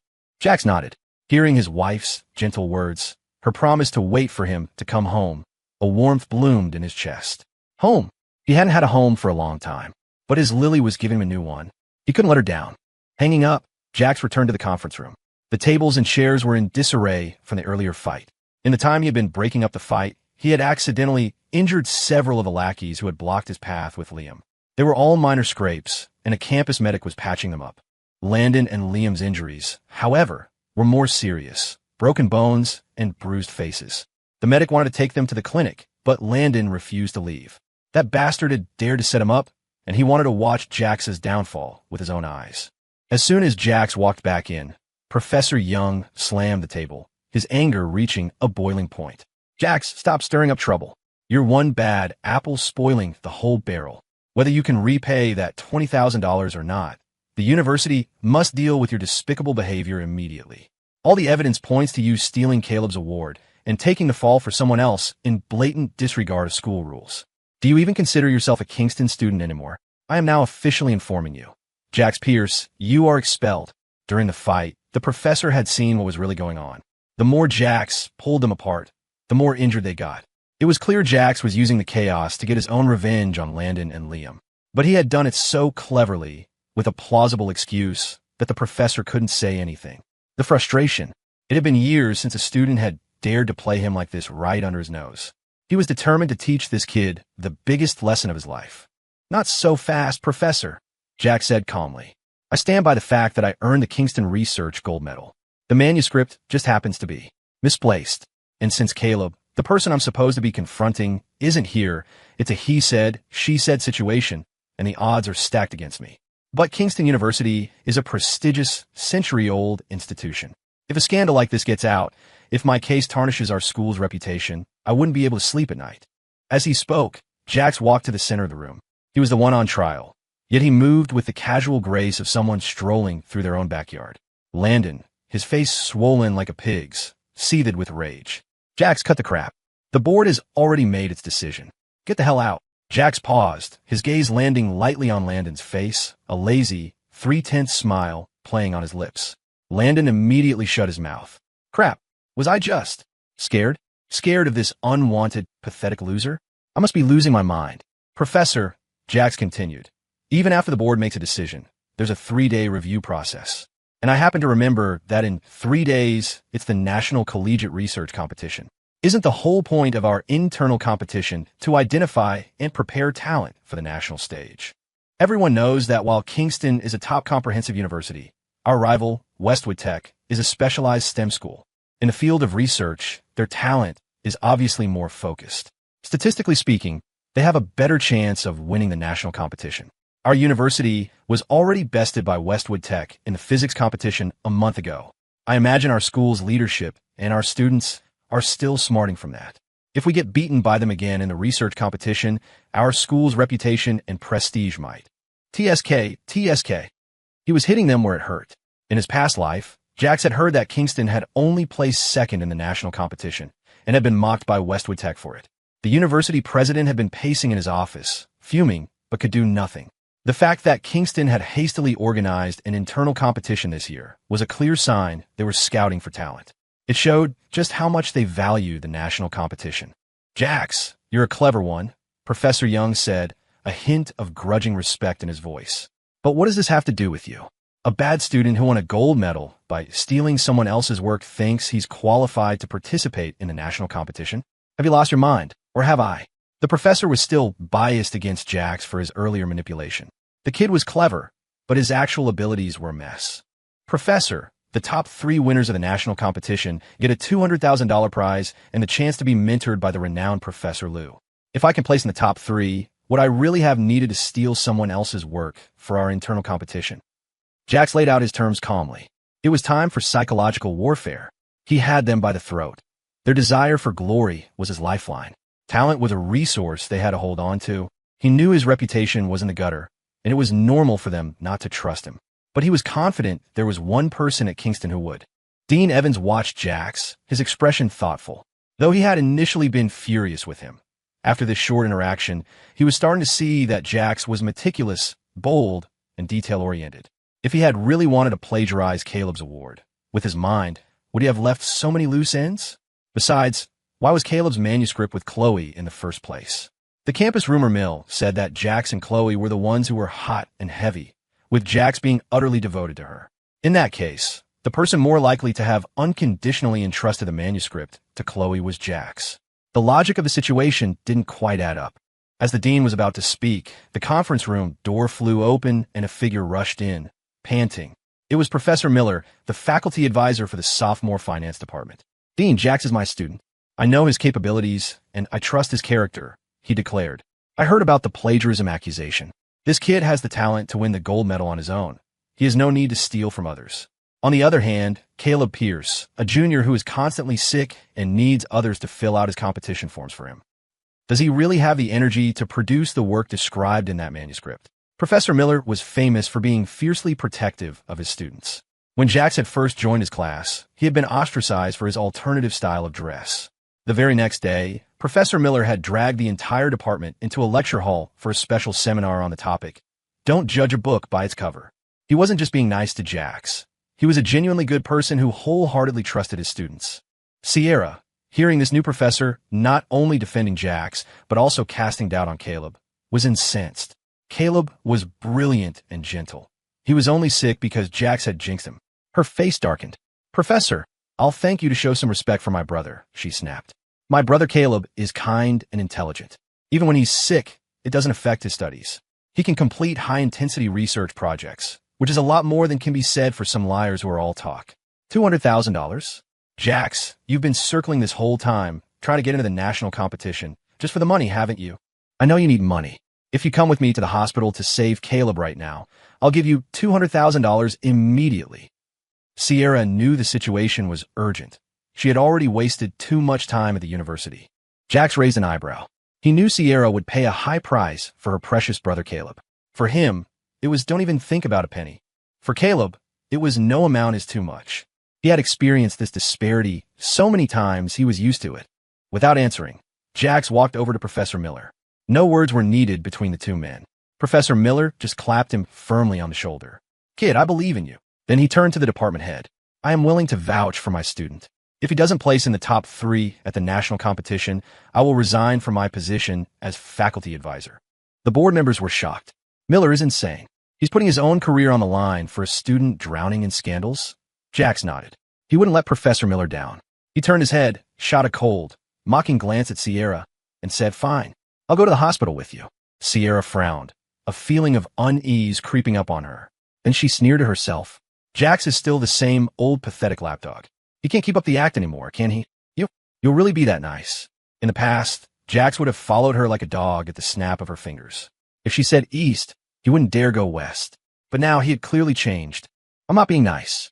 "Forget it then," Jax said with a shrug. His indifferent attitude made Sierra want to grind her teeth, but she had to soften her tone. "Fine, I'll give you the $200,000, she conceded. "Jax, don't try to play any games with me." She felt guilty for making him her scapegoat so many times, but the moment she thought about Caleb's illness being caused by Jax's bad jinx, she felt perfectly justified in ordering him to give blood. With Professor Miller's guarantee, Jax was temporarily safe from expulsion. The board members began to disperse. As Dean Evans passed by, he clapped Jax on the shoulder and said earnestly, "Kid, your skills had better be as big as your boasts. If you really do take a top 3 spot in the national competition, I'll give you a multi-million-dollar research project, working with our university's top mind in the field." Dean Evans was well-connected and had a sharp eye for talent. Both in this life and the last, he appreciated capable young people and was willing to promote them and pave their way. As he often said, everyone gets old. His responsibility as a teacher was to hand a broader future to the next generation. After the dean left, Jax let out a breath of relief. He sent a quick text to Sam Cole. "Son, is everything ready?" Sam replied almost instantly, "Don't worry, Godfather. You can count on me. It's the real deal, 100% pure." A flicker of satisfaction crossed Jax's face. He stood up. Sam was already waiting at the door. He tossed a set of car keys, and Jax caught them effortlessly. He glanced at the stunned Sierra and said impatiently, "Let's go." The young man's tone was curt and irritable. Sierra frowned. She did feel guilty, but did he have to be so cold to her? She was his fifth sister, after all. At that moment, everyone's attention was captured by the car key in Jax's hand. Whoa, is that a key to a Koenigsegg 1:1? That's so cool. The design and quality look amazing. It looks real. Where'd you buy it? Drop the link. I need one to pick up girls. Haha, this Jax really never gives up on flexing. He's trying to impress people with a keychain that looks like a car key. It's all just to get the campus belle's attention. Jax, you already used that trick yesterday. Today you're so broke you had to switch to a cheap key-shaped lighter? You really are desperate to win Chloe's favor. Landon's friends all started mocking him. Jessica shot Jax a disgusted look. You know, Jax, a person should know their place. Demanding $200,000 from Chloe for a fake luxury car you rented? You'd be lucky to get $200, and you'd still have to give change. There's no point in pretending to be rich when you're not. Sam listened to the idle chatter, silently cursing this bunch of clueless sycophants. His boy had landed a super-rich sugar mama. His net worth had skyrocketed. Yeah, a bunch of blind fools. This is a real car key. A multi-million-dollar hypercar. It's my boy Jax's new ride, Sam said, lifting his chin proudly. The Astor family was incredibly efficient. He had moved into a huge villa last night and had already borrowed 2 multi-million-dollar hypercars. It was his brother's wife's property. After all, he was being conservative. But still, 2 hypercars worth tens of millions? That was more than he could earn in a lifetime of grinding until he was in his coffin. It was true what they say. Some things, if you're not born with them, you'll never have them. The greatest divide in life isn't social class. It's the amniotic fluid you're born from. Sam looked cocky, a far cry from his pathetic demeanor a few days ago. He might as well have had "my brother is the goat" tattooed on his forehead. However, his boast was met with a wave of laughter. Ha ha, Sam, it's no wonder you hang out with Jax. You two are a pair of clowns, sharing the same delusion. Sam, Jax is Chloe's lapdog, and you're Jax's lapdog. Who's going to believe the word of a lapdog's lapdog?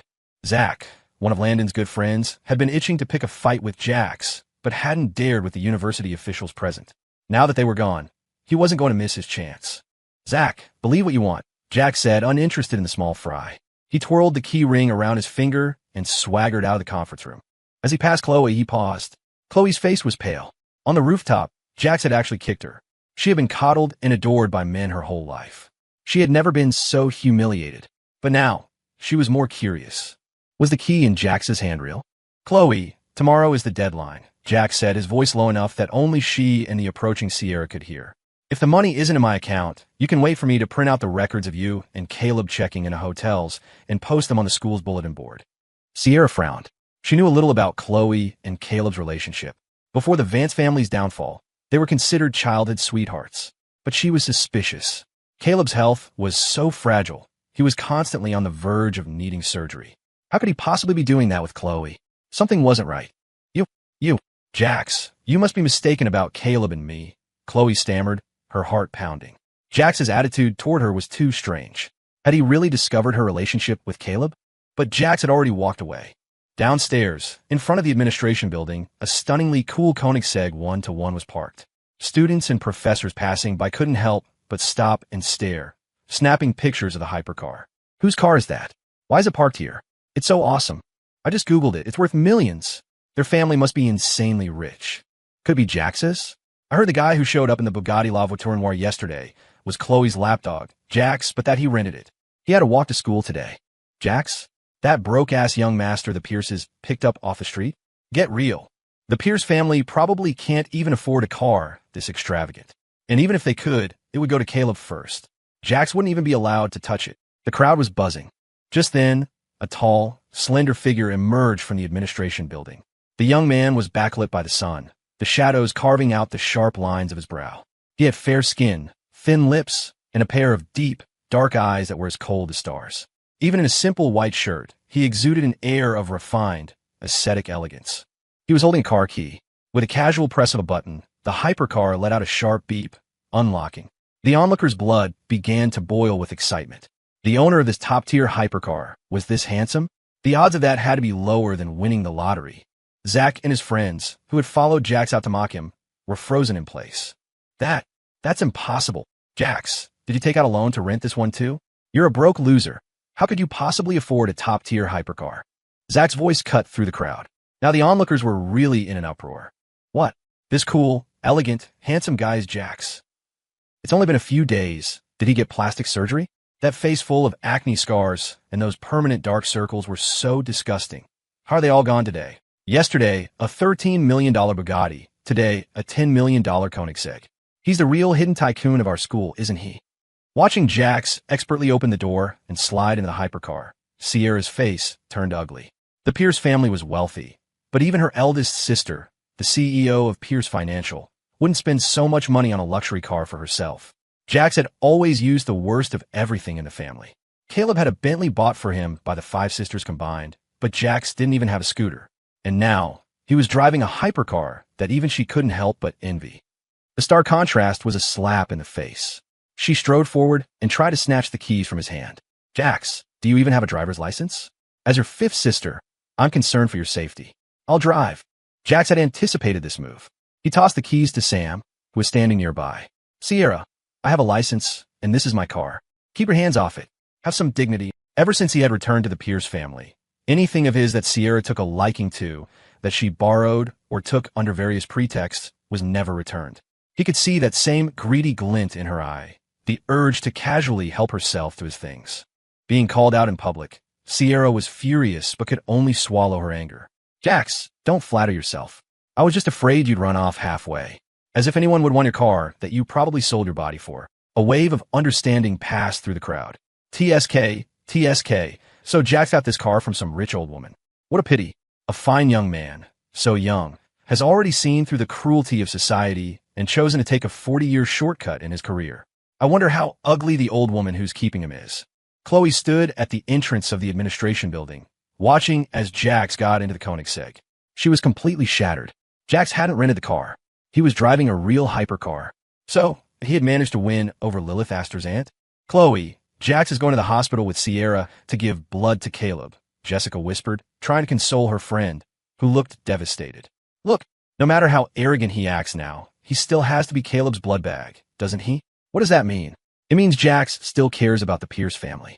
He'll definitely steal confidential information from the Astor family to help the Pierces climb even higher. In the future, your Caleb will be the heir to the Pierce fortune. All these hypercars will be yours. Just think of it as Jax borrowing your car for a little while. Even as she spoke, Jessica's eyes were glued to the direction the hypercar had gone. Chloe, you can hold on to your sick little fiancé. This man Jax, I want him. At the hospital, Eleanor Pierce paced anxiously outside the emergency room, incessantly texting Sierra, urging her to bring Jax. The moment Jax stepped into the hospital corridor, a woman's leather handbag flew toward his head as if it had a mind of its own. With lightning-fast reflexes, Jax grabbed Sierra, who had been deliberately walking behind him, and pulled her in front of him. A woman's shriek echoed through the ER hallway. A large welt was already forming on Sierra's forehead, and blood was trickling down her cheek. Oh, my sincere apologies, Jax said, his face a mask of innocence. That's your mother. Her hitting you is a family matter, but her hitting me would be assault, and I'd have to press charges and send her to jail. He looked at Sierra's bleeding forehead without a trace of pity, his gaze sweeping over her without a flicker of emotion. Hit by her mother's handbag, Sierra felt a wave of dizziness. She touched her face, and her hand came away wet. Covered in blood, she let out another terrified scream. The noise was so loud that a doctor came out to quiet them. Seeing the wound on Sierra's head, he quickly began to treat it. Whatever Jax makes, I'll love it. Lilith's voice softened, all traces of her previous hostility gone. But it only fueled her prejudice and malice toward Jax. Jax, I am your mother. It's my right to discipline you. How dare you dodge? You even hurt your sister. How could you be so vicious? Eleanor was dressed in expensive, fashionable clothes. To outsiders, she was always gentle and elegant, a model of grace and a dedicated mother. But in the entire family, the only one who could make her lose her composed facade was Jax. Jax was inherently bad, resistant to discipline, and had picked up a lifetime of bad habits from his years on the streets. As the matriarch of the Pierce family, She had to punish him harshly to beat his filthy habits out of him. So, corporal punishment with canes and rods was a common occurrence. She never felt she was being too harsh. She only felt that Jax's skin was too thick and that she needed to use thicker, sharper instruments to discipline him. Jax laughed out loud at her twisted logic. Mrs. Pierce, please take a good look. You're the one who deliberately smashed your daughter in the head with your purse. My dodging was just self-defense. How could I possibly be as vicious as a monster who would attack her own child? He raised an eyebrow, meeting Eleanor's gaze without fear. This woman did not deserve to be a mother. No, she just didn't deserve to be his mother. For Caleb, she was gentle, attentive, and caring, a perfect mom. Jax, you call me vicious? Eleanor's face contorted with rage. I'm your mother. If even I can't discipline you, when you go out into the world with all your vile habits, you'll only bring shame and trouble to the Pierce family. And now you've grown wings, have you? You dare to dodge my punishments, dare to refuse to give your brother blood?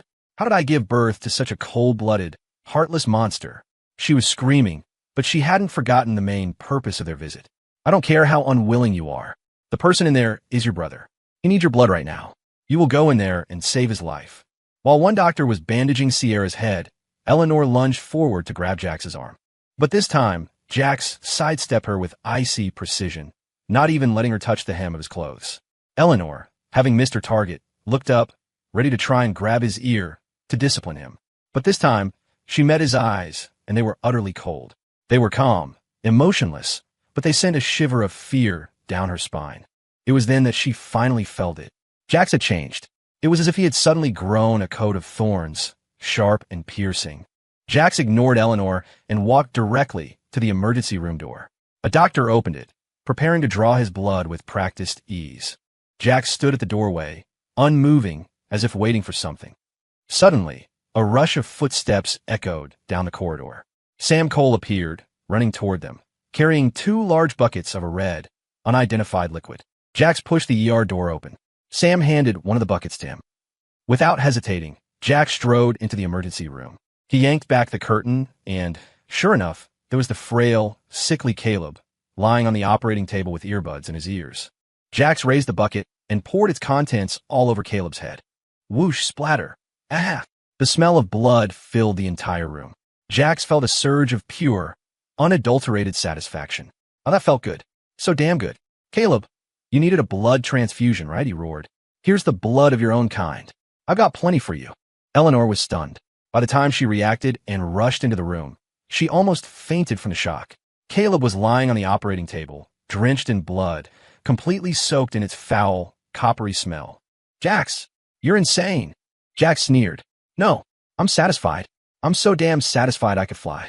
The emergency room looked like a murder scene. Caleb, having had a full bucket of pig's blood dumped on his head, was in a state of shock, unable to react for several long moments. The doctors, who had never witnessed such a spectacle, were frozen in place. Sierra, her head still wrapped in bandages, rushed over and grabbed Eleanor, who was on the verge of fainting.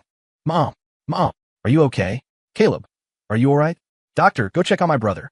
Isn't he in the middle of surgery? With all this blood poured on him, won't he get a serious infection? Jax, if anything happens to Caleb, our entire family will never forgive you. Sierra was panicking. Caleb was in surgery. How could Jax dare? This was tantamount to murder. The doctor looked extremely awkward. He had a long-standing arrangement with the young Mr. Pierce. While Caleb was indeed ill, his condition wasn't so severe as to require surgery and a blood transfusion every time. But how could he expose this in public? His medical career would be over. Well, Mr. Pierce, the doctor stammered, caught in a bind.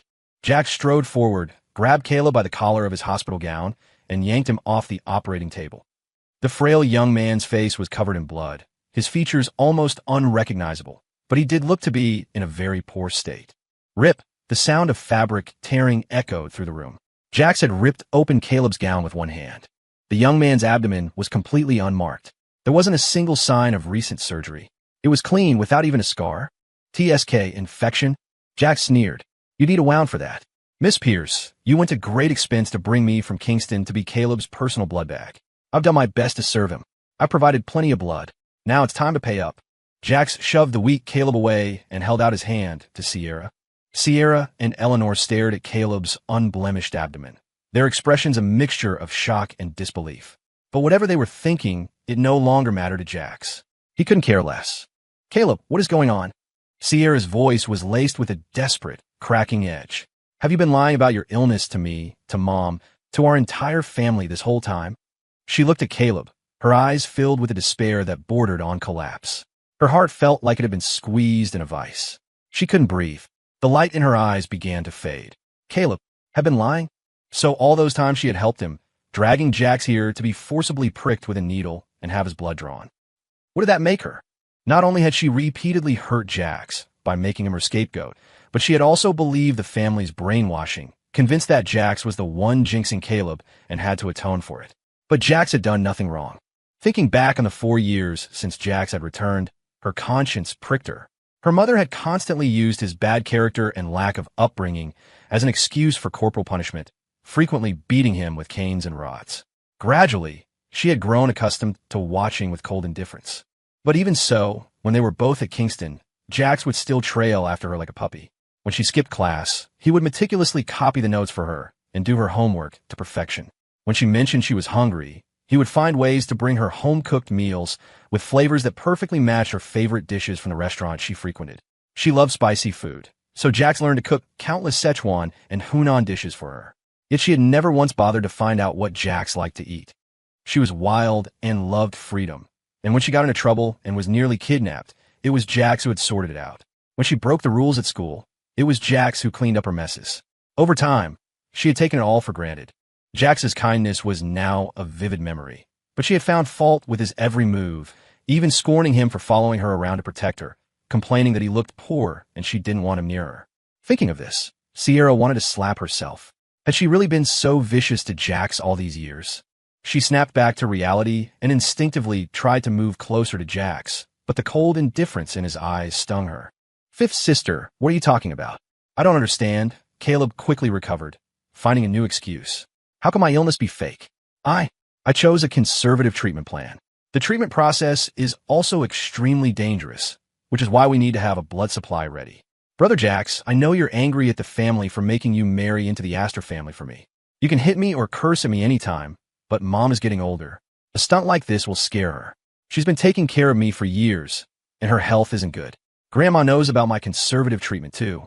I was just afraid Mom would worry too much, so I kept it from her. If you feel that my conservative treatment without surgery was just an excuse to trick you into giving blood, you could have just refused to help. Why? Why did you have to be so cruel?" He was already covered in pig's blood, the smell filling the room. He frowned, looking so weak it seemed he might pass out at any moment. As he spoke, tears like pearls rolled down his cheeks. A man crying only made him look more fragile. Jax shot him a disgusted look. He could never master that level of acting, that green tea persona of being able to cry on command. No wonder he was never liked in the Pierce family. He was too thick-skinned, his spine too straight. He couldn't play the part of a male bitch. Eleanor, who had been terrified, immediately regained her composure. Seeing Jax as the source of all the trouble, she steadied herself and turned her full, impatient disgust on him.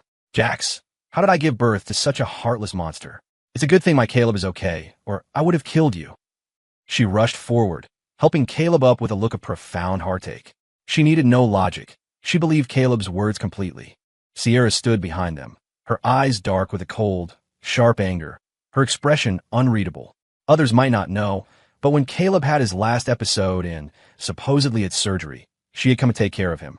His abdomen had been wrapped in bandages, and there were bloodstains on them. He had looked so weak that any slight movement seemed to cause him immense pain. It had broken her heart. But now, she had seen with her own eyes that his abdomen not only had no surgical scars, it had no scars at all. The truth was clear. Caleb was lying.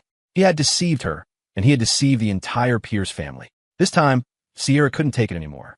She suddenly grabbed Caleb and sneered. "Caleb, are you done lying? There is no conservative treatment. You're not sick at all. You lied to everyone.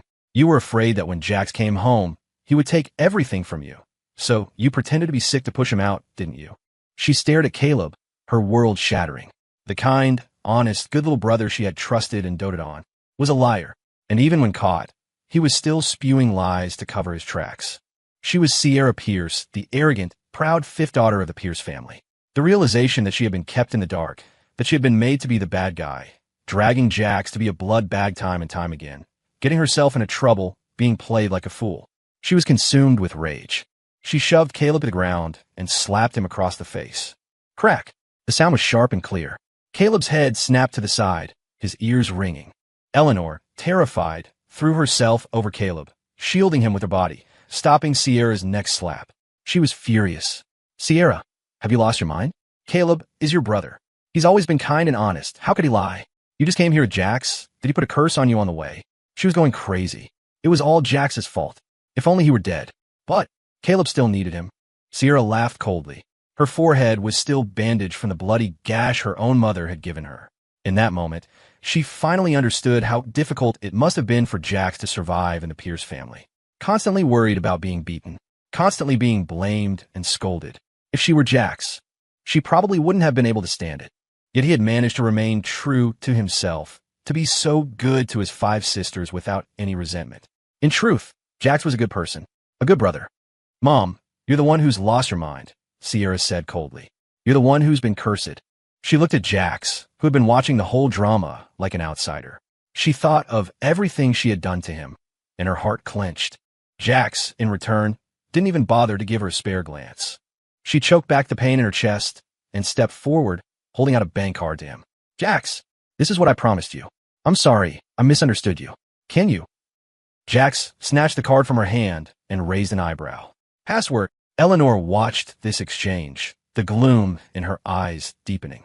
Jax, a dog will always return to its vomit. It's your birthday. Sierra's face was pale, her brow furrowed in anxiety, her heart in her throat. Wrong. June 7th. That's Caleb's birthday, Jax said with a cold laugh. Although he and Caleb were fraternal twins, their births had straddled midnight. He had been born the day before, Caleb just after midnight. Their birthdays had never been on the same day. But in the 4 years since he had returned to the Pierce family, for convenience's sake, they had always celebrated his birthday on the same day as Caleb's. It wasn't a deliberate slight. It was just that he was unimportant, that he didn't matter. Just like the password on this bank card. It was set to Caleb's birthday, yet she insisted on pretending, as if she were being fair. To Jax, it was utterly laughable. Sierra's fingers trembled. She couldn't even hold the card steady. It slipped from her grasp and fell to the floor, landing in a puddle of filthy, bloody water. Just like the relationship between Jax and Sierra, no matter how hard one might try to clean it, it would never be new again. Like a zombie, Sierra walked out of the emergency room. She didn't even react as she brushed past her eldest sister, Morgan Pierce, who was rushing in. Morgan stepped into the ER and was shocked by the bloody scene. Her eyes immediately landed on Caleb, being shielded by their mother like a hen protecting her chick. She rushed over. Caleb, did Jax bully you again? The way Morgan automatically condemned Jax was so blatant that even Sam, the bystander, felt his heart ache for his friend. Oh, that was me, Jax said cheerfully. Didn't he need a blood bag? How about plenty? Sam, the unspoken understanding between brothers kicked in. Sam, it turned out, hadn't just brought buckets. He had also brought a backpack-style pesticide sprayer, and was filled with fresh, pure pig's blood. At Jax's signal, Sam whipped out a camera and started snapping pictures. Morgan, you missed the good part, but I'll give you a free replay. Here, look at the camera. I'm going to spray you right in the face. Morgan was a notorious germaphobe. The moment the pig's blood rained down on her, she broke. She was still standing there, but her mind had shattered into a million pieces. Morgan Pierce's scalp tingled. The person in the Pierce family who knew best about her mysophobia was Jax. In the past, before giving her an essential oil massage, Jax had to wash and disinfect his hands at least 10 times before she would allow him to touch her. The same went for his clothes.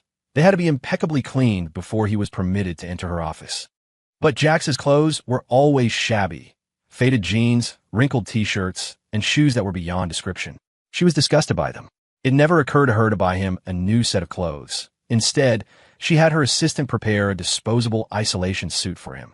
She made him wear a mask, and only then was he allowed into her office space. Jax had always complied with these rules without complaint.